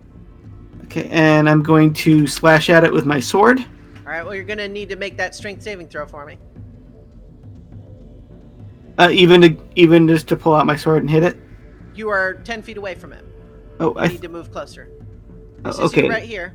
Okay. This is the monster. Oh, that's the monster. Okay, I thought the token to the north of me was the monster. Nope, that is your friend Kip. Okay, then I'm gonna take out my short bow and try that. Yep. And that was a 7, so it probably misses. Yes. This thing is not hard to hit, but that still is not good enough. All right, we're back at the top of the initiative. Clovis, it is your turn. However, you are probably blinded. Right, so I'm blinded, and so... And another wisdom saving throw, please. Oh. Yep. Of course. This is not one of the ones where you get immunity after succeeding. 22. Yes, that's a success, though. I can still do things. So, But I have to spell Guiding Bolt, and it says a flash of light streaks towards a creature of your choice within range. It doesn't say a creature you can see. Really? You'd still be able to see. Yeah. It says a creature of your choice within range. He is blinded. Yeah, so he would not be able to attack something if he needs to be able to see it. But Guiding Bolt, I feel like to make a ranged spell attack against the target. Yeah. All right. Well, I mean, it doesn't say I have to see it. Anyways. Okay, I'll allow it. Wibbly wobbly magic. Sure. Right. It's divine guidance. I only get, what do I get? I'm rolling a ranged spell attack, which is a +2, which means only a 10. Ranged spell attack is why you can do it. But you have to roll that with disadvantage. Ah, okay. That's what it is. So 10. 10 is actually enough to hit, so anyway. Yay! Wow. Sweet! Which does 5, 9, 10, wait, 10, 16 points of radiant damage. Alright. And the next attack roll made against it will have advantage. It is glitter bombed. Glitter bombed. Alright, Draylon. And with a bonus action, I can make the spiritual weapon swing. Oh, yeah. Do He had said, I heard somebody yell runes, so can I make it swing at the pedestal thingy, I guess, to hit the rune? The spiritual weapon can't do it. Okay, cool. So it'll just hit the mouther. Or it will swing at the mouther. This is a 17. And it is a 1d8 plus mod. 4 points of force damage. And that's it for me. All right. Draylin, you're up. Wisdom saving throw, please. You got it. It's pretty. It's 18 plus 4. Yeah, you're good. Cool. So, are there any runes directly around me? Yeah, like the walls and floor are covered with them. Okay. Can I Arcana or sleight of hand? I would probably do. Let me see. I would do sleight of hand because I have no arcana. Yeah. All right. So you're basically trying to deface one of the. Yeah. That's a nat 20. Very good. Yeah. So you see that rune flashes and then goes dark again. Once again, the portal gets even more flickery, and you hear sort of 100 gasps from the gibbering mouther as it's still moving around, its eyes still blinking into turning with the pulsing, but the mouths stop their babbling. It is no longer gibbering. And then just want to double check and see if there's a bonus action that would be helpful here. I'm going to cast I'm gonna cast Divine or Vow of Enmity as my channel divinity on oh god, who hits? Vow of Enmity is something you cast on your enemy. Yep. Oh, so I'll cast it on the gibbering mouth so that we get advantage on attack rolls against it. I think that's not what you get advantage on attack. Yeah, rolls. okay. Not everybody. Not everybody. Oh. That's okay. As a bonus attack, you can use your channel divinity to choose a creature within 10 feet and gain advantage on attack rolls for 1. Okay, so I would get advantage on it, but that goes with the Bane that's already on it. Right. Cool. You also just used your action to right, but Vow of Enmity was bonus action. Okay, so you can do the vow if you want. Yeah. Okay. Vowed. It is vowed. So vowed. That blue one is the vow. All right, Kip, you're up. It is no longer gibbering at you. It makes it a lot easier to concentrate. Then So I'm gonna say, would this be at GM's discretion? Could I use Firebolt to blow out some of the smaller walls? Like, I know I can't do the ones. I can probably do the ones next to the stairs, as they are not as thick as the other ones. If you just want to do another rune, there's plenty you can reach. Oh, okay. Yeah. I wanted to take out more, but it seems to be effective as we just remove one by one. So that's fine. Yeah. I'll keep taking out runes. Yeah. You can only do one at a time, but you can attempt another one. So it would be Arcana, and you have advantage again as you studied the runes before. 14?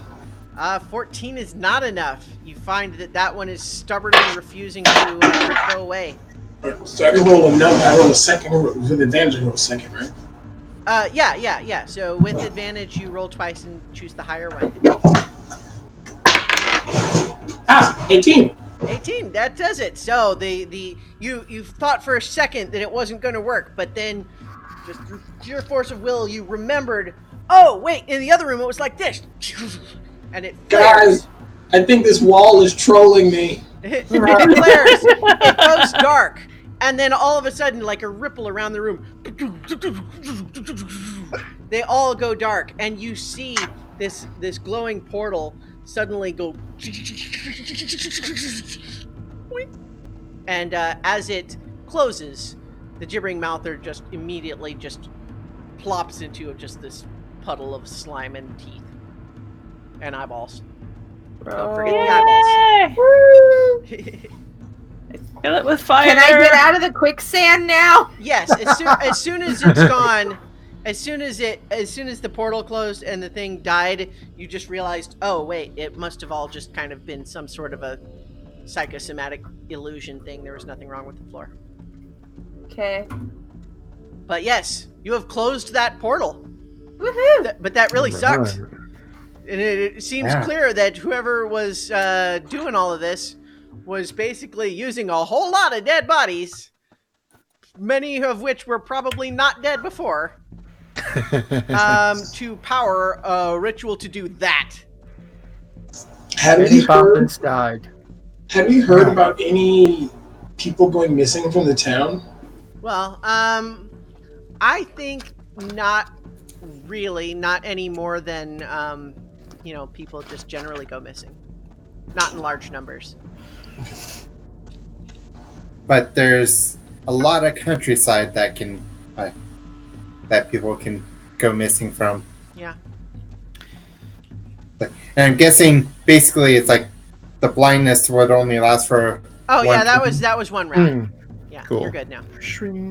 Okay. Is anybody still hurt? Oh, I think Billy was still hurt from earlier, so I'm gonna go ahead. A little bit. Do a heal wounds and try to get us all on A cure wounds or healing word? Yeah. Sorry. You kind of see Bug shiver and shake a little bit and start patting down his fur, kind of like a nervous twitch as he just kind of just stiffly stalks out of the whole group, and he's just kind of brushing himself down. That was really, really, really unpleasant. That's 8 points of healing for Billy, which I think pops him off. Yeah, maxed out. Okay, cool. You guys only have one more room that you haven't explored yet. Yep. Do the room. Yep, let's do the room. Let's do it. Do that room. Do it. Do it. Do it. Do it good. You can't. You try to open the door, and it's the door is striking a large piece of stone on the floor, making it difficult to push open. Can I shove it? Do a shove. Do a shove? Yeah. Strength check? Yes. Oh no, that failed. Shove it.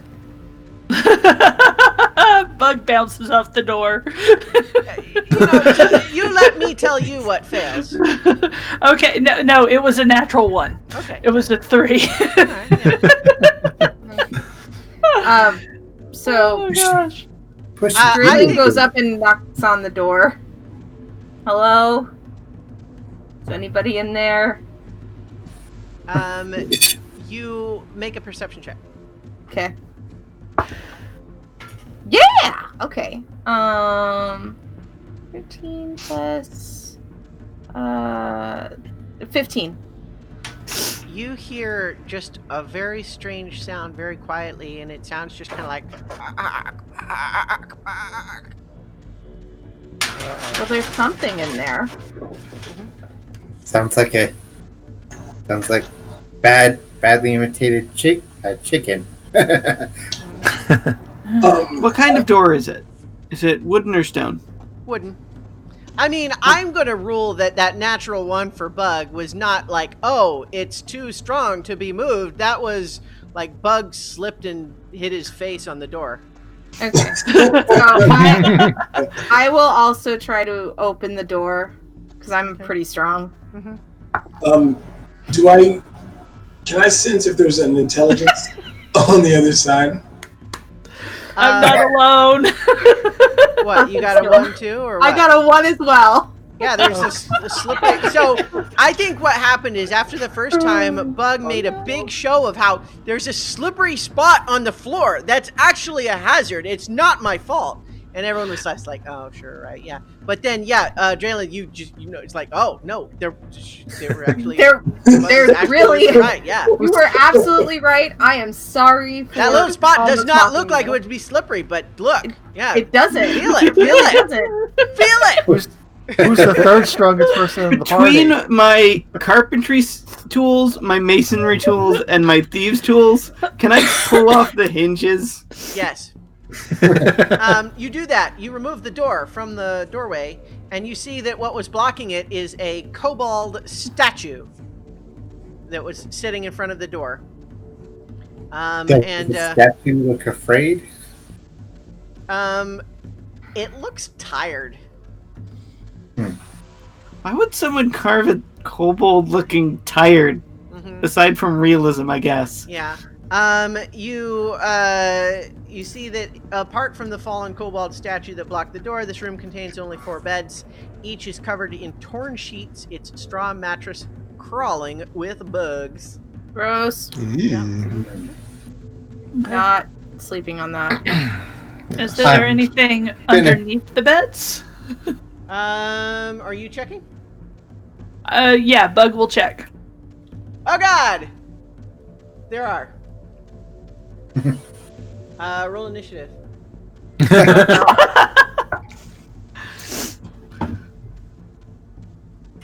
16. All right.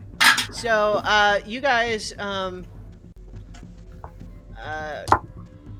give me a second here, but yeah, what you see underneath this bed lurking is what you first think is maybe a chicken, but then you realize, oh no, it's a cockatrice. Oh wait, it's a dead cockatrice, but it's moving around, so it is an undead cockatrice. Why? Well, yeah, that's a good question. That explains the kobold. So, yes, cockatrice is a chicken-like creature that can turn you to stone. Great. So, there are 2 of them on there. I think, I got Bug's initiative. Let's get everybody else. Draylin has 12. Alright. Billy has 5. Catalyst has an 8. Feldspar has 14. 17 for the kip. Okay. So, I And think... 13 for Glovis. Alright, so I think that not all of you were in there. It's not a very big room. I think maybe you were mostly all like hanging out here. Who else? But it sounds like it was Bug that took the initiative to go into the room and sees those cockatrices. So I think we're gonna rule that that's where everybody stands, if that's okay. Yep. Yeah. All right. So Kip, you hear Bug go ah, but you can't really see anything from where you are. This is going to be one of those fights. You just might have to just wait. Yeah. I mean, I'm small, so can I move through everyone to get to the door? If you want to like be shoving through between everybody's legs. Yeah, that's fine. Sure. 5, 10, And I'll 15, go up 20. against the door because I'm also small. All right. And let him through. Yeah. Alrighty. Where is Bug?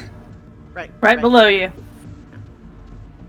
Okay, so if I happen to do something that might potentially be in a cone, it wouldn't hit Bug, would it? Well, you would be where able you to point it. choose one or the other of these things, which you actually can't. I think you only maybe see Bug looking startled under the bed of one side. So, so I mean, I'll let you see where they are. But the point is, a cone, you would have to choose one or the other cockatrice. You can't get both. Okay, well, I'll have to choose the other one that Bug's not under or near. Well, kind of in between both of them evenly, but yeah, whichever one. Left or right? Yeah, don't worry about hitting me if you need to. No, you can't get both of them in a cone anyway. Yeah. Left. All right. My left or your left? My left. So East or west? Okay, Jason's left or Kip's left? it would be west. I'll say west. There we go. West. Good. Okay, West Wind. What's your spell? That will be. Let's see. Burning Hands. Got it. I think it makes a dexterity saving throw. It does. Gets an 18. Oh, well, the DC for that is. That probably succeeds, but it still Yeah, takes it's half a damage. pretty. Yeah, I was trying to see because I think it would be only I think it's a +5, so yeah, we would definitely beat it still. So let's how much damage is that? Second level.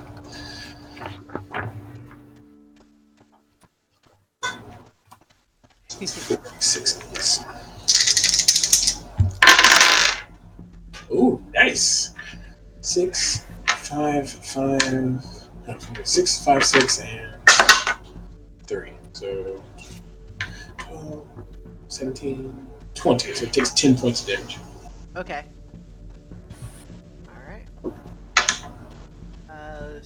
Okay. So it takes some fire damage, but also what happens is that you have absolutely set that bed on fire. Woo! Yep. All right. That is Kip's turn. Bug, you're up. I'm gonna hit the flaming. Yeah. I'm gonna hit the flaming torched cockatrice with my great axe. All right. You're like reaching it under the, you're like stabbing it like a broom under the bed. Yeah. Well, actually, I'm just gonna cut through the bed to get to the cockatrice. Fair. All right. Now I just have this Chop image through of this like, burning straw mattress. Chunk. Okay. Yeah, that's the thought anyway. We'll see if it works. Roll your attack. the way you described it at first made it seem like a scene from like the D&D version of Shaun of the Dead. I love that movie. 23. It hits, yeah. For 8 slashing damage. Alright. Alright. That is Bug's turn. It is Feldspar's turn. Okay, can I get into the room and dash up to next to Feldspar? As my bonus action? You are Feldspar. Yeah. Or, Bug? As my bonus action? Yeah. And then you're I will... squeezing past, but you're not going far, so it's fine. Right. And I will stab with my sword. Okay. The one that's on fire or the one that's not on fire? The one I'm next to. Yeah. 20. Hits. Okay, and I'm gonna, backstab it since it's within melee of another creature. And that is 15 damage. Yeah, you kill it. Again.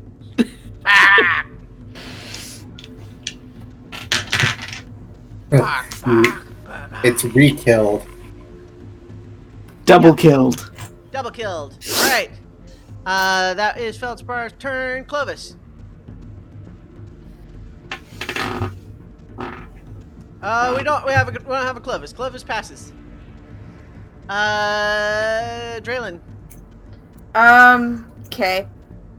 I am going to ready a healing spell and step away from the door so that other people can get in or out. Because I don't really have anything else that I can do. What? You're readying a healing spell? Yeah. For what? For if anybody ends up needing a healing spell. Okay, well, I mean, you kind of need a specific trigger. You can, I guess, ready healing word for if someone takes damage? I don't have healing word, I've got cure wounds. So, well, I know I said that you could earlier, but generally speaking, you can't hold your movement. Okay, then I will just move to the side and pass. Alright. You're good.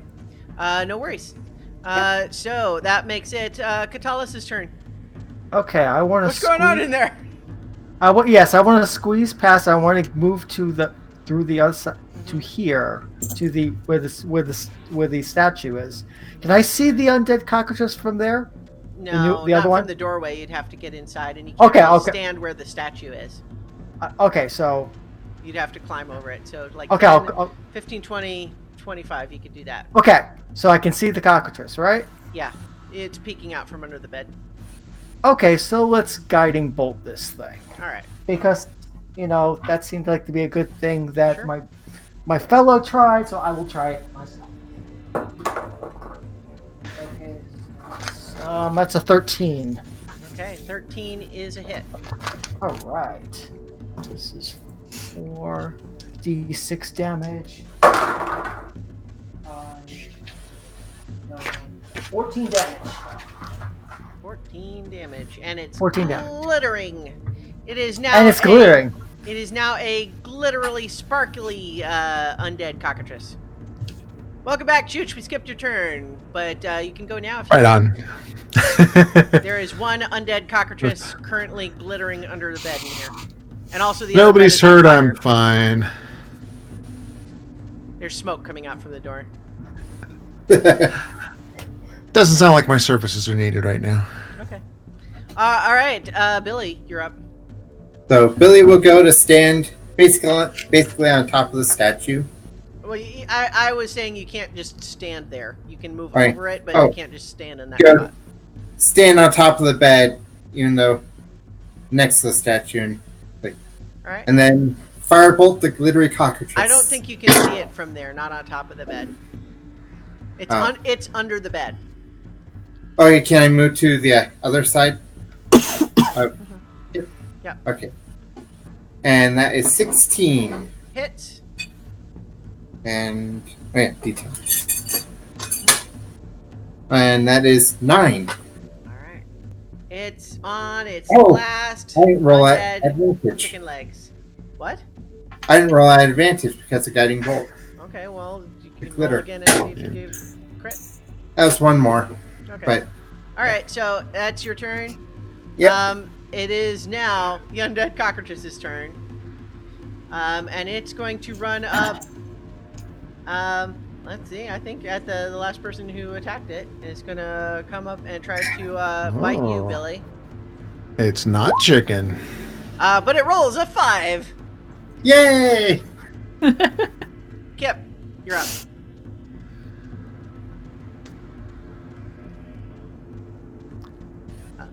You're muted. Yeah. Alright, let's see.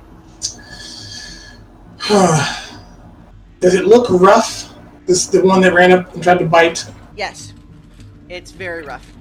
Alrighty. On Then... top- Already an already being undead chicken undead, yeah. monster. It's pretty bad. It's falling apart. Yeah. Mm-hmm. I will hit it with a I'll try to hit it with a firebolt. Okay. Does a 12 hit it? It does. No. Yeah, Oh. it hits. Okay, nice. Let's see. Yeah, that's a cantrip now. That's a powerful. Oh wow. 1. All right. Yeah. Well, that's why it's sometimes powerful. It's still a cantrip. Yeah. It looked really awesome. Mm-hmm. Yeah. All right, Bug. You have now got a bed on pieces, straw mattress, on fire, in front of you. Alright, well, I'm going to turn around and hit the other undead cockatrice. Yeah, do it. If you're so smart, or so like rage-filled. Well, not really rage-filled right now. At the moment. I'm trying to save that in case I need it for later. Look, I'll rage when it's appropriate to rage. This is Tuesday. I mean, they're just chickens. Yeah. Great Axe was 19 Hits. for 12 slashing damage. Yeah, you chop it good. It's very chopped. It's bone fragments. It would be hard to chop it more than you just did. Like, you could imagine it as a hypothetical, but in terms of real-world conditions, you think it's pretty much as chopped as it could possibly be. Okay. Cockatrice fillet. Mm-hmm. Uh, All right, not the most damage. The room is filling with smoke. The other bed to the north of it has caught now. Okay, let's get out of here. All right. Everyone's filing out of the room. I did close the door behind us, but it's been removed. Well, Yeah. It's a stone building. It'll be fine. Yeah. I mean, everything's going to smell like smoke, and well, everything was smoking already, so I'm sure it's fine. There's also a crevasse full of dead people in the next room, and it's a fixer-upper. Very fixer-upper. Yeah. You just leave the statue where it is? Eventually, we're going to have to unpetrify him, her, them. Well, not necessarily. Just toss it. Make a nature check. In the pit? Someone who has an appropriate skill can make a nature check. All right. Well, that's a whopping 6, so I didn't learn anything. All right. Well, at least we know he's safe from the fire. Well, are you just leaving the statue where it is? For the moment, I am. We should probably drag it out of the direct fire. Sure. Put it in the hallway. I'm not doing it. All right. I will help pull this since I'm physically close. I'll help pull the statue out of the room. Dragging it along. I mean, it's not big. It's cobalt, but it's also a stone statue, so it's not light. So I'm going to hand wave that you go back through the rest of the rooms just to make sure you've covered everything, and other than the ghast that you still have in the cell up there, there's a brief burst of excitement when you realize that these hanging bodies in the pit are actually animated scarecrows. And one of them gets real close to grabbing you and pulling you into the pit, but you are able to evade it. Would you have just destroyed those things? Fire! Yeah. Yeah. Yes. Yeah. So you take those out without difficulty, ultimately. You leaving the ghast in the cell for now? Yeah, it can't get out. Mm-hmm. All right, so you're leaving it, keeping it prisoner there. You do recognize as you check those cockatrices that they have that same symbol. Which you suspect might now belong to some necromancer named Huber.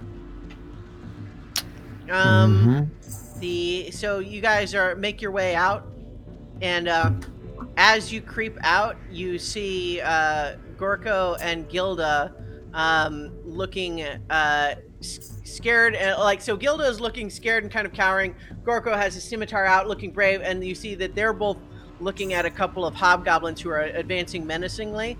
And then as these hobgoblins see you guys coming out, they go, "Never mind. All right." And they start to run. But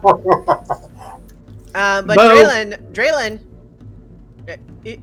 you recognize one of those hobgoblins from your old job. So, hey, Merkin. Hang on, I'll tell you what their names are. Okay. I know you did a good guess. I appreciate it. I'm saying they do actually have names in the adventure, and I'll tell you what they are in just a second. Let's see. Oh, I showed you that one already. It's good. Here we go. Yeah, so you recognize that one of these hobgoblins is named Grunka, who is a contractor that works with Dran Enterprises. Hey, Grunka. And they kind of, one of them turns around and the other one's just still running, just not waiting for their friend. But Grunka kind of turns around in confusion and just says, "Draylin? What's up? What are you doing? What are you doing? You know that I had that thing, and so I had to leave, but I still need work. No way! So... You really left? Oh yeah. You crossed the line. You're on the other side now. Yeah, well, doesn't mean we can't be civil. What's going on? Well, like we heard that the Acquisitions Incorporated franchise in Vandalin got blown up, so we were coming in to move in. Oh, sorry, we got dibs on it. Oh, what? Really? Yeah. Good She try, turns though. and yells after Frat and says, "I told you we didn't have time to wait in Red Larch." Frot is So- just not even turn around. It's just still just running down the hill. Good help is hard to find. Anyway, Red good luck. light, huh? Well, And, just like if like if we can just crawl like a truce with your guys, I would love to show you this acid sprayer. It's so cool. Oh, really? Yeah. Okay. Well, like, Hey, guys, okay. hold on a minute. I'm gonna go and see what's going on. Okay. So like, Grunka does insist, to the extent that you give them permission to insist, that the rest of you stay back, but does want to speak with Draylin a little bit. And if you come up there, you check it out, and let's see. I think I have a handout. Yeah, here's these two hobgoblins, and you can see the one here in the front has got this weird fancy backpack that's like a metal tank and holding what looks like a metal wand with a hose connected to the tank. And she goes over to like a tree and pulls the trigger and basically sprays acid all over it, and the tree just suddenly. Dude, why did you do Right? that? Right? Yeah. Like That's what amazing. that's what we were gonna like use on you guys, but like Well, I mean, that was. We thought that it was just, like scraps, right? Like Yeah, we thought that yeah. we were though we're all dead. But you beat us here. Like I mean, honestly, I'm kind of planning to throw Frot under the bus on this one. It was really his fault that we weren't here on time. So No, and if you need a supporting documentation, let me know, and I'll write something up. Like I appreciate the thought, but like. Yeah. It's You just, know how Portentia is, like, Yeah. it's not Bronca, like. you need to get out of there, like, as soon as possible. Oh, I know, but it's just like I've got inertia there.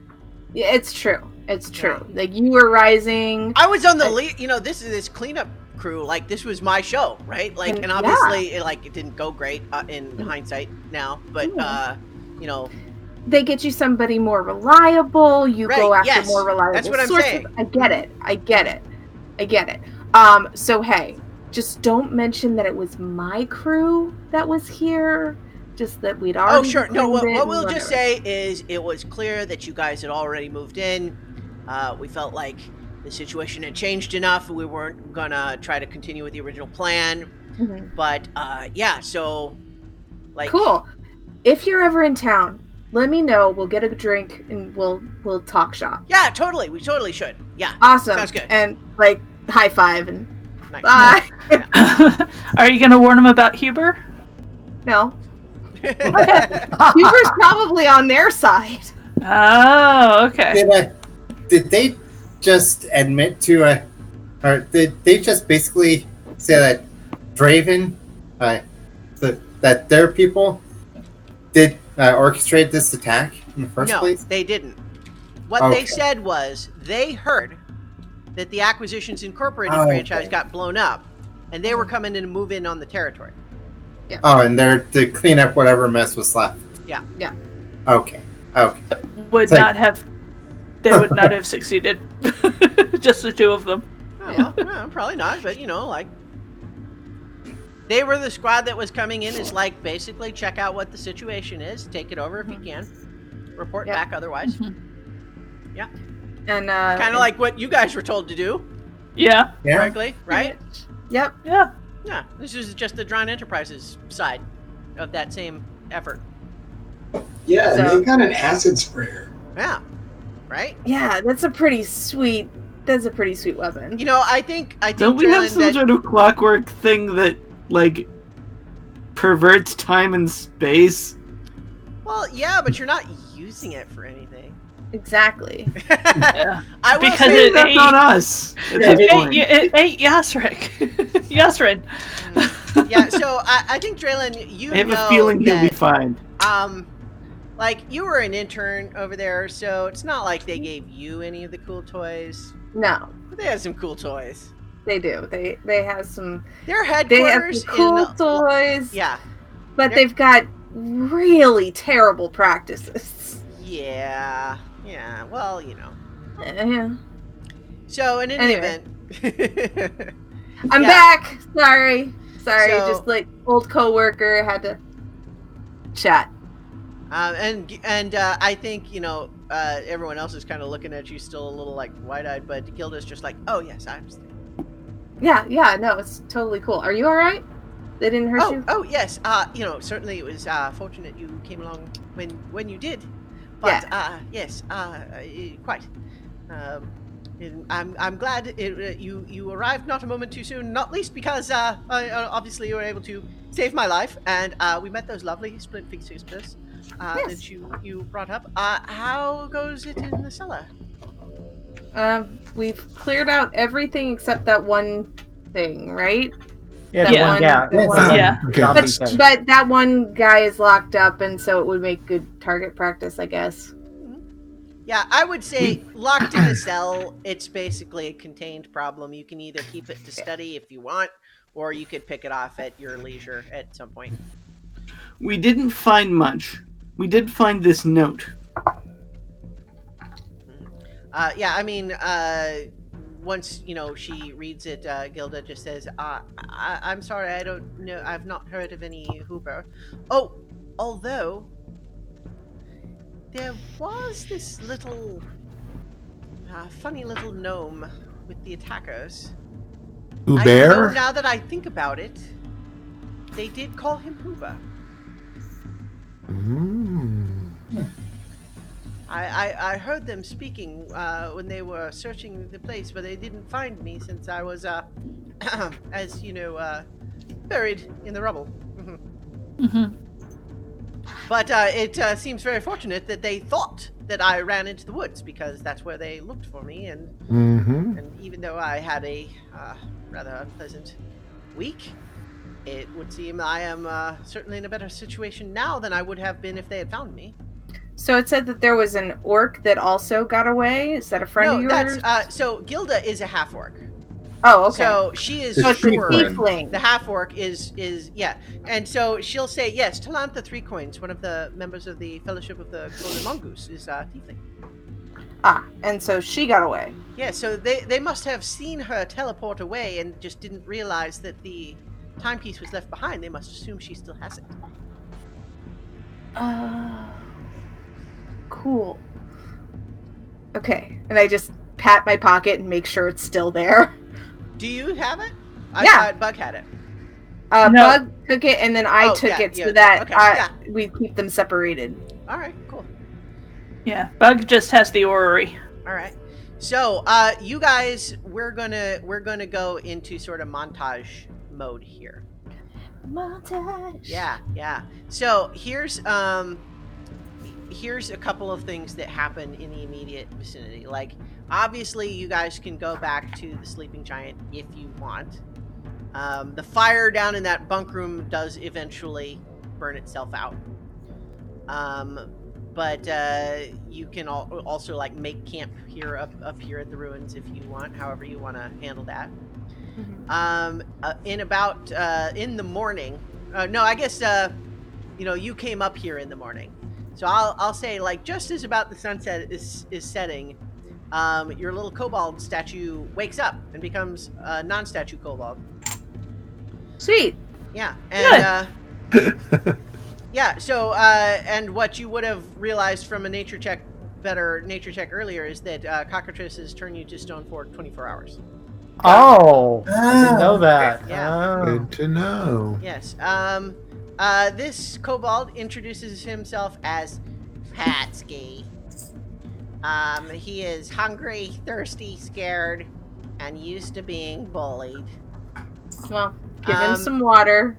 Give him some food. Yeah. He was technically a servant to the attackers, who brought him there, and he explains that the cockatrices were brought with the attackers, but when they decided to move on, they decided that they didn't need to bring the cockatrices with them, and a spellcaster put a mark on them and told Patsky to lock them in the room. But they pecked him before he could escape the room, and he turned to stone. And ever since then, after 24 hours, he would wake back up and they'd peck him again, and he'd go back to stone. And that's been the last week for him. Oh, wow. That's terrifying. Yeah. Poor guy. He can tell you the general story of the attack. Let's see.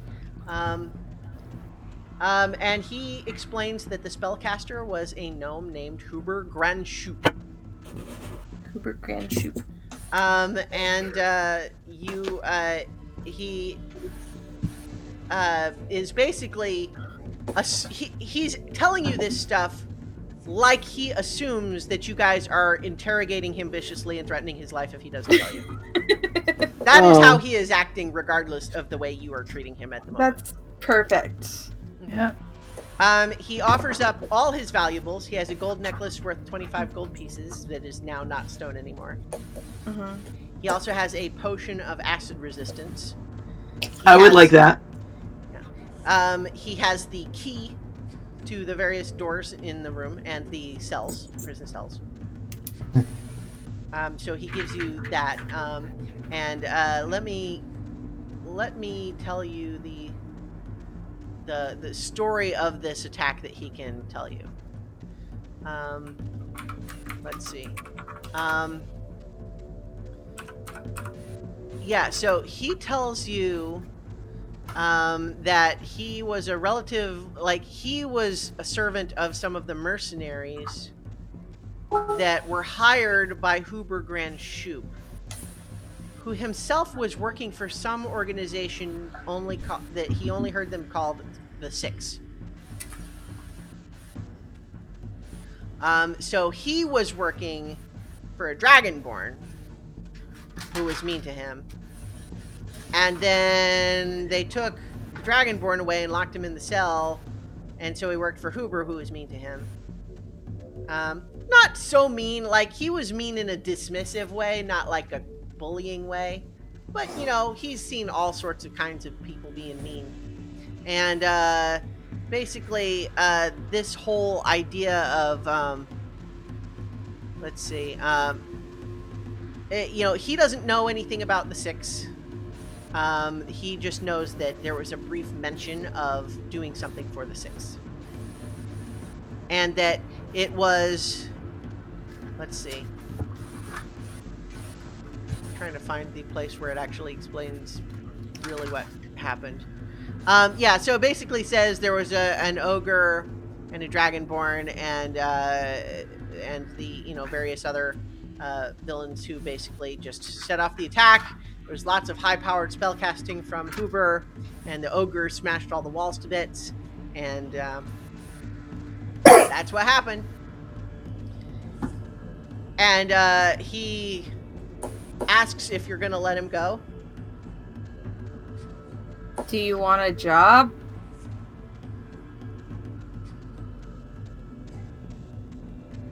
He's just you're doing like this eyes wide, like.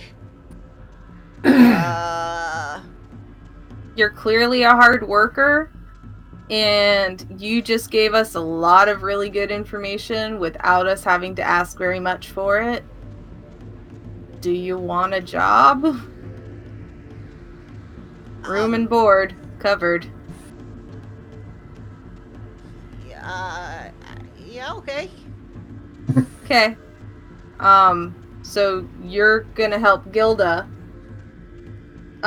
with anything that needs being done to help build this mansion back up. Yeah. Okay. Sounds good. So, and your former boss is a zombie in the basement. Oh yeah, there is He's a locked zombie up. in the basement. Dragonborn? Yep. Yeah. Oh, Just okay. Yeah. Just He's, let him. Yeah. He's locked up, so just leave him alone. We'll take care of it at some point. Yeah, We'll get it's to it. a you guys, after dealing with him a little bit, you realize that like he's obviously been very bullied, but you guys, even the ones that are kind among you, realize that he is so just craven and cowering all the time that it's actually a little bit unpleasant to be around. Yeah, it's making me feel dirty. Yeah, so like you're trying to be nice to him, but all of his instincts are you turn to look at him and he goes, "Ah!" So, yeah, I mean, I'm not telling you you can't stick with him. I'm just saying, like, he's almost obnoxious. I turn to Bug, and I turn to Katalis and Billy, because they've been with me the longest. What do you think? Keep him? Let him go? Well, he's gonna need some work probably to be very productive. Yeah. He's going to need work, but if we let him out into the wild, he'll be dead in a day. And that, I can't have that on my conscience, and neither can you. That's exactly where I'm at. But I want to make sure that I'm not, that I'm leaving it to a vote. I'm pretty good with leaving that to my conscience. Give Save me from the cockatrices. All right, so if the plan is you're gonna keep him around, understanding that he's maybe not the most productive for a little while at least, that's all good. That's fine. You guys are writing up your report. Is there anything you're leaving out, or are you being pretty straightforward about everything? Be straightforward about everything. Sounds reasonable. You certainly make the home office aware that you found another piece of this orrery. That there is some individual named Huber working for some organization known as the Six. Seems to be doing necromantic rituals and maybe knows more about another one of these pieces, right? Yep. Dran Enterprises tried to swoop in, but you stopped them. Yep. And otherwise, you're hanging out here. You could probably get started hiring some workers. You got Gorko and Patsky here, but also you could probably hire some folks in the town to start doing a little bit of cleanup. Sure. Yeah. Just while you're waiting. And so you arrange for this message to be sent back. I don't know if one of you would deliver it back or if you just hire someone to be like a messenger. Or perhaps if you try to find some way to send, a message magically. Well, I don't have a means to send message magically. I don't know if anyone else does. Maybe like a carrier bird of some kind, maybe? No, I mean, basically the way it would work is if you don't have some magical means, someone carries a physical letter. Makes the same journey you guys did. Yeah. Bug wouldn't mind handing the orrery off to somebody else to protect while he goes, because then he gets to visit his family. But he wouldn't mind hoofing the message back if that's what we decide to do. I think two people should go just for safety's sake. Do you want to go? Yeah, I'll go. I'll go with Bug. Okay. Okay. And that way you two can keep each other safe. Okay. Yeah.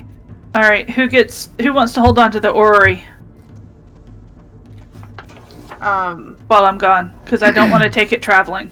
Yeah. Somebody who can protect it well. I guess. So we're also in, like I said, we're kind of in montage downtime mode, right? So we're going to say 2 weeks of downtime because it's, a week there, a week back. And so whoever's going back to Waterdeep is going to be spending their time doing that. Okay. Yeah. I tell you what, I'm just going to hand it off to Billy and say, do not attune to this. And then I'm going to stick it in his pack. Before I leave. Of course not. All right, so is it just Bug going back then, or? Nope, I'm going with them. Okay. Tell us. All right, so the two of you then are making your travel arrangements, and so you're heading out. Those of you who are staying back in town, how are you? You understand that the election for this town council thing is in a month time. So there's some additional discussion going on in town. You are at one point approached by someone who says that Harbin Wesker would like to speak with whoever's in charge of your new organization here. I think I would be working with Billy to make sure that we have everything in place for when we are ready to franchise. I wouldn't mind being the representative. Right. I just know that Billy is also learning a lot of the paperwork stuff while I'm learning the leadership stuff. Right. So is Kip? How does Kip feel? About this is the asshole politician guy. Basically, has sent someone to request a private meeting with you guys.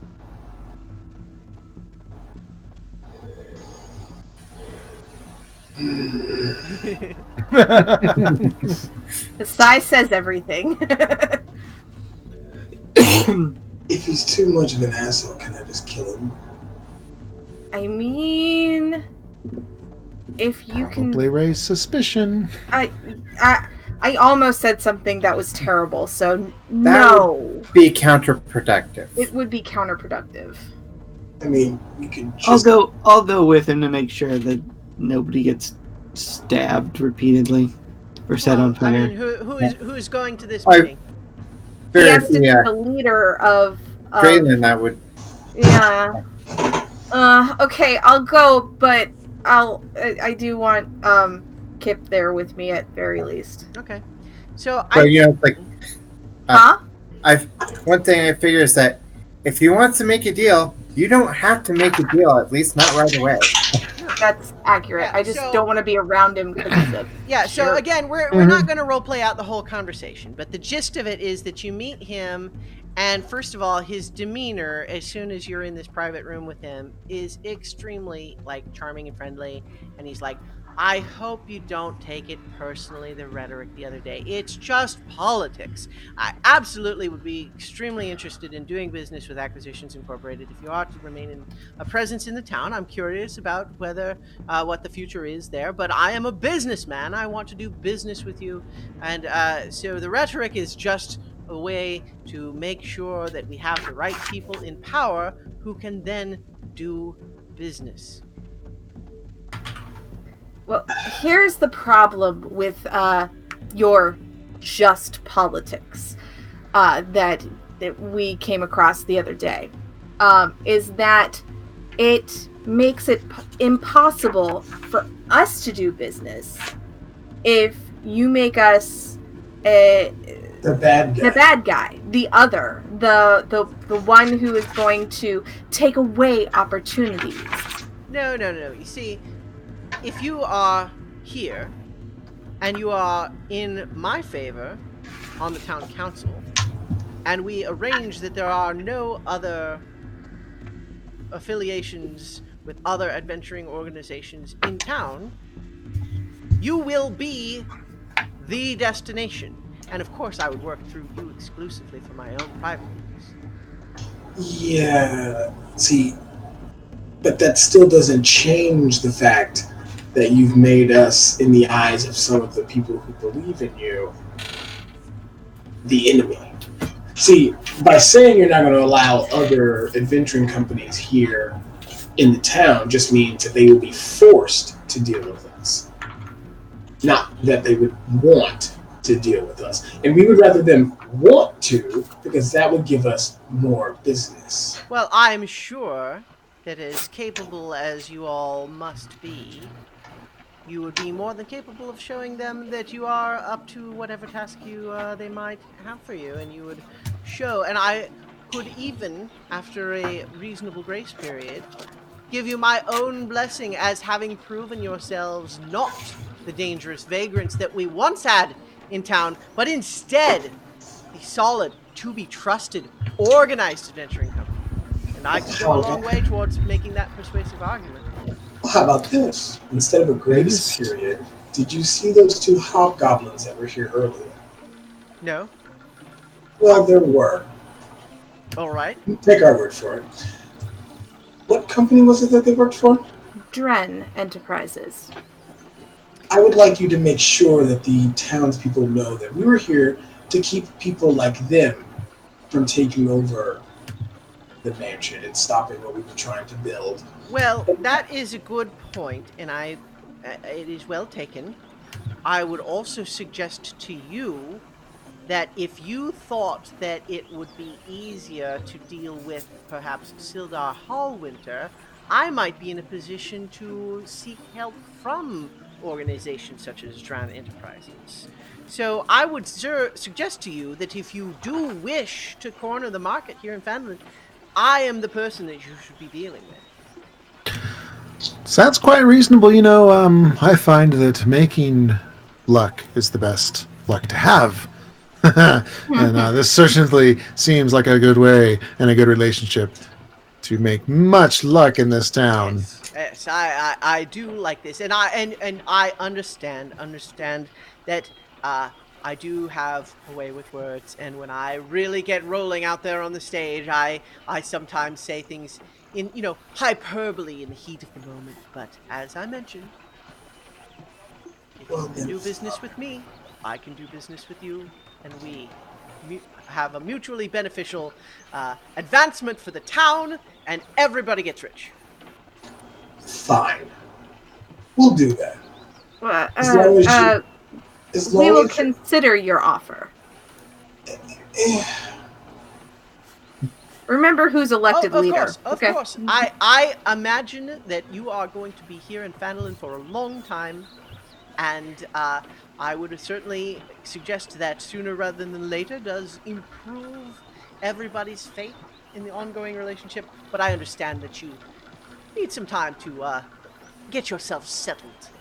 Yeah, once we're settled and then we've talked over with everybody, I'm sure that they'll agree. But, between you and me, buddy, if your tongue goes wagging like it did before, I'll melt you into a pile of goo to use you in an experiment. The two guys that were already standing behind, Harbin kind of stepped forward, and he just doesn't bat an eye, and he just says, "Well, perhaps you should keep me on a mood that does not lead to such things." Don't worry.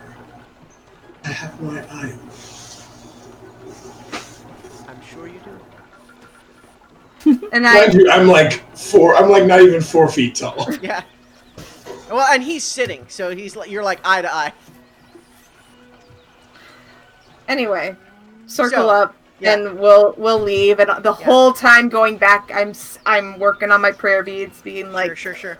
So you at one point in this week, you also do you do have Sildar Hallwinter does come up and see you at the ruins at one point. He comes back up himself, and he just says, "So I heard that there was actually a survivor in the rubble. I would." If you would permit me, like to offer my apologies to her for not finding her in my initial survey of the ruins. Yeah, I'm pretty sure she heard you running away scampering. I will bring him to see Gilda, and I will stay in the room. He gets down on one knee, and he's like, takes her hand and says, "My lady, I offer you my humblest apologies. I had thought the scene so horrific that no one could have possibly survived, and it is a testament to the constitution that you must hold, the strength that you carry within you, that you were able to survive, and I only wish that I could offer you those days back. But I cannot, so consider me at your service. Or any future request you must have." I'm sitting here going, where was this during the debate? And then Kip just annoyingly just like, "Quit buttering it up, you politician! You man!" Hearing that, he just kind of, stands up. Yes, well, good sir. If you will be staying, I am sure we will be seeing one another. I hope that we can have cordial relations. May I have a moment of your time, sir? Yes. Give him more than a moment. Teach him how to talk. By the way, this guy's in his 60s. He's not like 20 something. I'm gonna turn to Kip and be like, alone. I don't want to be in there. Listening to that guy. All right. Yeah. It's a little much. Sir, what I just saw was the most ardent and animated that you have ever been since I came here a week or two ago. I don't even remember how long. Anyway, if you showed that to the people of the village that you're running for, they might not be bored by you. I don't think people are bored by me. I mean, my plans are not as exciting, I suppose, but they're solid plans. But They're well thought you out. have to be excited by them. You have to be vibrant and animated by them, even if they're really boring plans. You know, it's a boring plan to get an aqueduct put in, but it makes everything so much better.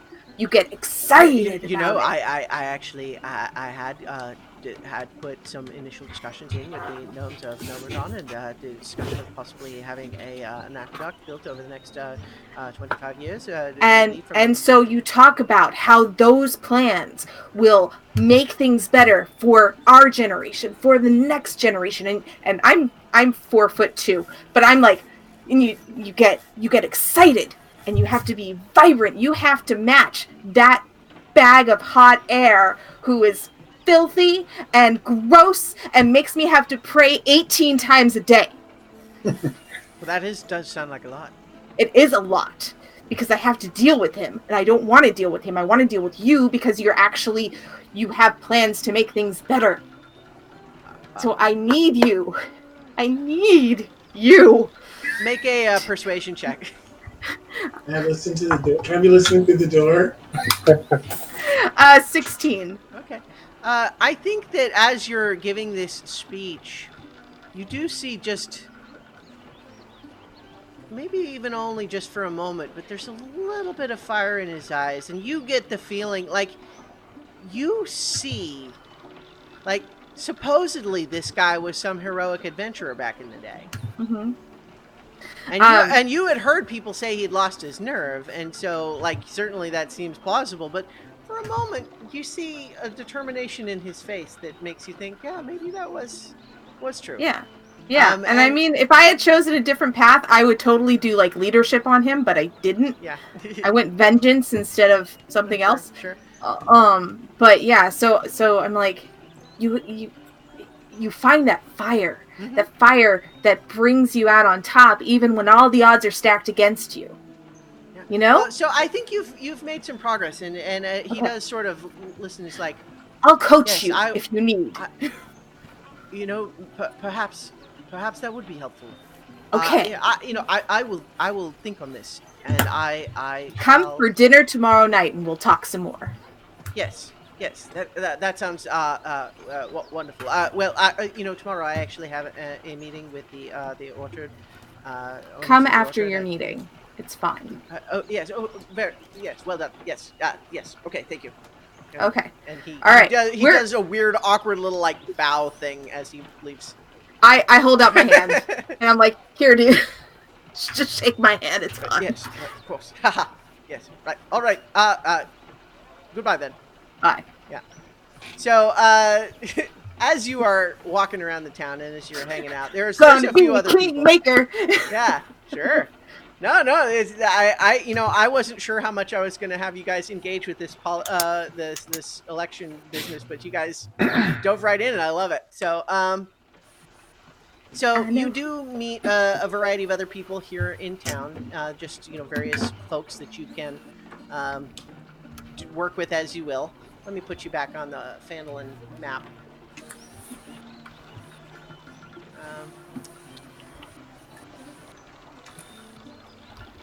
So at the high level, we're not going to do full scene with everybody. There's a guy named Braun McGable. Looks like this. He is definitely looks like a Braun. Yeah, sure. He is someone who apparently actually used to be the leader of a gang, like a mercenary gang, but he's kind of given that up. The Red Brands really kind of fell out of favor with the town. They kind of mostly got run out, but he was always he was actually like in the town prison at the time that the rest of the gang got run out of town, and he kind of was just.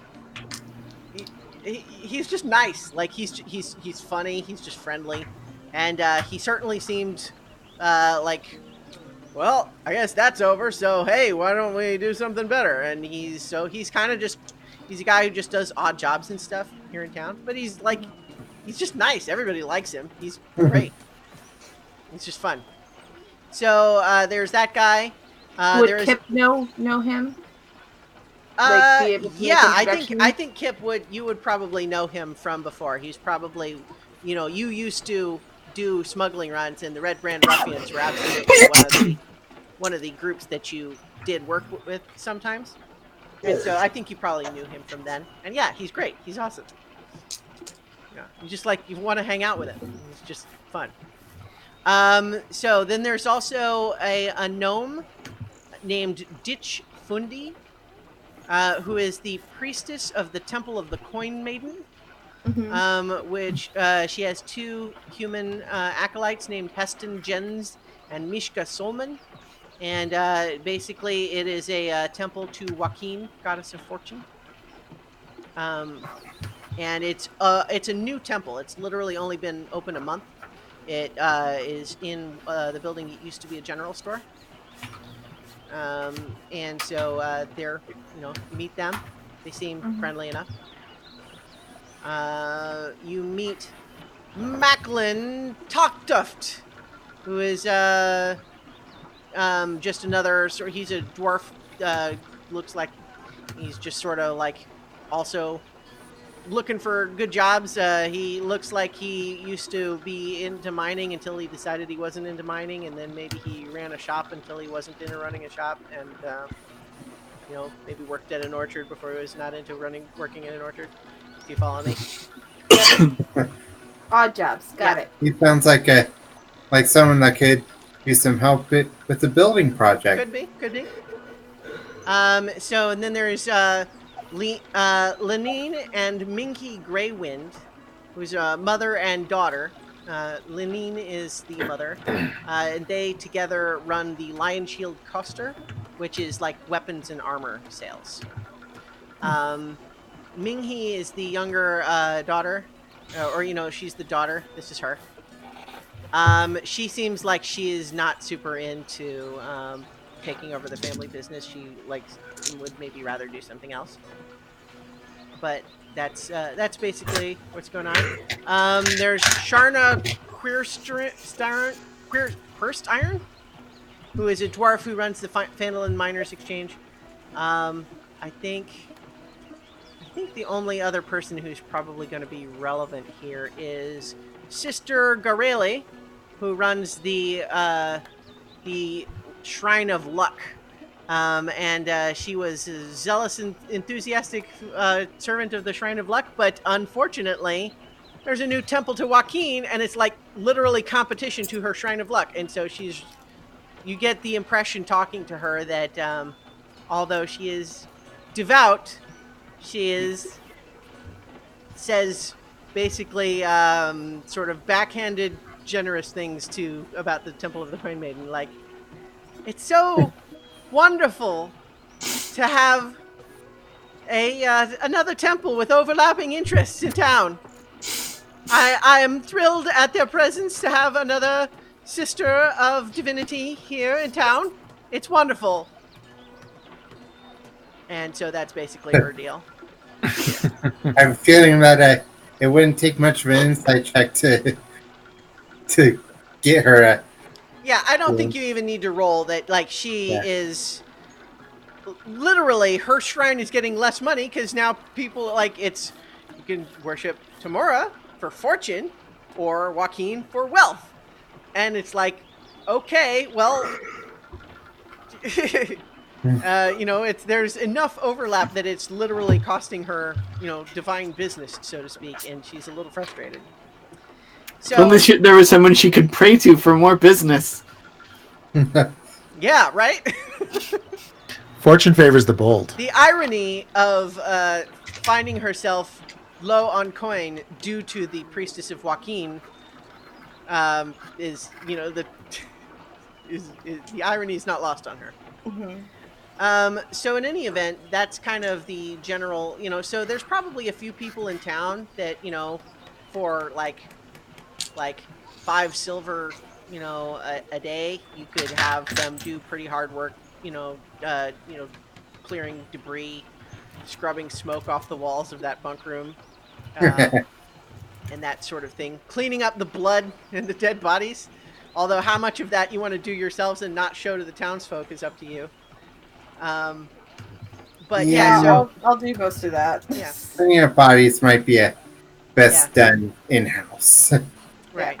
So you guys are taking care of some of that, and you're working on it. So in the meantime, we have Bug and Katalis made your way back to Waterdeep with their report. And so you make your way back to the head office, and you present your report, and you give it to the secretarian. And she says, "Thank you. We'll be in touch." That's it. Okay. Yes. Okay. So We'll be in touch. You've submitted the report. We will read it in due process. There is a lot of, just because you've come from far away doesn't mean that your letter or your report deserves priority above other messages that arrived before yours. But we will get to yours in due time, and we will submit a response to you. And it is we are following all of the appropriate protocols. Okay. Thank you. Should we remain in town until we hear a response, or should we head back? Well, that is up to you. I do not have an answer for you just at present how long it will be, but I'm sure it will be soon. Okay, thank you. You wanted to visit your family, didn't you, Bug? Yep. Yep, So that's where Bug is heading as we speak. All right. So we could say a couple days to do that Okay. before we head back. Yeah, so you, I think, how are you? So are you both staying with Bug's family? If Bug's family will have me, yes. Otherwise, I'll just stay at an inn. All right. So Yeah, what's no, that you're coming home with me. Okay. Yeah, that's not even a question. Yeah. So let's get just a brief vignette of what spending a couple of days with Bug's family is like. It's pretty chaotic. Bug's wife's Snug, and their 3 kids. Whimsy is a human, and his he's the one that's in therapy because Bug picked him up from a town that he had just gotten finished destroying. He was the last survivor. So he said, "Okay, kid, you're coming home with me." And so that's why he's in therapy. His youngest child, Beauregard, wants to be a wizard, and so he has books all over the place, while Whimsy is either doing art or trying to blow stuff up. And then Tuggart is his eldest son, and he's apprenticed with a blacksmith. And then Snug is... I didn't really figure out what Snug did. She does something to help bring in money. Well, maybe she hasn't really figured out herself yet. Yeah, she just tries different things as she can. Yeah. But it's a family of basically 4 bugbears and a little human. And so it's all the chaos of large meals and wizard wannabe who's trying to cast spells and someone who's invested in explosions. I've fallen into Full House in Waterdeep. Yes. Yeah. Actually it's a renovated abandoned warehouse. Just on the other side of the bad side of town. So you stay there a couple of days. Are you checking back in with the office, or how often are you doing that? I figure I'll give them a day to do it, and then so on the second day I would go back and check in if we haven't heard anything from them. Just so they don't have the expense of a messenger or something. Sure. Yeah, they say no word back yet. I have passed on your report to the appropriate individuals. Okay, thank you. Just checking in. Yep. You check in every day like that, or? pretty much every other day. I think we'll check in one more time, and if they still haven't processed it, I'll let them know that we're headed back to Phandalin the next day. So you wait 2 days for the next check-in? Yeah. When you check in at that time, they say, "Oh, yes. The messenger with your feedback was sent out yesterday." Oh, really? We haven't heard anything. What? Well, Where was the messenger sent? To Phandalin? Yes. Oh. Okay. All right, then we'll probably try and catch them up on the road. We'll thank you very much, and we'll see you later. Of course. Have a good day. We're all one Acquisitions Incorporated family now, after all. Yes. Oh, spoilers. Yeah, so basically, the way this works is that you guys are hurrying back. We're going to catch back up to everybody else who, let me pull up the right little window here again. This is not the right one.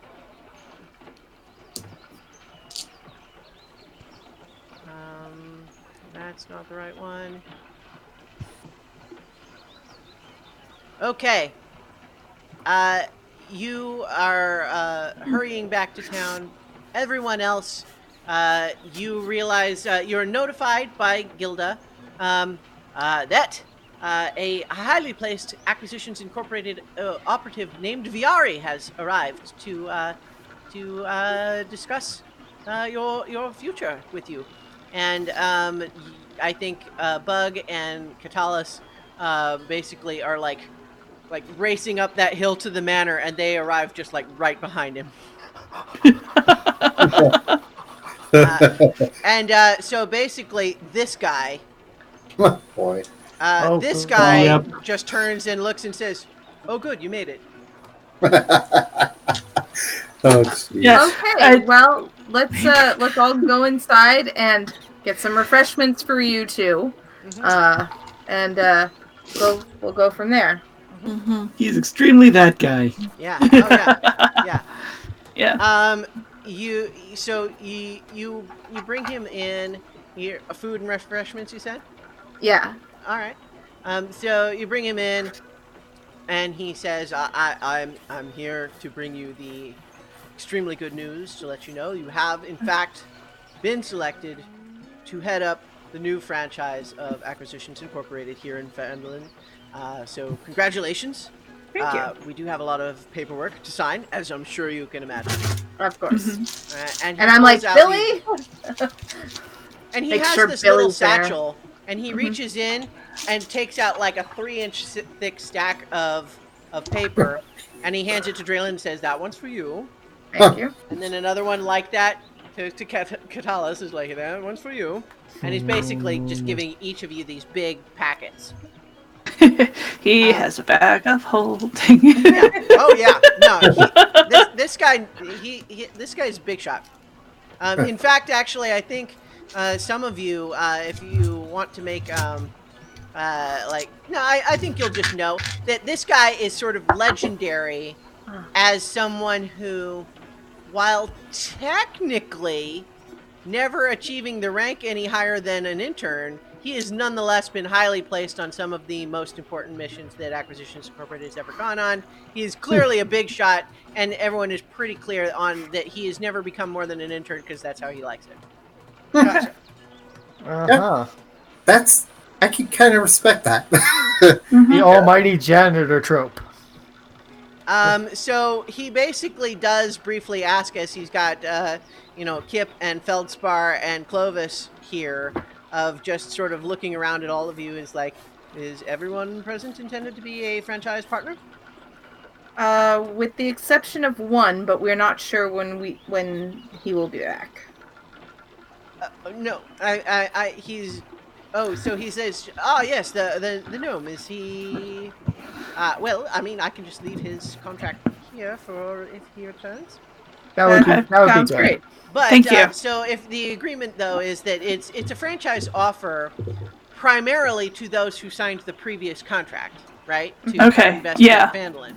But it is up to those individuals to decide who else they wish to extend this franchise partnership. So let's huddle. So I think it's Me, Bug, Billy, Katalis, and Phandalin were the original ones, right? Feldspar.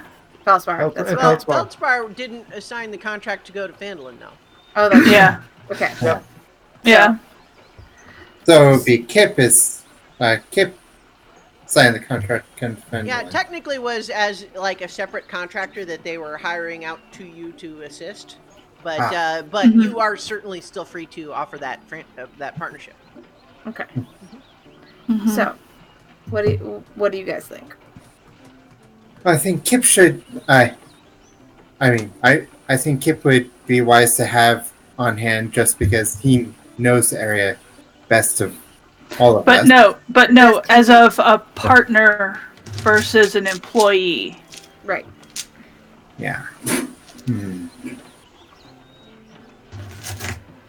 I mean, he's much more. VR is just going to say, I have to say, personally myself, I have never felt like I really desired all of the paperwork of being a full franchise membership and all of the obligations that implies, and in turn gives you certain freedoms. Okay, first, turn around. Do any of you want to be partners? I want in. Yes. Whichever route makes the most money. I think Feldspar, I think you might be muted. No? I saw the hand raised. Can you hear me now? Yes. Yes. Yeah, I want in. Okay. And so sounds like... So they all want in. All right. Who are we okay with? Are we okay with everybody joining, or...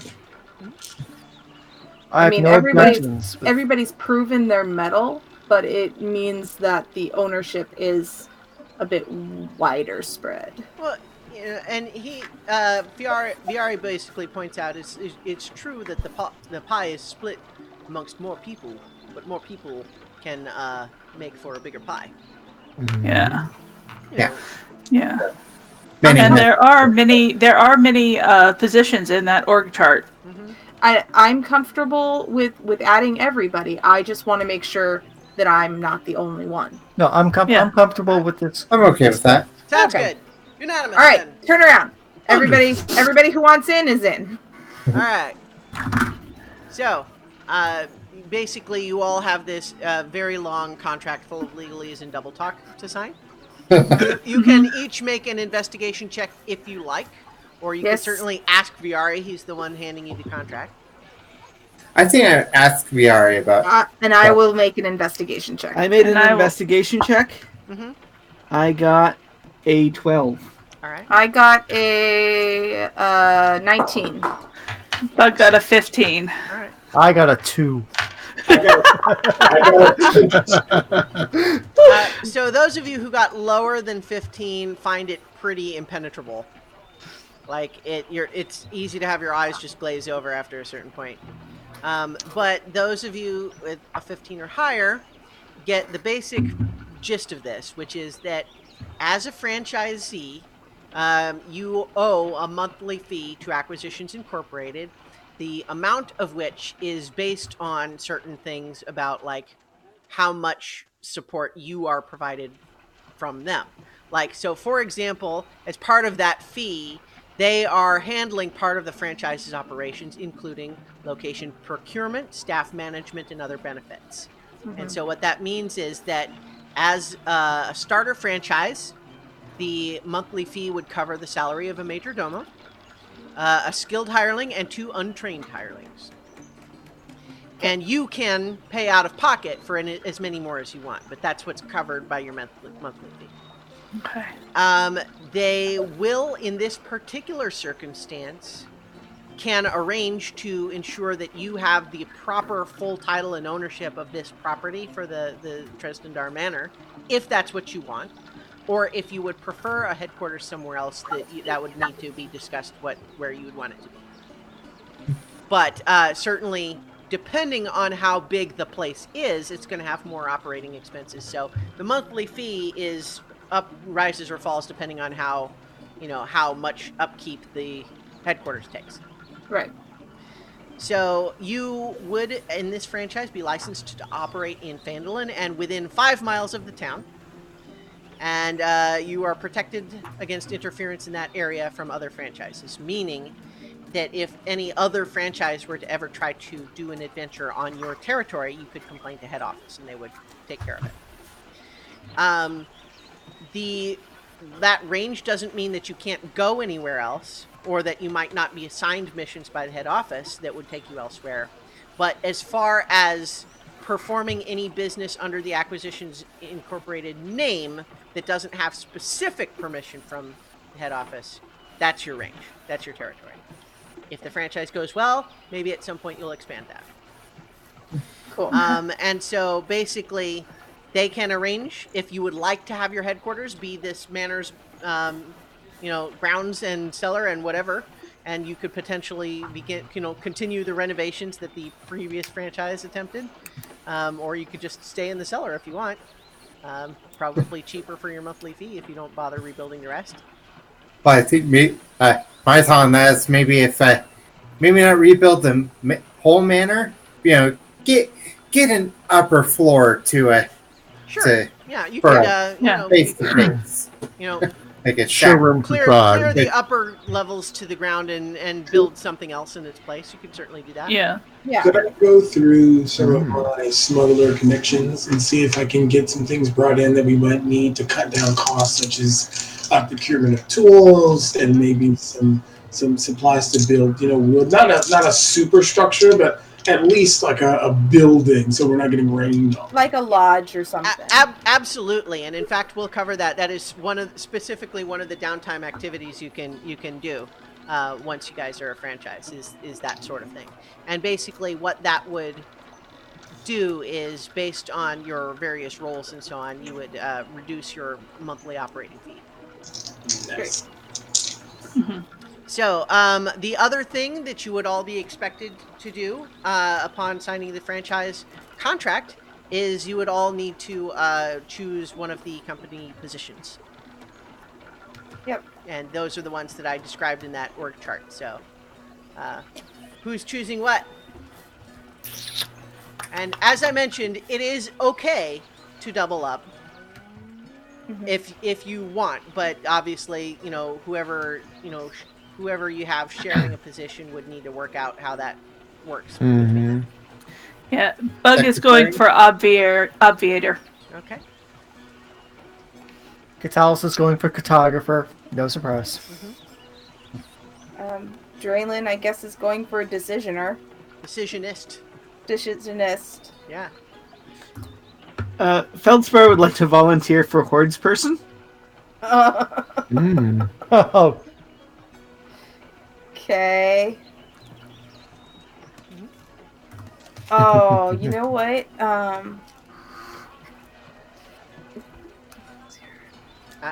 Is anyone? I think Loremonger would be a good fit for. Well, so Yashkrin was thinking of being that, but also Yashkrin got sucked into the Orrery, so. Yeah. I think that Kip might be a good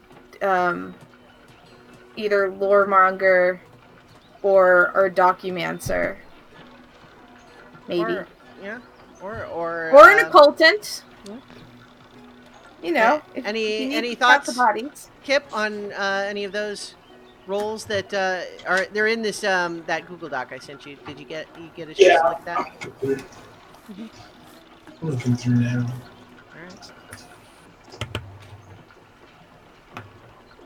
All right.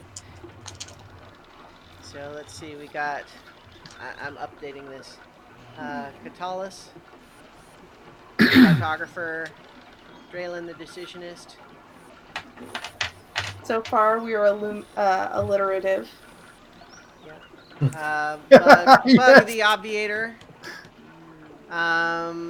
Feldspar is the hordes person.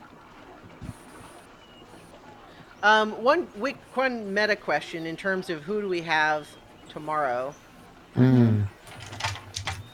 Because we might want to just keep in mind that if someone is not going to be here tomorrow, we wouldn't necessarily. Yeah. Okay. So all of us are going to be here tomorrow. Well, Hugh's not here at the beginning tomorrow, right? And neither am I. Yeah. Yeah, neither am I. I won't be until 2. Right. Right. Okay.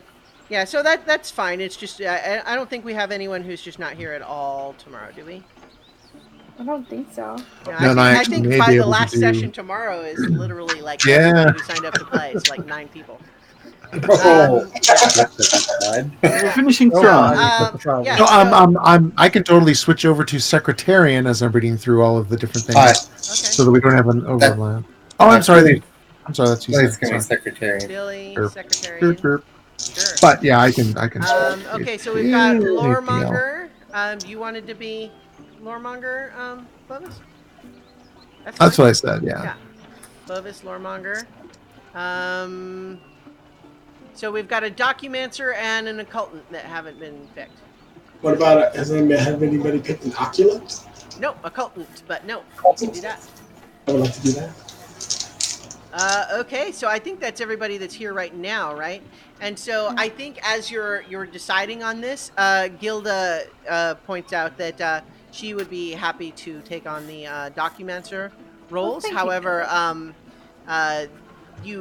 because she will not be accompanying you on missions, it may mean that you are occasionally without the skills of a documancer in the field. But certainly anything that you bring back to her at the base, she would be happy to take care of. Perfect. So in the meantime, though, as you guys scroll down, and it's also in D&D Beyond, if you look in Chapter 2 of the Acquisitions Incorporated book, you now are given all of the tools and everything needed to perform the duties of a rank 1 of whatever your role is. And so let's just briefly go through some of that, just because it's fun and because we've only got like 8 minutes until we're done for today. Oh, hey. Wow. Oh, nice. We made it. You guys have now become an official Acquisitions Incorporated franchise. Start thinking of what the name is. I thought we were going to call ourselves the Yarrowers. Yeah, you can do that. Yarrowers, yeah. Yes. Okay. All right. So as cartographer, Katalis, you already have proficiency with cartographer's tools, but you now also will have proficiency with vehicles, land, or vehicles, water. Land probably makes the most sense here. Yeah. You also are given a set of cartographer's supplies with Acquisitions Incorporated branding, quill, ink, parchment, pair of compasses, calipers, and a ruler, waterproof leather map case in the spyglass, supply of colored inks, all that good stuff. Very nice. Also, at rank 1, which you are now, at the start of any mission, you can requisition a second-hand draft horse and cart. Riding horses and ponies, one for each party member, passage on a ship or ferry, etc. And basically similar transportation. So you are the person responsible for arranging transportation and making maps of wherever you go. Excellent. As rank 1 decisionist, Draylon, you now are, you have proficiency added to whenever you are using like a persuasion or intimidation or anything to influence a decision being made by a group, you add your proficiency to it. Okay. Even if you don't otherwise have proficiency. You also gain proficiency with a musical horn. Why? I don't know. Because you get to blow the horn. Sure. Town meeting. Yeah. You are given a voting kit that has ballots, a ballot box, and an I voted sticker set. That is for group team decision making. Anytime you want to set up a vote, and you are given a coin of decisionry, and this one is not yet magical. You know that once you're a higher tier franchise, you can get a magical one. But basically, it is a coin with heads is the sigil of Acquisitions Incorporated, and the tails image is something that you can choose right now, and you choose it, and it'll sort of fix itself, and that'll be what it is. Okay. I need a minute to choose that. Yeah. But So think about it. And so basically, as decisionist, your role is that anytime your franchise has to vote on something, you get 2 votes. As Documenter, Gilda will be doing things like writing up any contracts that are necessary, and she gains sort of a magical fluency in the legalese language of contracts. But she, as I mentioned, she does not travel with you. She stays in the headquarters. As Horde's person, Feldspar, your roles are basically to keep track of loot. You gain proficiency with jeweler's tools, and you have a set of jeweler's tools, again with Acquisitions Incorporated branding, very fancy little case, and an account ledger for tracking all of your various stuff. And you can also basically get 5 gold pieces worth of equipment for just like containers of things. You can also use your supply network to occasionally have an emergency delivery of any item on mounts and vehicles or trade goods. And basically you have to have the money for it. But basically twice, though, you can just have something emergency delivered to you within 1 day. Delivered to your headquarters, specifically. So they will magically arrange for you to get whatever that item is. You also receive in your packet, for Horde's person, you receive a very plain white envelope, and inside it is a card. And what's written on that card is in very fancy script. And it says, "There will come a day in the future where you and I will be in a room, just you and me. And when I ask you if there has been embezzling within your franchise, I will already know the answer, but you will want it to be yes." Signed, Omidron CEO. Okay. What? Okay. Yeah, so to clarify, yes. Basically, at some point, he's going to speak with you privately and ask you if there has been any embezzling in your organization. When he asks this question, he will already know what the answer is, but you will want the answer to be no. Okay, you said yes, and I was like, he wants me to embezzle from him? No. I'm confused. Did I say you would want the answer? You said the answer will be yes. Okay, well, okay, my apologies. Okay. My you guys fancy really breath confused. was ruined by like you guys. Yeah, so you guys heard me wrong. I said it right. Yeah. Yeah, what we heard was not what you said. Well, that's your fault. It sounds like your problem. Okay, so in any event, yes.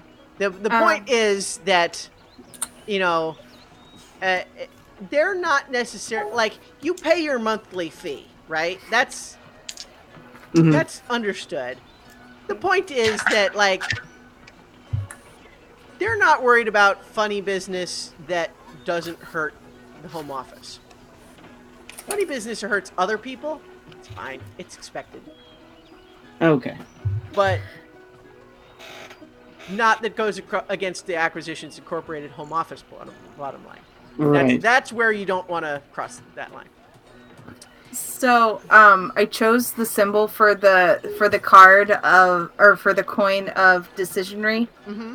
And that's the image I just sent you, which is a picture of the yarrow plant. Okay.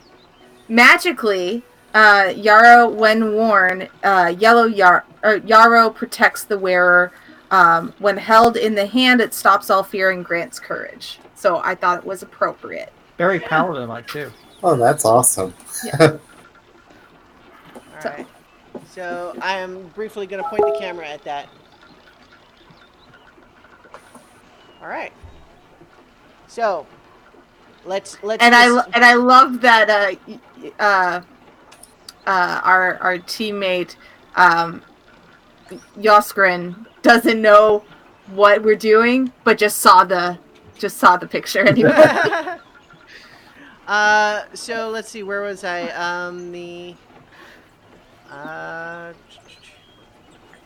Document, sir? I know, I just lost my document. Hang on. Give me... Okay. Sorry. I know, it's not your fault. It's just like, I got a lot going on. Did I close the tab that had that? I must have. Well, hang on.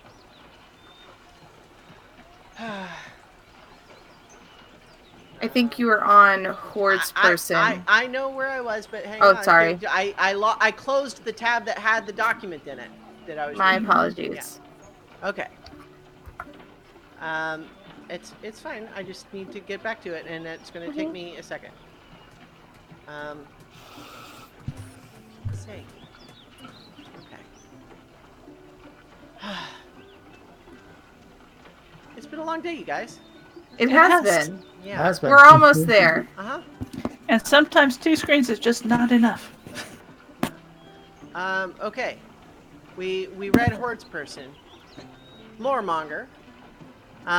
You now you can add your proficiency bonus to any ability check to analyze the operation of a franchise, assess historical records, or decipher codes. You also are able to take proficiency with artisan's tools, navigator's tools, vehicles land, or vehicles water. You choose one of those, not all 5, or not all of them. You also, if you choose a tools proficiency, you get a set of those tools, ink and a pen. And then also you get a whisper jar, which is a common magic item that basically looks like an ether-filled jar with a long tap hose on it. And basically you can speak into the hose and it records whatever you say and you can play it back as an action. And you discover that there are a handful of recordings already in there. But we will deal with that in the future, because I don't have the table up right now. Obviator. Bug, as an obviator, you now have your proficiency bonus to an ability check made to assess an enemy's tactics, discern a hidden threat, or intimidate a foe whose weaknesses you have assessed. You gain proficiency with alchemist's supplies, and you get a set of alchemist's supplies. Boom, baby. Again, all of the glassware nicely etched with the Acquisitions Incorporated logo. Mm-hmm.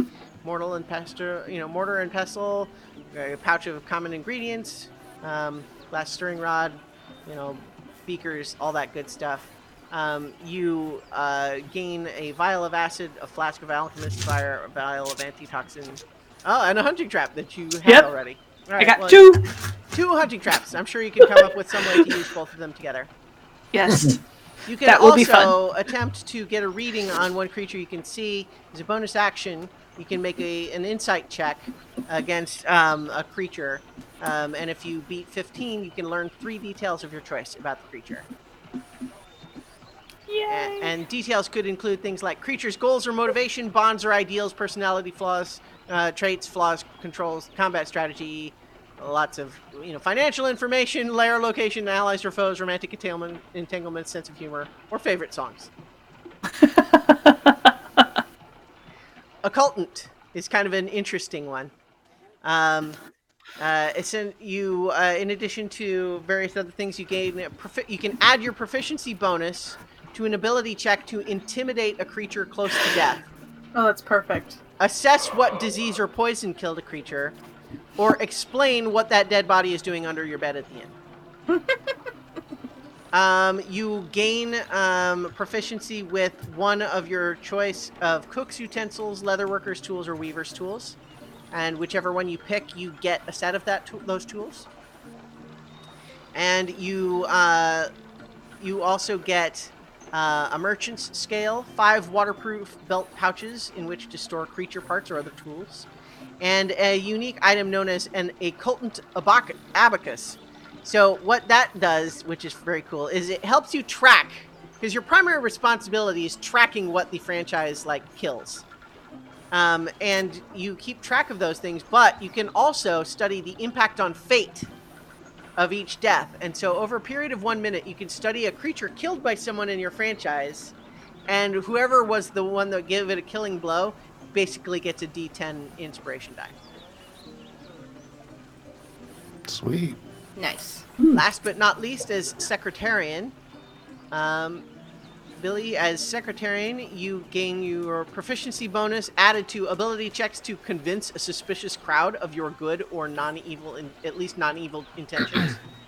Encourage franchise hirelings to work faster, or improvise a jingle extolling the virtues of your franchise. You are given proficiency with one of the following: a gaming set, a musical instrument, or a disguise kit. You get that instrument or toolkit for whatever you choose. You also get a collection of official sales brochures that are now magically enchanted to describe you as the Yarrowers. You have a set of formally made, officially printed, slick business cards. Yeah. You get a metal bell and a set of fine clothes to wear. And you are given an especially crafted Acquisitions Incorporated sending stone that is like a normal sending stone, except that what it does only is communicate with the Secretarian at the head office. Let's see. And if you meet any other Secretarians in any other franchises or whatever, you can reach any of them as well. You do have to make an Arcana check to establish the contact, but basically it allows you to, have contact with the head office, as you need. So congratulations, everyone! Yay! Yarrowers are now the official Phandalin branch franchise of Acquisitions Incorporated, and that represents 2/3 of what I hoped to get through today. So, way to go, everyone! That's pretty good. So, everyone, we will be back tomorrow. I apparently, when I closed all that other stuff, I closed like my Twitch thing, so I wasn't, monitoring everything, but it's all good. So, we'll be back tomorrow for 12 more hours of Dungeons & Dragons, all as part of Extra Life. We raised more money today. Look at this, $977. We're almost to 1,000. We raised more money today. Look at this. I'm getting my own turned to channel instead of the dashboard. I'm a little punchy. It's good.